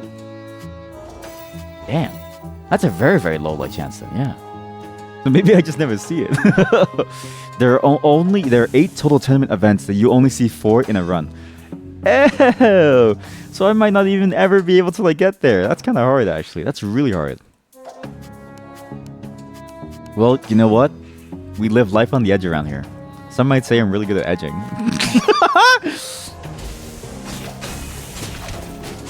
I'm doomed. He found the secret. He wrapped around. Please, you do max health damage, please. This is your time to shine. Give me EXP. EXP! Yes! Max health damage is busted. We could craft, I haven't done this guy yet. Zoltan. The fortune teller. Meet a mysterious construct that tells the future. A faint glow from coming under the door of a maintenance room catches your attention. Stepping aside, it looks like a normal broom closet. Except for the strange machine, which seems to be the source of the light. As you approach, the animated machine jerks to life. Fortune and favor, 1 gold piece. As if on cue, another light illuminates a slot that would fit exactly 1 gold piece. We get Zoltan. Maybe we just get Zoltan. What does he do again? And it's a fighting stance for 5 seconds, gaining 50% damage resistance. While in fighting stance, attacks become devastating claps. Yeah, I remember now. Yeah, he can clap a lot of cheeks. Yeah, it's pretty good. Plus 10 armor. Cautious fortune. Wait, what? Oh, this is just good. It's just always good. It's only good. But it could be even better. So I can get 10 armor for tanks. After casting the Word gains 10 armor, and he'll sleep us on the max HP for a second for 5 seconds. 1 to 7 seems like the best choice for this character, like Thetperhud, because he only has 5. And frontline power is really the best part, but let's see. After beating a boss, gain 3 mythical duplicators. Retroactive for previously defeated bosses. I never defeated a boss, so. But this is nice that it's retroactive, because you get it immediately, right? Oh wait, no. It's if you beat 2 and then you get this, then you would get 6, and then you would. So you always end up with at least 12. Or 9, I don't know. I can't count. Or we get Exciting Fortune. After casting, the warrior gains 15% attack speed and is immune to crowd control for 8 seconds. Maurice does like attack speed. Well, you know what? I never roll. Oh, I rolled well! Ooh, I'm eager to see how that works out for you. That's right, DM. Get ready. I'm about to clap those cheeks with the Zoltan. As soon as you insert the coin, the machine inside the booth it begins to animate. Smoke fills its space. Lights blink on and off, and soon the entire front panel swings open like a door. The animatron steps out and begins to follow you. It also presents a tiny slip of paper with your fortune written on it. This is a test of the emergency Zoltan system. He has 12k health? I mean 1.2, 100, 1200, I don't know. People always say like a different term. Anyways, you go here, you get that. Oh. Attack, Attack damage, 50% damage resistance. Attack speed, 50% damage resistance, plus 30 something already. It's 25 from him. Attack speed deals more damage. Thunderclap as AoE for 5 seconds. I'm assuming he doesn't get mana while he casts it, maybe. I don't know. I could just use these. I don't know what to do with this. Okay, you know what? Since we know it's bugged, let's just farm money. Let's just make some money. We'll do this. We'll do that. We'll do this. Yes. What am I even rolling for? I don't know. Teeth. Sure. Alright, cool. That was useless. Alright, well, I got nothing, really. Not that I needed anything, really. Wait a minute. Give that over to the real tank, buddy. There's a real tank now, and his name is Zoltan. Give the glove, actually. Wait. What do I make? Now, if I had Meat Master, this would go splendid. For every 100 mana the wearer gains, they gain a shield for 10% of their max HP for 5 seconds. Shield could be a recovery necklace, though. With the wearer cast, they heal the 2 lowest health percentage allies for 2 times the mana spent. I mean, he's mostly never casting, though, so... Although, 2 times 125 is 250, so maybe. What about Mana Storm?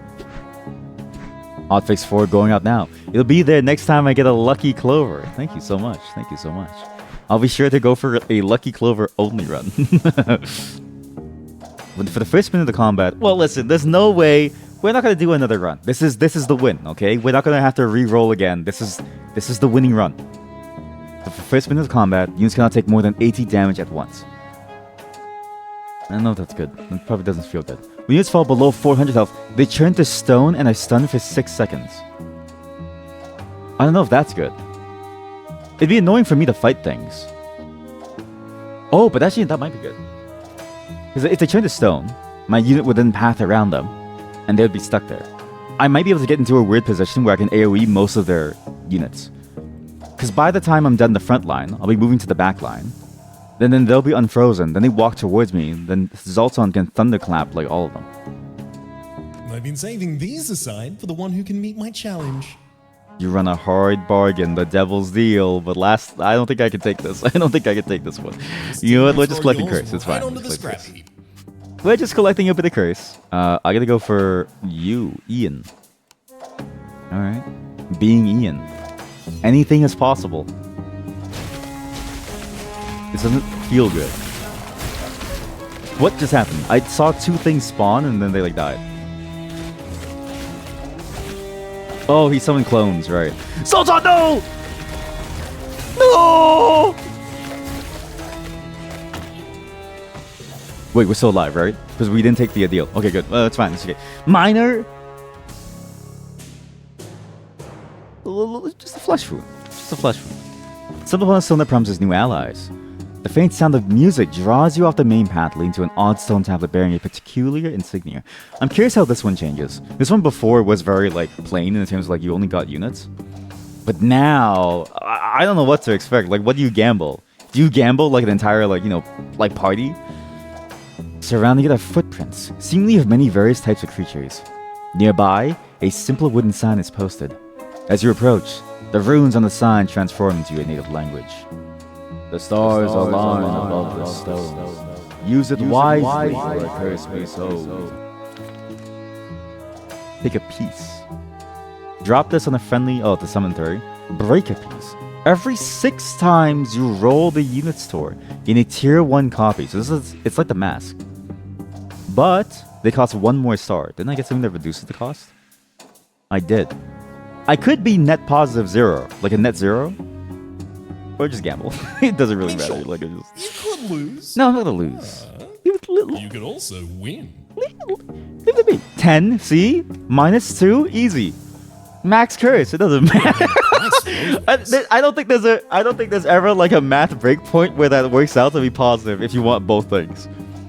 I think all you have to hope for is to get both things. You look at the stone, look at the sign, then at the stone again. Shrug. Press your entire body against the cavern boulder.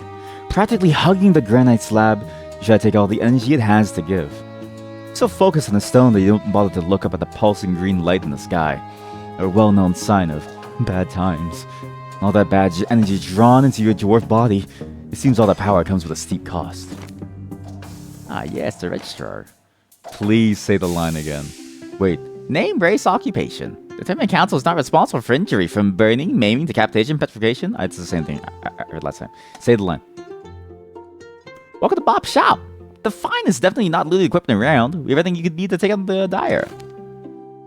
Oh, he didn't say it. Come on, buy something, will He ya? didn't say it.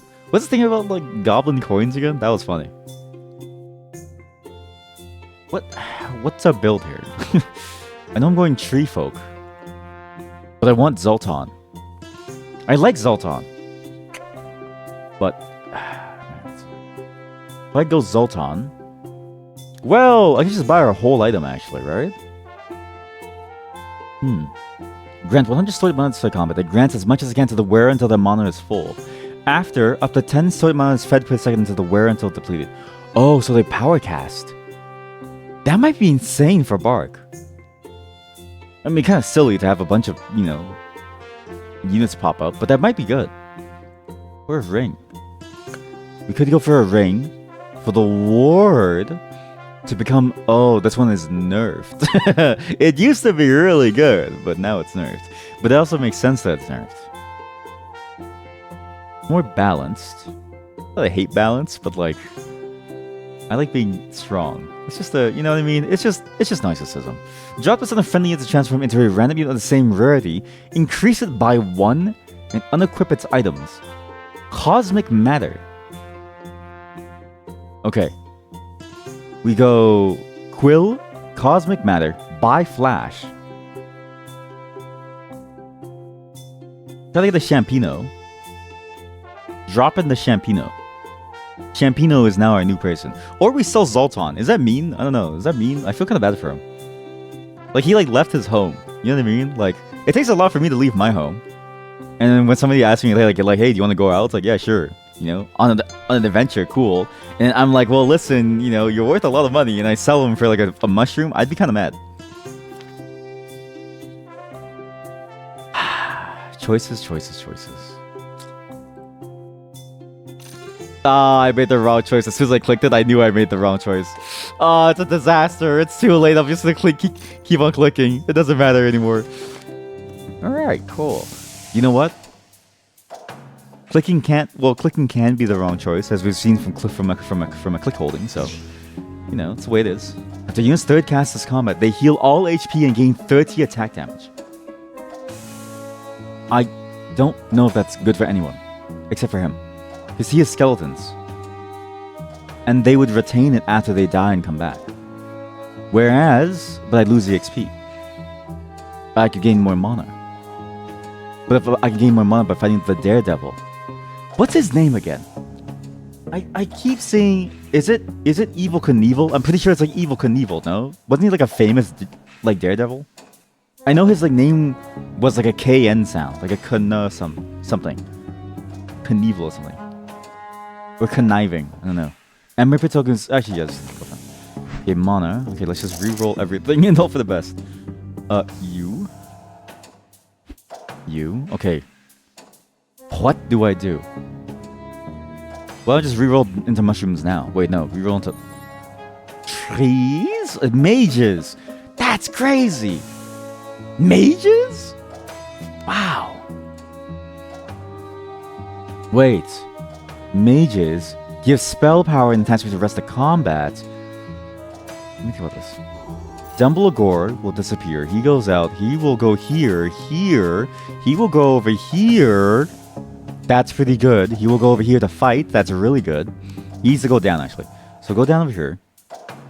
Drop this to get units that share a shop. Wait, who else is my... Who are my unique units, this shop?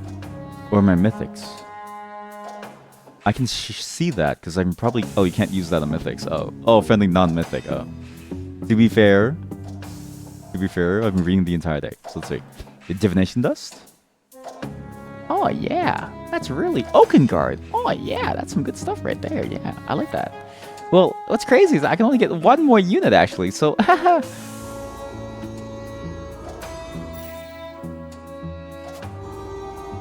okay, I'm not sold on Zoltan. I'm sold on Champino. We need a Oakengard now. I could go Maurice now, though. Pull back in Teak. Get tier 2 Teak Barkin thing. I have no attack speed items for him, but it doesn't matter. Zoltan, I'm sorry for bringing you out of your home. That's crazy. Yeah, I'll join you. Oh, yeah. Wow, Seth, you're going on a journey? That sounds so fun. Yeah, of course I'll join you. What? You want me to stay home? But I thought we were friends. Oakengard tier 2. That's what I'm talking about. Alright, cool. So we get Oakengard tier 2. Nice. Okay. What does he do? He pulsates.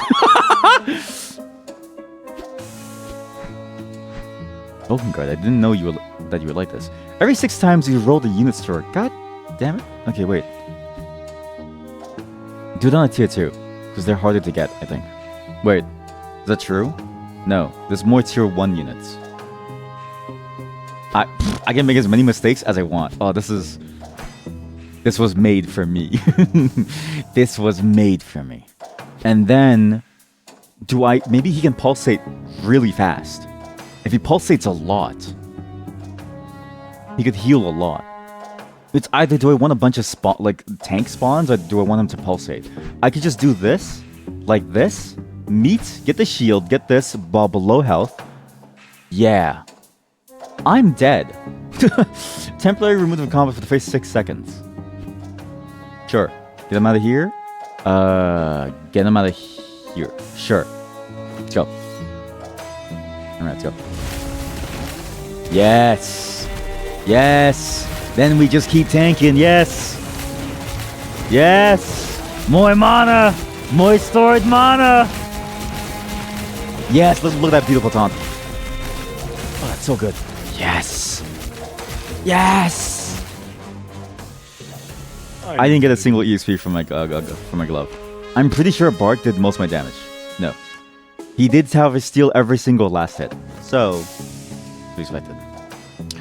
In one of the many this year's workshops, you spot a couple of dire debating with one another about something.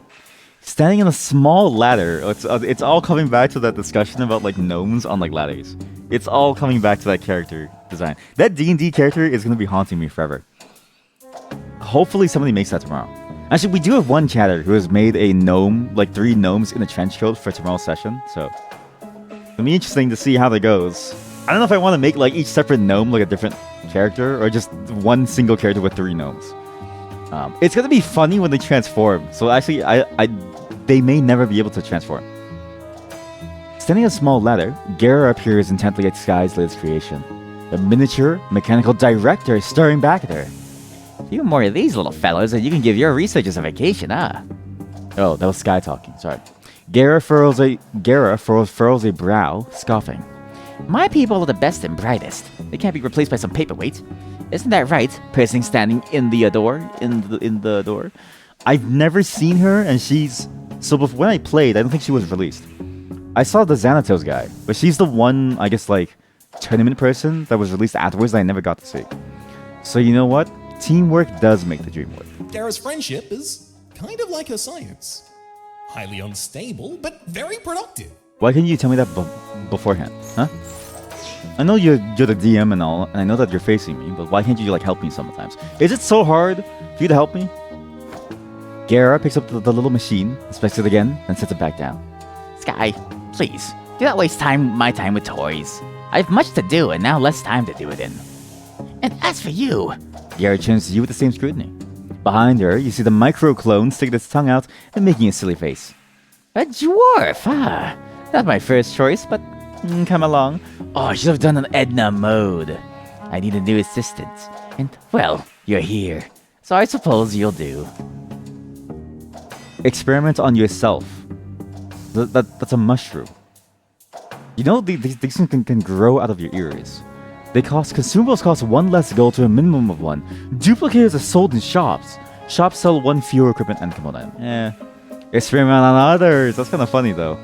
For every mana the wearer gains, they lose 3 health. 50 times 3 is 150. He heals 163. If he never gets hit, he's an infinite healer. Think about this. If he never gets hit, he could infinitely heal everyone. Or we become her friend. I've never been her friend before. You know what? When you meet someone for the first time, try to be their friend. You don't want to scare them off. Act cool and then be natural. You know, you gotta. Some people say honesty works, but hey, when you want to go far in life, you gotta. I'm just kidding. You should be honest. You should be honest about yourself. But I want to be her friend. When entering a combat room, get a random temporary unique potion. What? I should have gone divine. I could have done like a drug dealer run. I could have like a drug dealer run. You just have like divine units like peddling potions, and then Garrett just like gives me more. It's like, yeah, Drink this. Oh, you're gonna love it. It's gonna make you feel all kinds of ways. and my like one divine unit. Who's like a divine unit? What's the thing again? What's the button for the compendium? I don't know. Just imagine like any divine unit. They'll like be shaking halfway through, like, oh yeah, you Dumbledore. This guy's gonna be like, oh, this guy's gonna be shaking all over the place. Got like 5 potions in him. You notice an odd belt around Garrett's waist that flashes on occasion. Catching on, her eyes and smiles grow wide. Why, yes, you can help me. I'm glad you asked. As if I should allow me to transfer materials from my lab wherever I am. But it needs testing. I'll check in on you at the tournament if you want to frog or something. You fasten the belt around your waist, which somehow fits perfectly, and Garrett hurries you off. Results may vary. Something 4 hours. You know the drill. The Shut-Up-Matic. Limited by his What is that program song? to only cut down trees, the Rogue Rustbot now simply considers all things to be trees. Everything's a tree. That's no joke. That's the storyline of that. What's that guy? What's that character from Dota 2? It's a storyline of that character from Dota 2 who cuts down trees.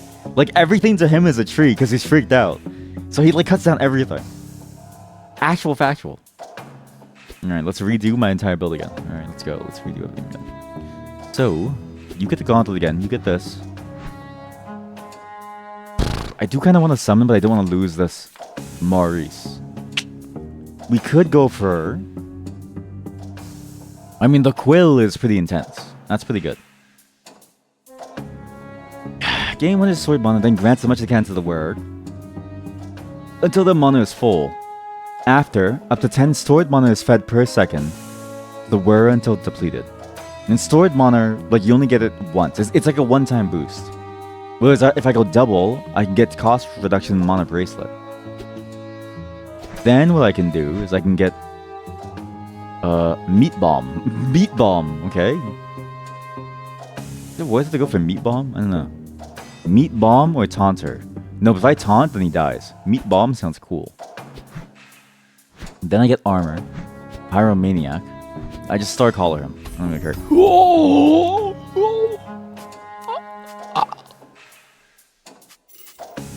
That was amazing. Now that is a roll. Teak 3. He's better as a tank. I don't even know what to do. I think this is a good roll. We go for this. He's a better tank. He does a bit more damage. He's more flexible. I need to kill... Oh, shoot. This might be the worst battle for me because I don't think I can kill these fast enough. He has 2 scrappers too. And by the time he spawns, he's a monster. Good luck! Hop into another stream. No worries. Thanks so much for showing up, and there's never any pressure. Thanks to Walt for letting me know about the fixes. But yeah, thanks so much for making the game too. It's really good. Have a great day. Have a wonderful time, and good luck, I guess. Drop this on enemy to turn the skill into breakdance. What? Breakdance causes the enemy unit to attack all adjacent with normal attack damage. Huh. Huh. What does he look like when he breaks dance? Okay, wait. Normal speed, then we'll slow down afterwards. I'm so curious what like happens. Just a dance party. Nice, kill the Gale. No! Yes. Okay, what does he look like when he breakdances? He's not doing anything. He can't do anything until he transforms. So he's okay, now I'm dead. Come on, Bark, please. Yes. Alright, I'll be honest. I didn't think you were gonna make it. Okay, listen, buddy. Alright. I know you don't have any faith in me, but come on. I'm actually doing pretty good. Infinite attack range. The first 5 seconds gains 100 attack speed. A hex in the rearmost column. Or a Vanguard mark. Do tree folks have Vanguard? I don't know. Ringmaster. Yeah. I've seen Lord of the Rings, okay? I know what happens. Dude, we could gain meat for that, the taunter. We could also go for a knife throw. They gain attack speed and a random person gets hit. Or, what this is? Glove component. Gains 10% chance to attack twice. Or the Gemini. Tier 1 cop with no start. If the unit is tier 1, the summon is 50%. How about the Glove Master? That's really good, actually. Yes. Nice. We could go for a mage secondary. Hey, how's it going? Hey, I've All I never need's a seen destination. the Hexatic Labs. Director Glog conjures a portal above the column containing the most enemies, then conjures a massive fireball from it that sweeps through the column. Enemies hit by the fireball take 200 spell damage and disarm for 3 seconds. Really good if you have a lot of tanks, which I mostly do. Because it only hits my tanks. Does more total damage, but if they can heal, it's fine. Boss modifier, Morphomancy. The boss's cloning hex copies one of your units. You must have placed a unit there to begin combat. Augmentation. Before... Wait a minute. The cloning hex activates. It tears up the unit inside permanently. So you get to upgrade your unit for free. It's a give and take. I feel like you shouldn't be giving me anything. Isn't your job to kill me? Sure. Region modifiers. Transmotivator. 10 seconds in the combat and 20 seconds after. The transmotivator swaps the units nearest and farthest to it. Oh. Well, I've never played against him. Not a problem. So he's new. We got a great tailwind. He's Gera's thing. Gera. Jerry. He's Jerry's boss. Alright, Jerry. Let's see what you have. What the hell is this place? Alright. Okay. Let's oh boy. What can I build with this glove? So glove for sure. And glove with what? Glove with that could be really good. This, that. I think glove with ring is good. But the ring on your glove, your finger will probably fall off, but that's fine. We finish off Bark. That's a weird phrase. We finish off Bark, try to get them as large as we can. Use a divination dust ahead of time to seal the shop. That's really good. Then we save because I have no money. All units gain 5 mana regen. I get 2 XP, 7 stars, and 4 gold. Or we fight the slime farmer. I think we just go for the mana regen. Oh, I love using this team. Oh, well, he's Never only out a of horror, their actually. elements. It's not that bad. If he was a mage, I would be dead. I didn't read, so I was dead. But because he's a horror, it doesn't really matter. Well, he's a healer, actually. What's this? Gera's Love Potion. If unused, this potion is destroyed when compromised. Drop this on enemy units to make it infatuated this fight. When an infatuated is not adjacent to an ally but could be, they'll move towards one instead of performing other actions. How am I going to use this? I don't know how to use this. Wait. Motivator. Swaps units nearest and furthest to it. So this one and this one. So these two would get swapped. Oh. We could abuse that with the transmotivator. I think what's going to happen is that if I place him perfectly, he will swap. And the furthest is probably Goizak. Because the transmotivator is here. Then what happens is that because they swap, I put the potion on him, he'll just walk towards his ally instead of doing anything. I think that might be good.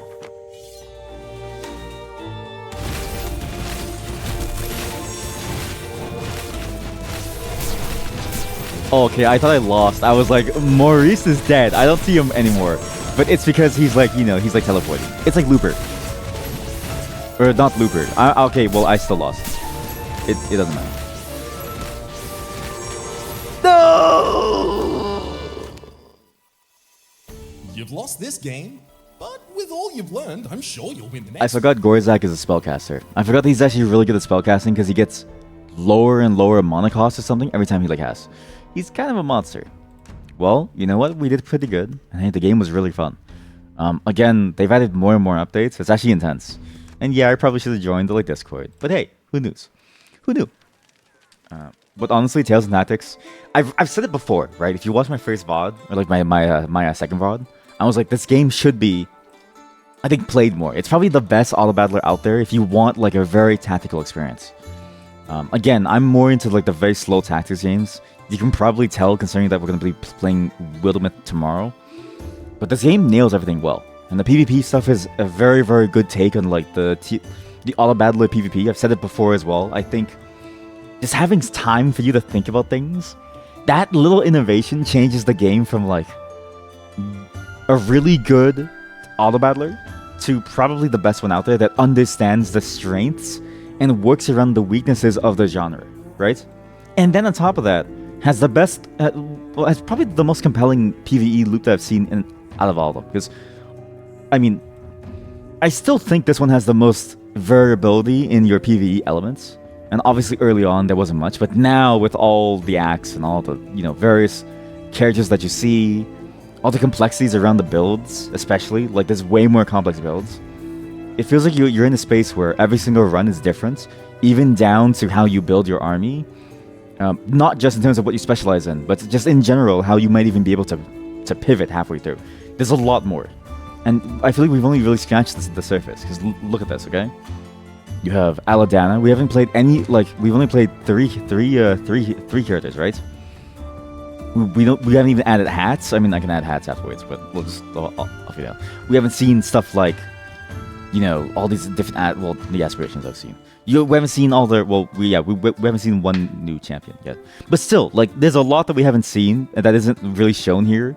I thought this list would show all the perks and stuff. Actually, look at this. Like, again, for having played early access all the way through the 300,000 mastery, now that there's more stuff we haven't seen, and this stuff is like, it feels like it's new. Like, quite a few of these feel new. I've never seen faux thing before. Lock and Key, I've never seen this as well. And then you have all these other perks as well. The level 4 perks around like traits. Level 3, you can tell when I die the most in this game actually is level 3, but that's a whole different thing. Level 5, you know what I mean? It just gets better and better and better. And then, you know, you have these things. Sorry, I'm so gassy. I don't know what these mean, but there's even more. And more, and more, and more, and more. And there's choices for every single character. Look at this, like, massive diagram. Like, I haven't even played with the chess units yet. But hey, on the bright side, I have been sending bug reports when I encountered bugs like for the chess unit. Look at this. Never got these yet. The game gets better and better and better. And look at the amount of events that we haven't seen. There's a lot of them.